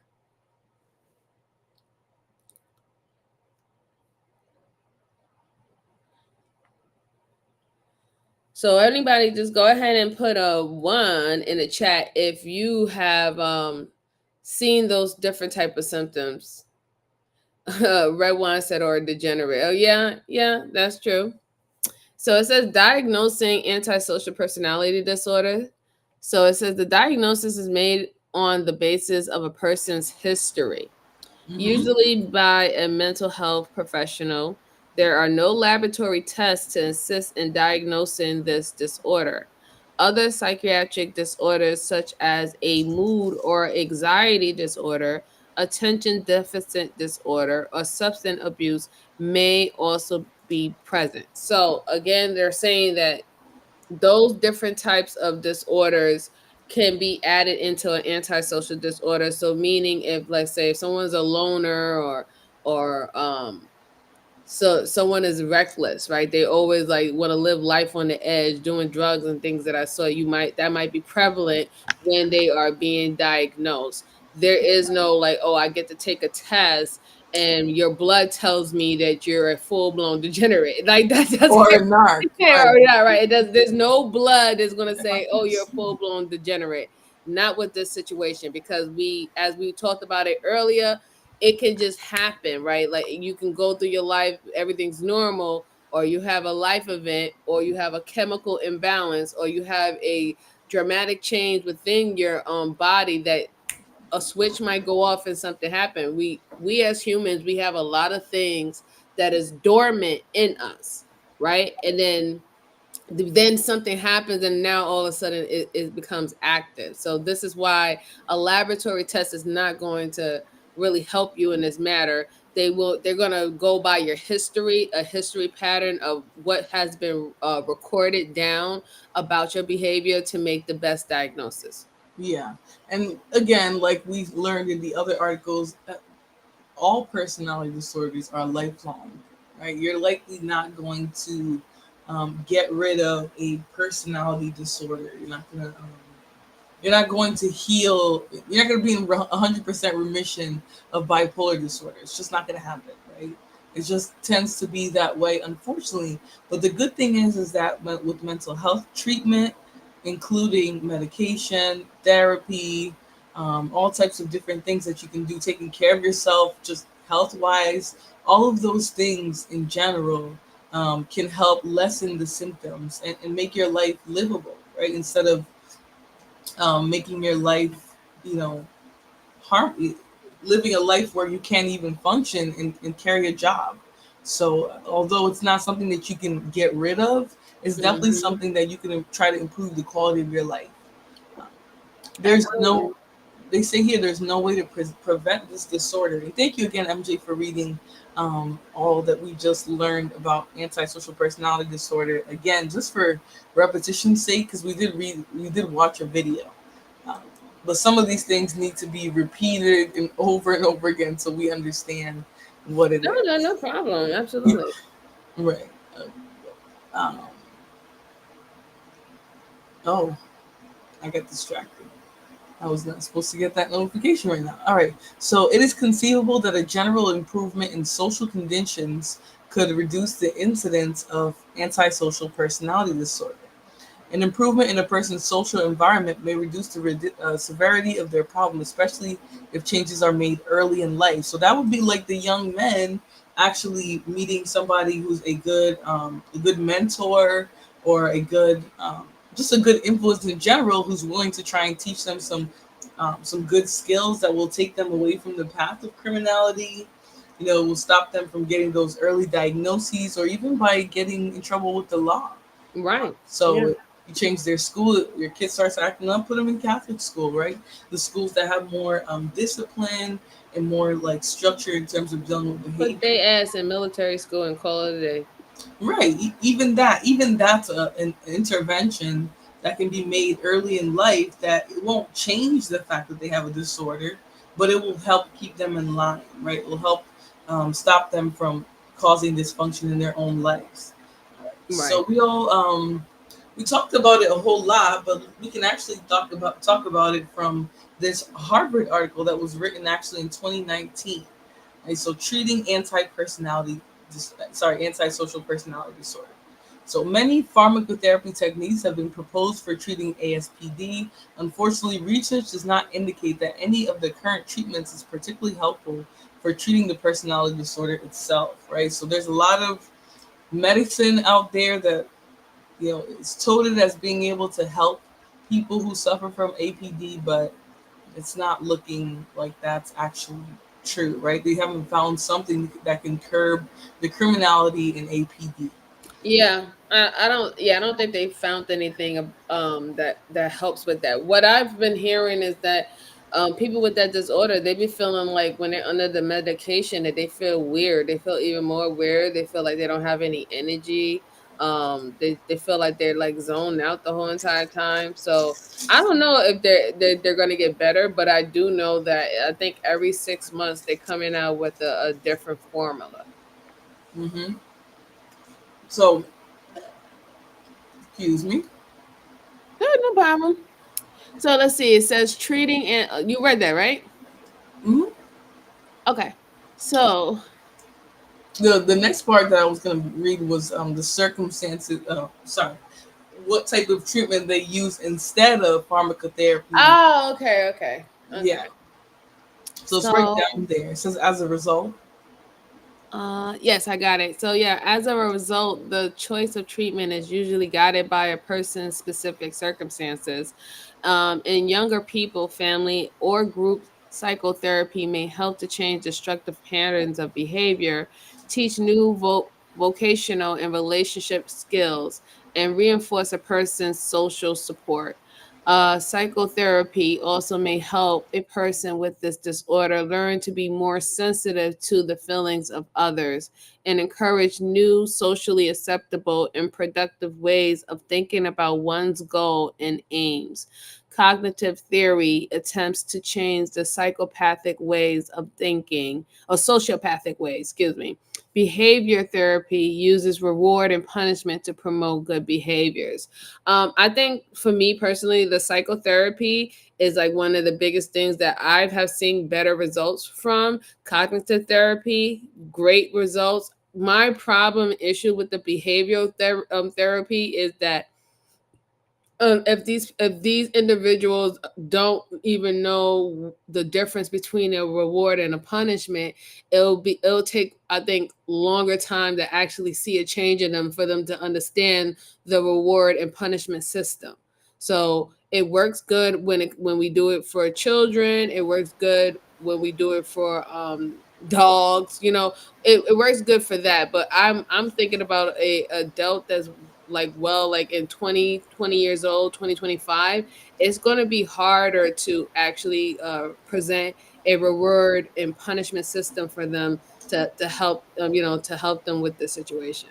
Yeah, I agree with that for sure, especially because at that point, at that age, the only thing that you can really take away from people if they don't have that, like let's say somebody's used to being a criminal, they've been getting away with it for their whole life. The only thing that's going to stop them is going to jail, right? Getting rid of their freedom, their ability to move freely and move throughout the Pretty world. much. Yeah. So I mean, I think I definitely see what you're saying with that. I think at the adult age, the only thing you can take from an adult is their freedom. If they don't care about rules and Yeah, if they don't care about anything else, that's the only thing that you really can take away for them is their freedom to move around and do the things that they're doing. That's it. Other than that, you take it away their home, you take it away their job. You like most of these things they're not even trying to participate in because that's their antisocial, or that's the antisocial part of this personality disorder, that they are disattached with actually societal norms in the environment. So that they're not going to really care to not be a part, to not participate in it, because they're actually not participating in it now, or they're having trouble to participate in it. So yeah. And so in this next paragraph here, they make a great point about medication, right? So even though symptoms can be treated with medication, there's no specific medication for this disorder. A lot of times you're going to want to try and treat the symptoms, right? So if they're aggressive, if they're depressed, if they're irritable, you are going to see a lot of SSRIs. You're going to see them trying to use those medications that are supposed to improve the dopamine and things like that are probably missing, right? They might use Zoloft Zoloft and other like Prozac, Fluoxetine. Those are both antidepressants, but they help with aggressiveness and irritability. So a lot of times when we talk about people needing medication to have these disorders, I know I say it jokingly all the time, but a lot of the times the things that these people then need medication for are the symptoms, right? There isn't necessarily a medication out there for antisocial personality disorder, but there's definitely right. medications that help with aggressiveness, that help to Mm-hmm. tone down a lot of those issues that you might be having. So Yeah, that's the problem. Like that's why people don't understand. Like these when you express clinical, right? When you're talking about clinical and we're talking about clinical diagnosis and things of that sort, is like it's a treatment. And most of the time with these disorders, there's this is lifelong treatments. Like it's not going to stop. So if you even get any form of medication from it, they're literally just trying to medicate the symptoms to make them like not so severe. Pretty much, it's not a pill that's going to, take everything away. It's not a pill like you get rid of gonorrhea or whatever. Not That's not what's happening. So yeah, exactly. It's not like other issues that you can just fix an individual issue. It's all the other things that come of it. mm-hmm. Wow. Tuscan Damus says, I took a brain surgery and I got epilepsy. Only God can help you. Oh, wow. I'm sorry. That really sucks, because a lot of times we think those disclaimers that they give before we get treatment about what could happen will never happen to us. So I'm Yeah, about that. but That's very scary. I'm so sorry that happened to you. But like surgery is dangerous regardless, and I think people really need to realize how serious surgery is. Any form of surgery, doesn't matter if it's medical or cosmetic, is dangerous. Once you are opening up the body, you're opening yourself up to a whole lot of issues, a whole lot of illnesses, and like I said, you have things in you that is dormant, and you won't know unless you have a surgery or procedure, or you start messing around in there. So, my prayers to you. Yes, surgery is very serious, guys. Yeah, exactly. And it's crazy because people go under the knife for little things and they don't realize what they're really doing to their bodies. They don't realize what they're subjecting themselves to. So even though we get sad when somebody passes away, through because of something, a lot of the times the thing that they went under the knife for was not even worth them losing their life.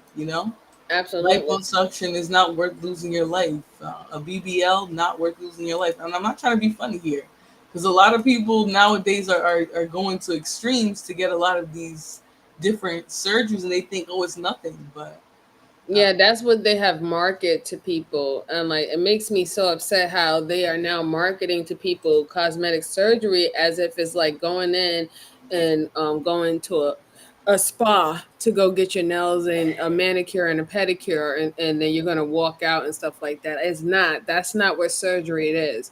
And you gotta remember, anybody in the medical field is not going to tell you that every single time you open yourself up, you are creating more risk. As soon as air touch your skin or touch within your inside your skin or touch your blood, you are making your blood at more risk for airborne diseases and illnesses. So please be if you got to have surgery, get surgery, but really make sure that you know what you're getting into. And this cosmetic stuff, don't even worry about that. I wouldn't even try to chance it. It's not worth it to me. Pretty much, it's really not worth it to me. yeah. But yeah, I just got a little sidetracked by that. I was like, sheesh. Okay, so these drugs are useful if either anxiety or depression are present, or if the person is using substances to self-medicate for anxiety or low mood. And that's actually a good treatment for this, because as we know, there's usually comorbiding issues of substance abuse and other drug abuse that's going on. So they are self-medicating 9 times out of 10.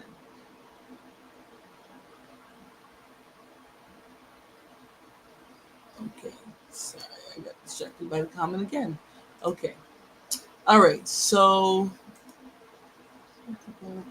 there are many questions about how helpful any of these interventions could be in an illness where, by definition, people who are affected do not recognize that they have a problem. Treatment is more likely to be successful if it started early in life, but it is difficult to change long entrenched patterns of thinking and behavior. So, pretty much whether or not this is addressed while you're young is going to determine if you can heal from this. So it's actually unfortunate, um, that people brush off a lot of the behaviors of Right. a lot of the conduct disorder that these kids are doing, and then when they become full blown criminals, people act surprised. You're like, what happened? Right. Little Johnny used to peel off the ears from bunnies. That's what the heck happened. Mm-hmm. Like, so, But then it was like, oh, it's so harmless. right. So the longer a person lives with this personality style, the less he or she may be interested in taking responsibility for change. For some people, the tendency toward aggression and irritability decreases with age, but some personality characteristics may persist. So even though they do, some of it improves as they grow just because they're getting older, a lot of those traits might still be there even if they're old. So just ignoring things, hoping they go away, is not going to help you. It's still gonna be you're still gonna be living with that affliction, especially if you're not dealing with it. So often, the only thing that can protect victims of antisocial behavior is the criminal justice system. Right? And that right there is exactly why this is dealt with the way it is. Right? Because Yeah. people who suffer at the hand of these people, nobody else can stop the behavior. Their families can't. Their communities can't.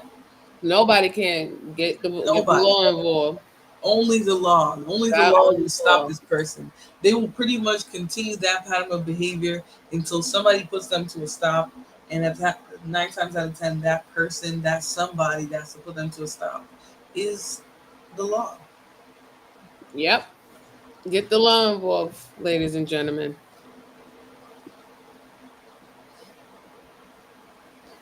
All right. Let me see here. I was reading the rest of that paragraph, but I was like, this is it right here. In rare instances, correction systems, jails, and prisons provide opportunities for treatment or rehabilitation, but often these environments, with their abundance of antisocial individuals, tend to promote antisocial behavior. So it's really ironic, right, that we use the justice system as a way to correct behavior, but there's nothing in there to encourage correct behavior.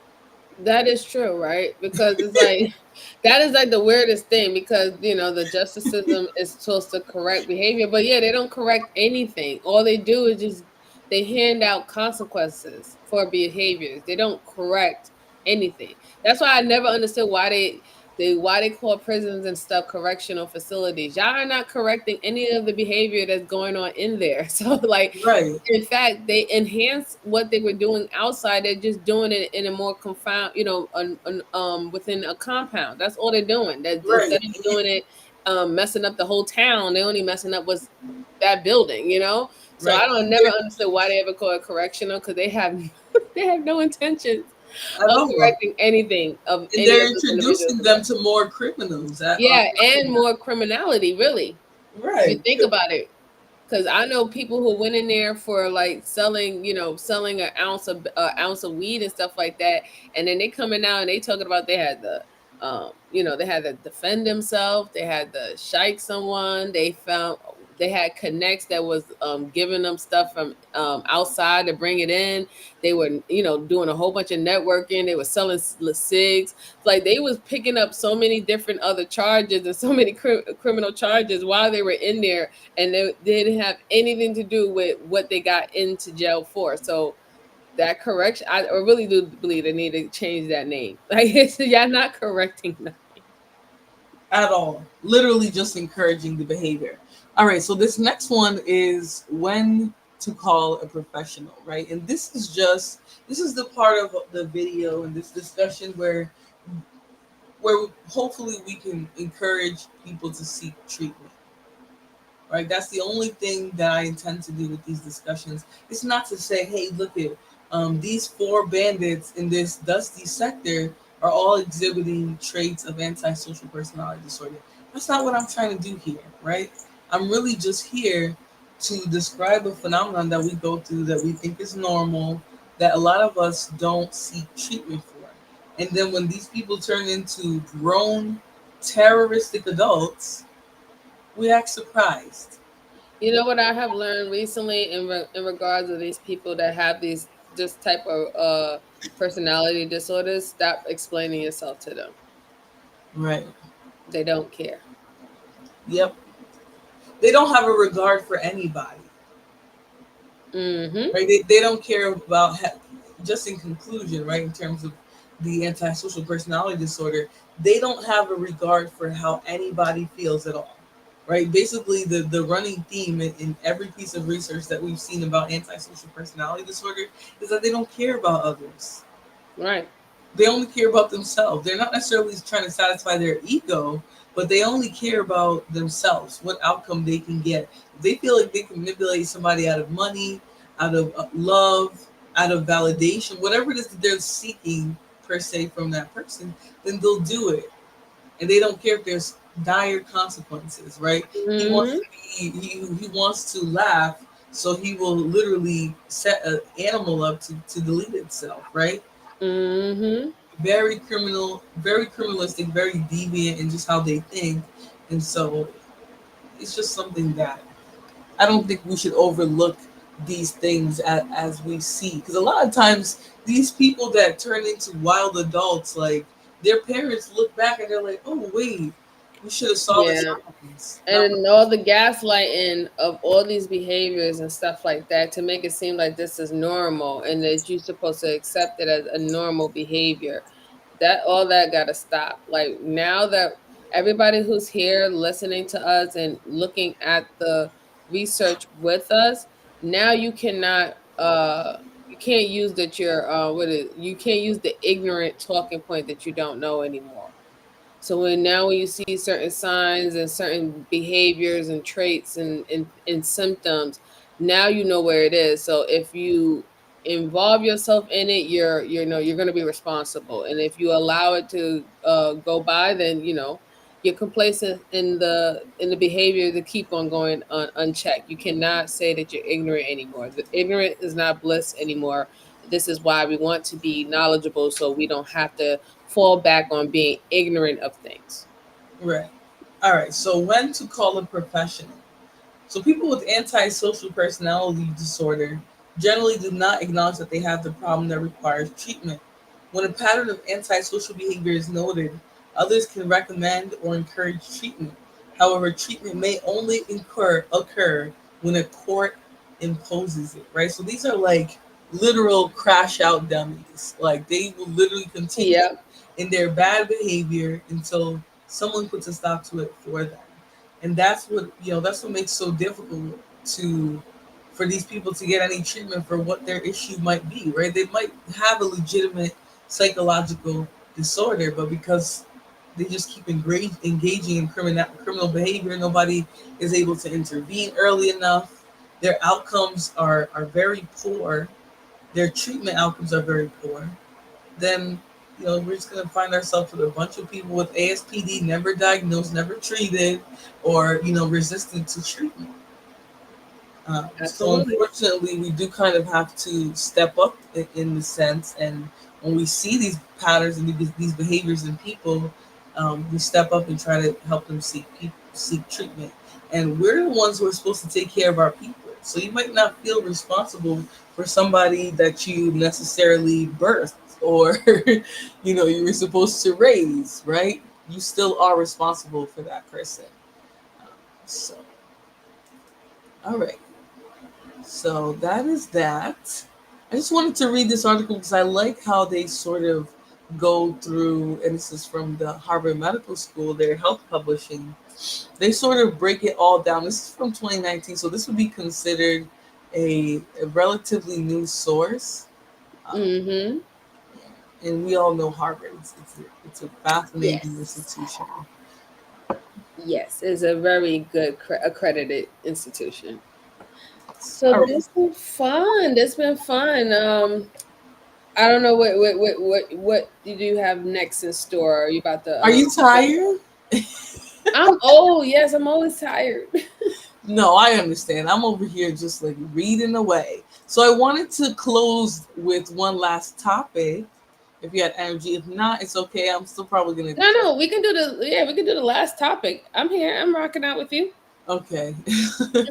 But this one is actually I wanted to do the dark triad as well. I wanted to sort of cover what that is really quickly, and for those who try to have this conversation and they're just not, and they just don't have the fortitude, I decided to offer them, a format, give them my look into this as well. So All right, let's Want go. to Let's cover go. that, and I know you have read, a lot of data on, not just data, but a lot of research on narcissism, Oh especially yeah, characterology. definitely.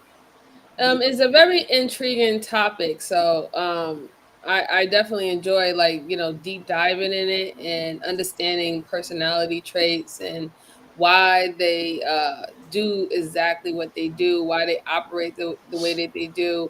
Um, even though we will never really know why, like what is their sense of motivation. I mean, the most generic thing is that they are all about self-interest, and that's a very broad thing, right? Because even us as regular or even average people, we all have self-interest. So it's more deeper than that, and I like how they break down the way how they think about self-interest is quite Yeah. different than average people.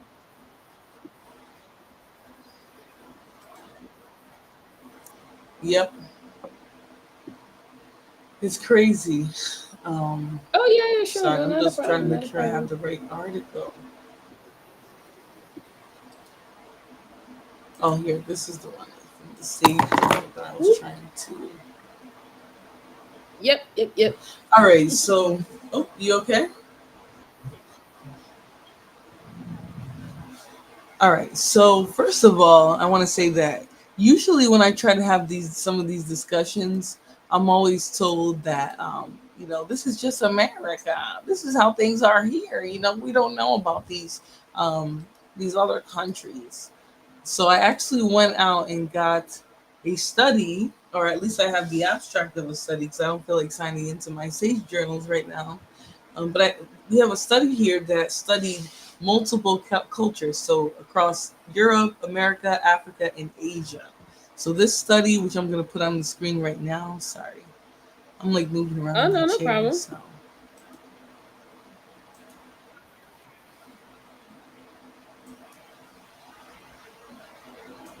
let me see which one it is real quick. Oh, okay, I'm trying traits. All right, so this research explores the dark triad traits in 18 cultures across Europe, America, Africa, and Asia. So we examined the relationships among dark triad traits as measured by the SD3 with gender, age, social status, and two personality models, um, Zexco and Zuckerman's alternative five-factor model. There were 10,298 participants. So we would consider Yeah, that that to be is a a good pretty sample good size. sample size. I don't know. Um, Right. the last few ones that we saw were like in the hundreds. Now, if you could replicate a study that had, oh, it looks like somebody tried to come up here. You're not welcome, Bandit. You're not welcome. So go find something else to do. You're not welcome, sir. Scram. Okay. How do I If get I don't, rid of the guests you that I don't just want click here? on the icon, and it will tell you to remove guests. Yeah. Okay. Yep, I got rid of the guests that I didn't want here. All right.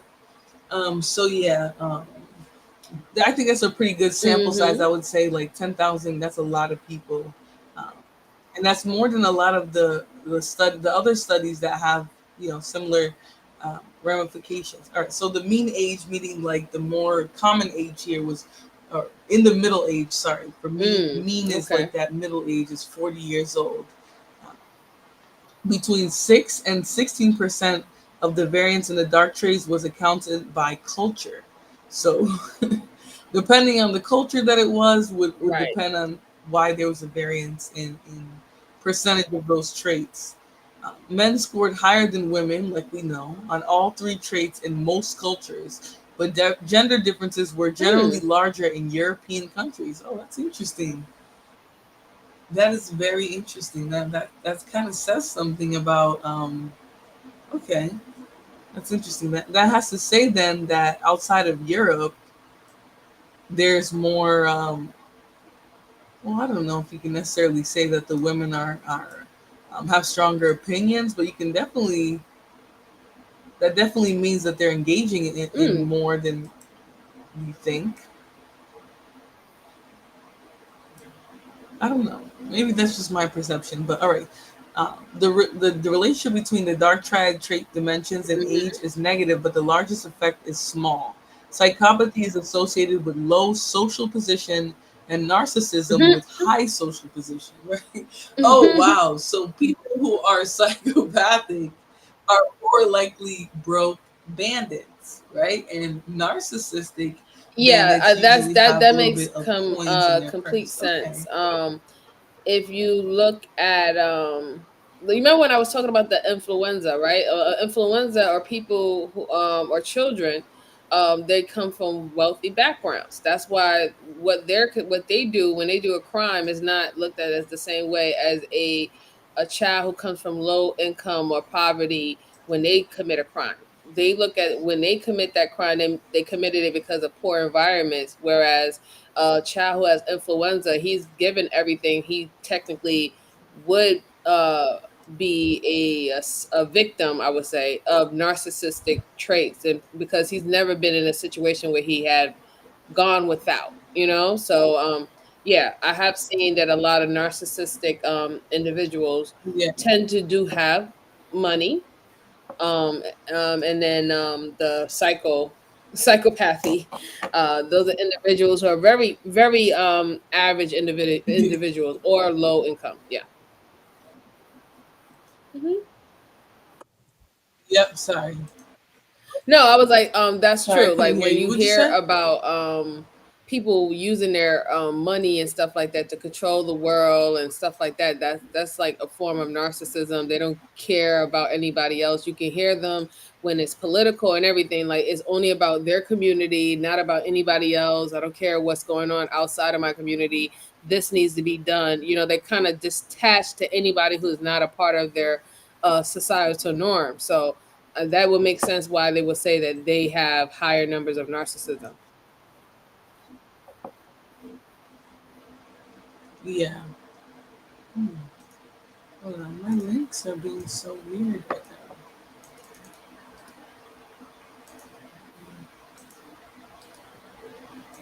I'm trying to give you guys an example of somebody with um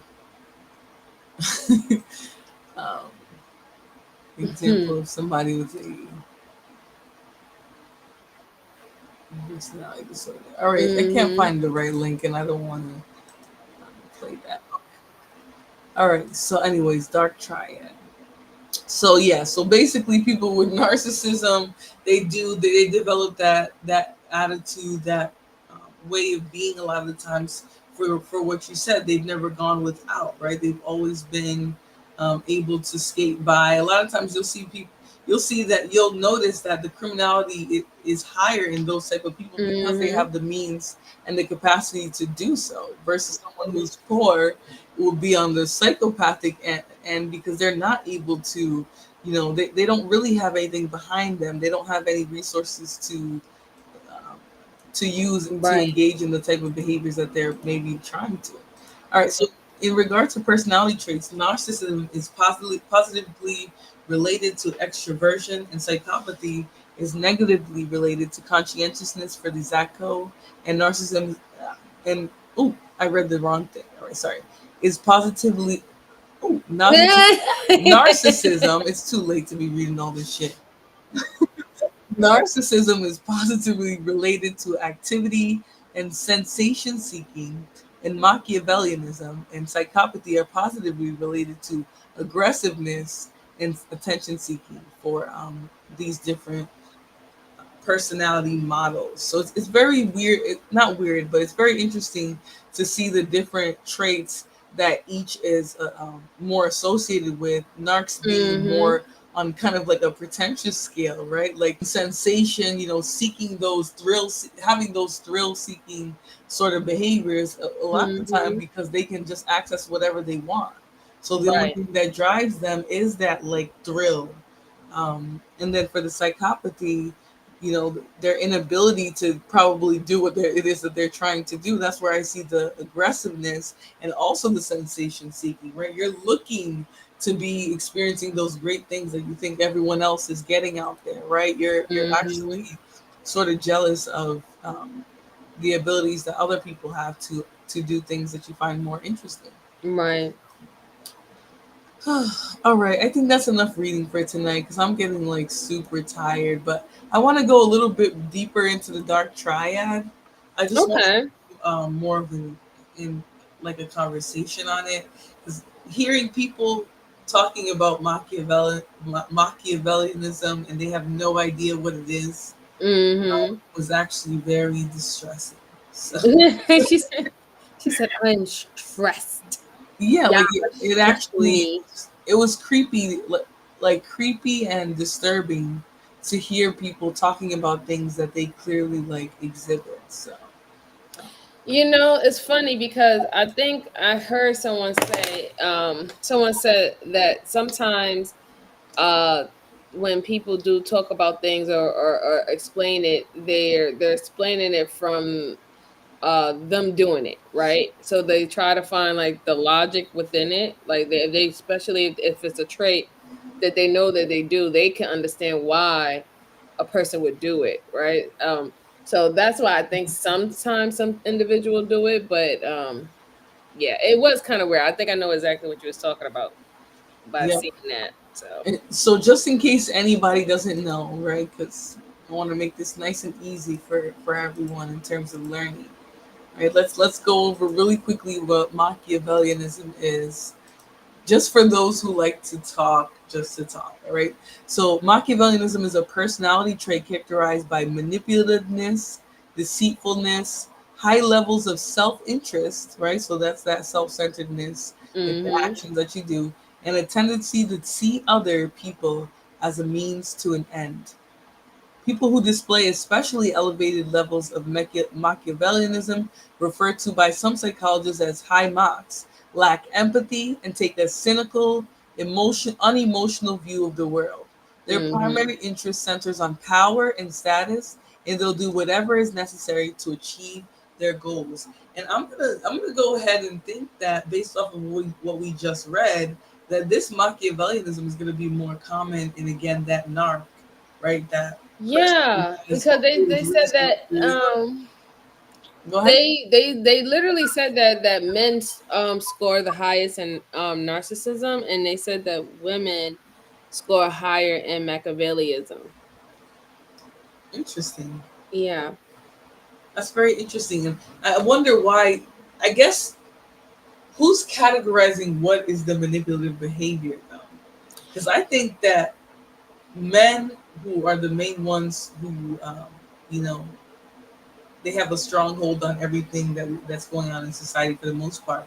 I could see how they would say that things that women do are considered manipulative. But in Mhm. reality, men use resources, status, all types of things to manipulate women into doing certain things. So I don't know why Machiavellianism would be scored higher in women. Other than that, the things that women do would be categorized more so as manipulation versus men. I think the reason why is because we got remember we're going to talk about in patriarchy, right? If you think I would believe that men would score high in Machiavellianism as well because of the simple fact that, like you said, they use all these tricks and tools. They use the gift they have. They use their resources. They use power. They use all this stuff, right? Yeah, To garner the results that they want from women and from men. And but however, the system is literally set up already for them to even have a benefit. So that will give me the make me believe that they're using extra stuff even though they got a leg up in the game. I will believe that that would be more Machiavellianism, but for some certain reason they're saying that it's women, and that when women use their body, they use their looks, they use that's things what like I'm saying. I feel like they would categorize those things that women do as manipulative, that. but Hmm. they'll just act like the things that men do are just things men do. No, men they literally manipulate other men as well, and they do it a lot. Correct. So it's not like it's just it's not like it's just with one person. Men manipulate literally everything to get the result that they want. They make laws so that men will, to manipulate men into behaving a certain way, right? They create the economy Mm-hmm. to manipulate men into to getting jobs and things. And I'm not saying all manipulation necessarily is bad, but you could still say that they're way more manipulative. So I don't No, know. I agree. It's a little interesting having some of these conversations and then thinking about the field of psychology and who influenced it and things like that. Yeah, and we have to also take into consideration where we're getting the article from and who's writing it, because there's Right. always that underlining of biases in it.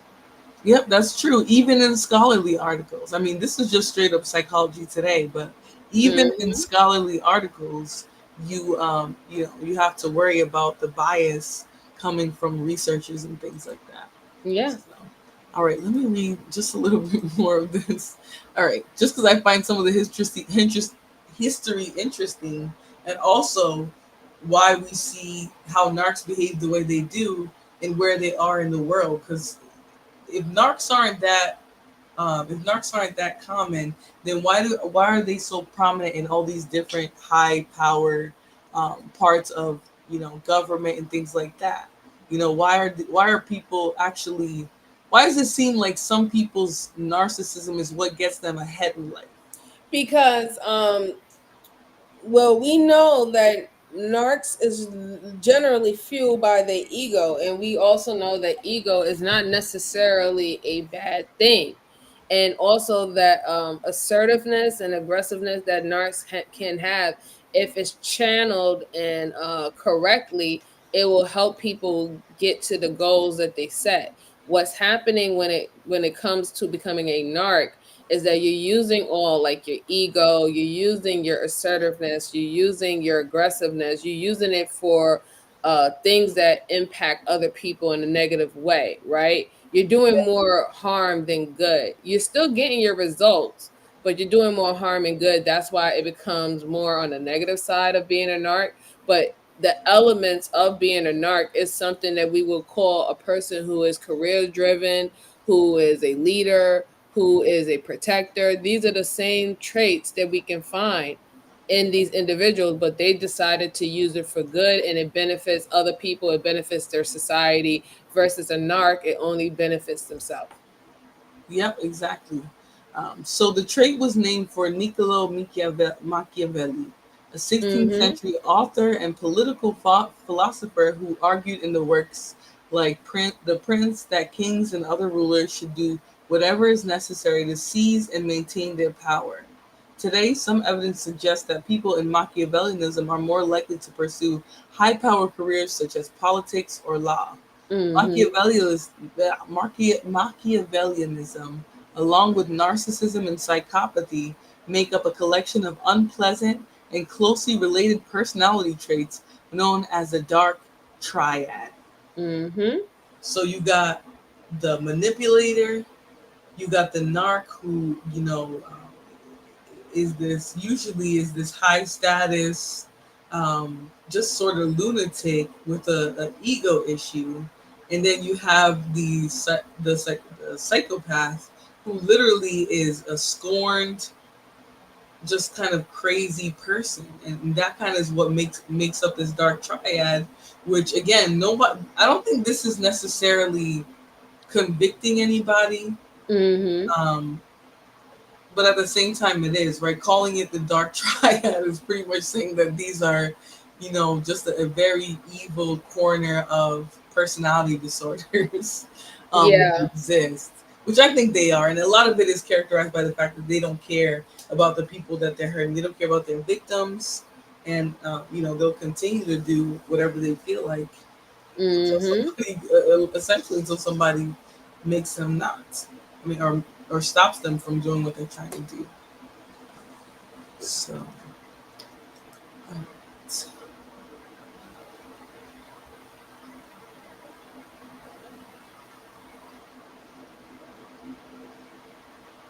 all right. So, you know what? No, I'm not going to do it. I'm not even gonna get started because it's too late, and I know I'm gonna fall asleep. So I'm gonna come and tackle the dark triad another day. I'm not sure how soon, but I definitely want to tackle it soon because I like this. I like the subject matter, and I like how you can sort of relate it to sort of the things that we see every day. I Mm-hmm. want to give it the time it deserves. So Okay, no problem. Well, I want to say thank you so much for having me. This was fun. I enjoyed it. I love the dissecting of things and actually being able to correlate it to situations or things that we experience in our real life or things that we even see on TV. I was able to pinpoint example a movie that literally talked about what that onset was describing the Anton Fisher movie. yep, the Go conduct check that disorder. out. So like we have so many different things to fall on that now with this new information we can go back and look at a whole lot of movies that was talking or referencing that we never thought about it before. We just thought it was entertaining. We just thought it was just action. We just thought it was suspense and drama. So I really enjoyed it. This was great. Thank you for joining me. I like having these conversations, being able to be, you know, lighthearted with it too. And I think we did a good job of that. So thanks for joining me. No, not a problem. Enjoy your night. And everyone, please get that thumbs up, hit the like button, subscribe, comment, give us yay or nay, give us good criticism. If you don't want to even hit the like button, hit the down button, okay? Just help us get into the algorithm. Let's keep these conversations going, ladies and gentlemen. Thank you so much for having me, Flora. You have a good night. Thank you, MJ. You too. You have a great night. You All too. right. Bye bye. Yeah. See ya. Okay, guys. This was fun.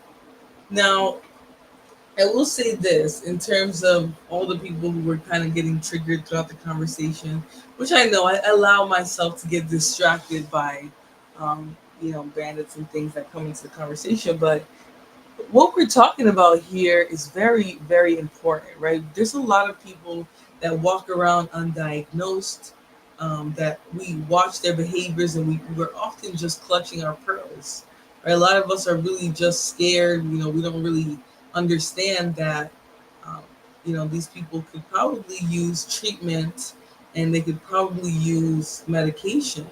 And so instead of, addressing that part of it as a society, I think we shame these people, right? We make it difficult for them to feel like they need to seek treatment, right? And a lot of times, part of their issue is the fact that they think they don't have a problem. So the more we can have conversations like this and actually sort of move the needle forward in terms of understanding personality disorders, how prevalent they are, um, hopefully people will start seeking treatment, because conduct disorder, I've heard that before, but it really does sound like a lot of kids who, they skated by. They barely made it, but really how they were acting when they were young could have put them, they could have ended up in a messed up circumstance as they grew up. So, anyways, I'm going to let you guys all go. So I'll see you on the next one. Thank you for watching the stream today. You guys can hit the like button. I'll appreciate it.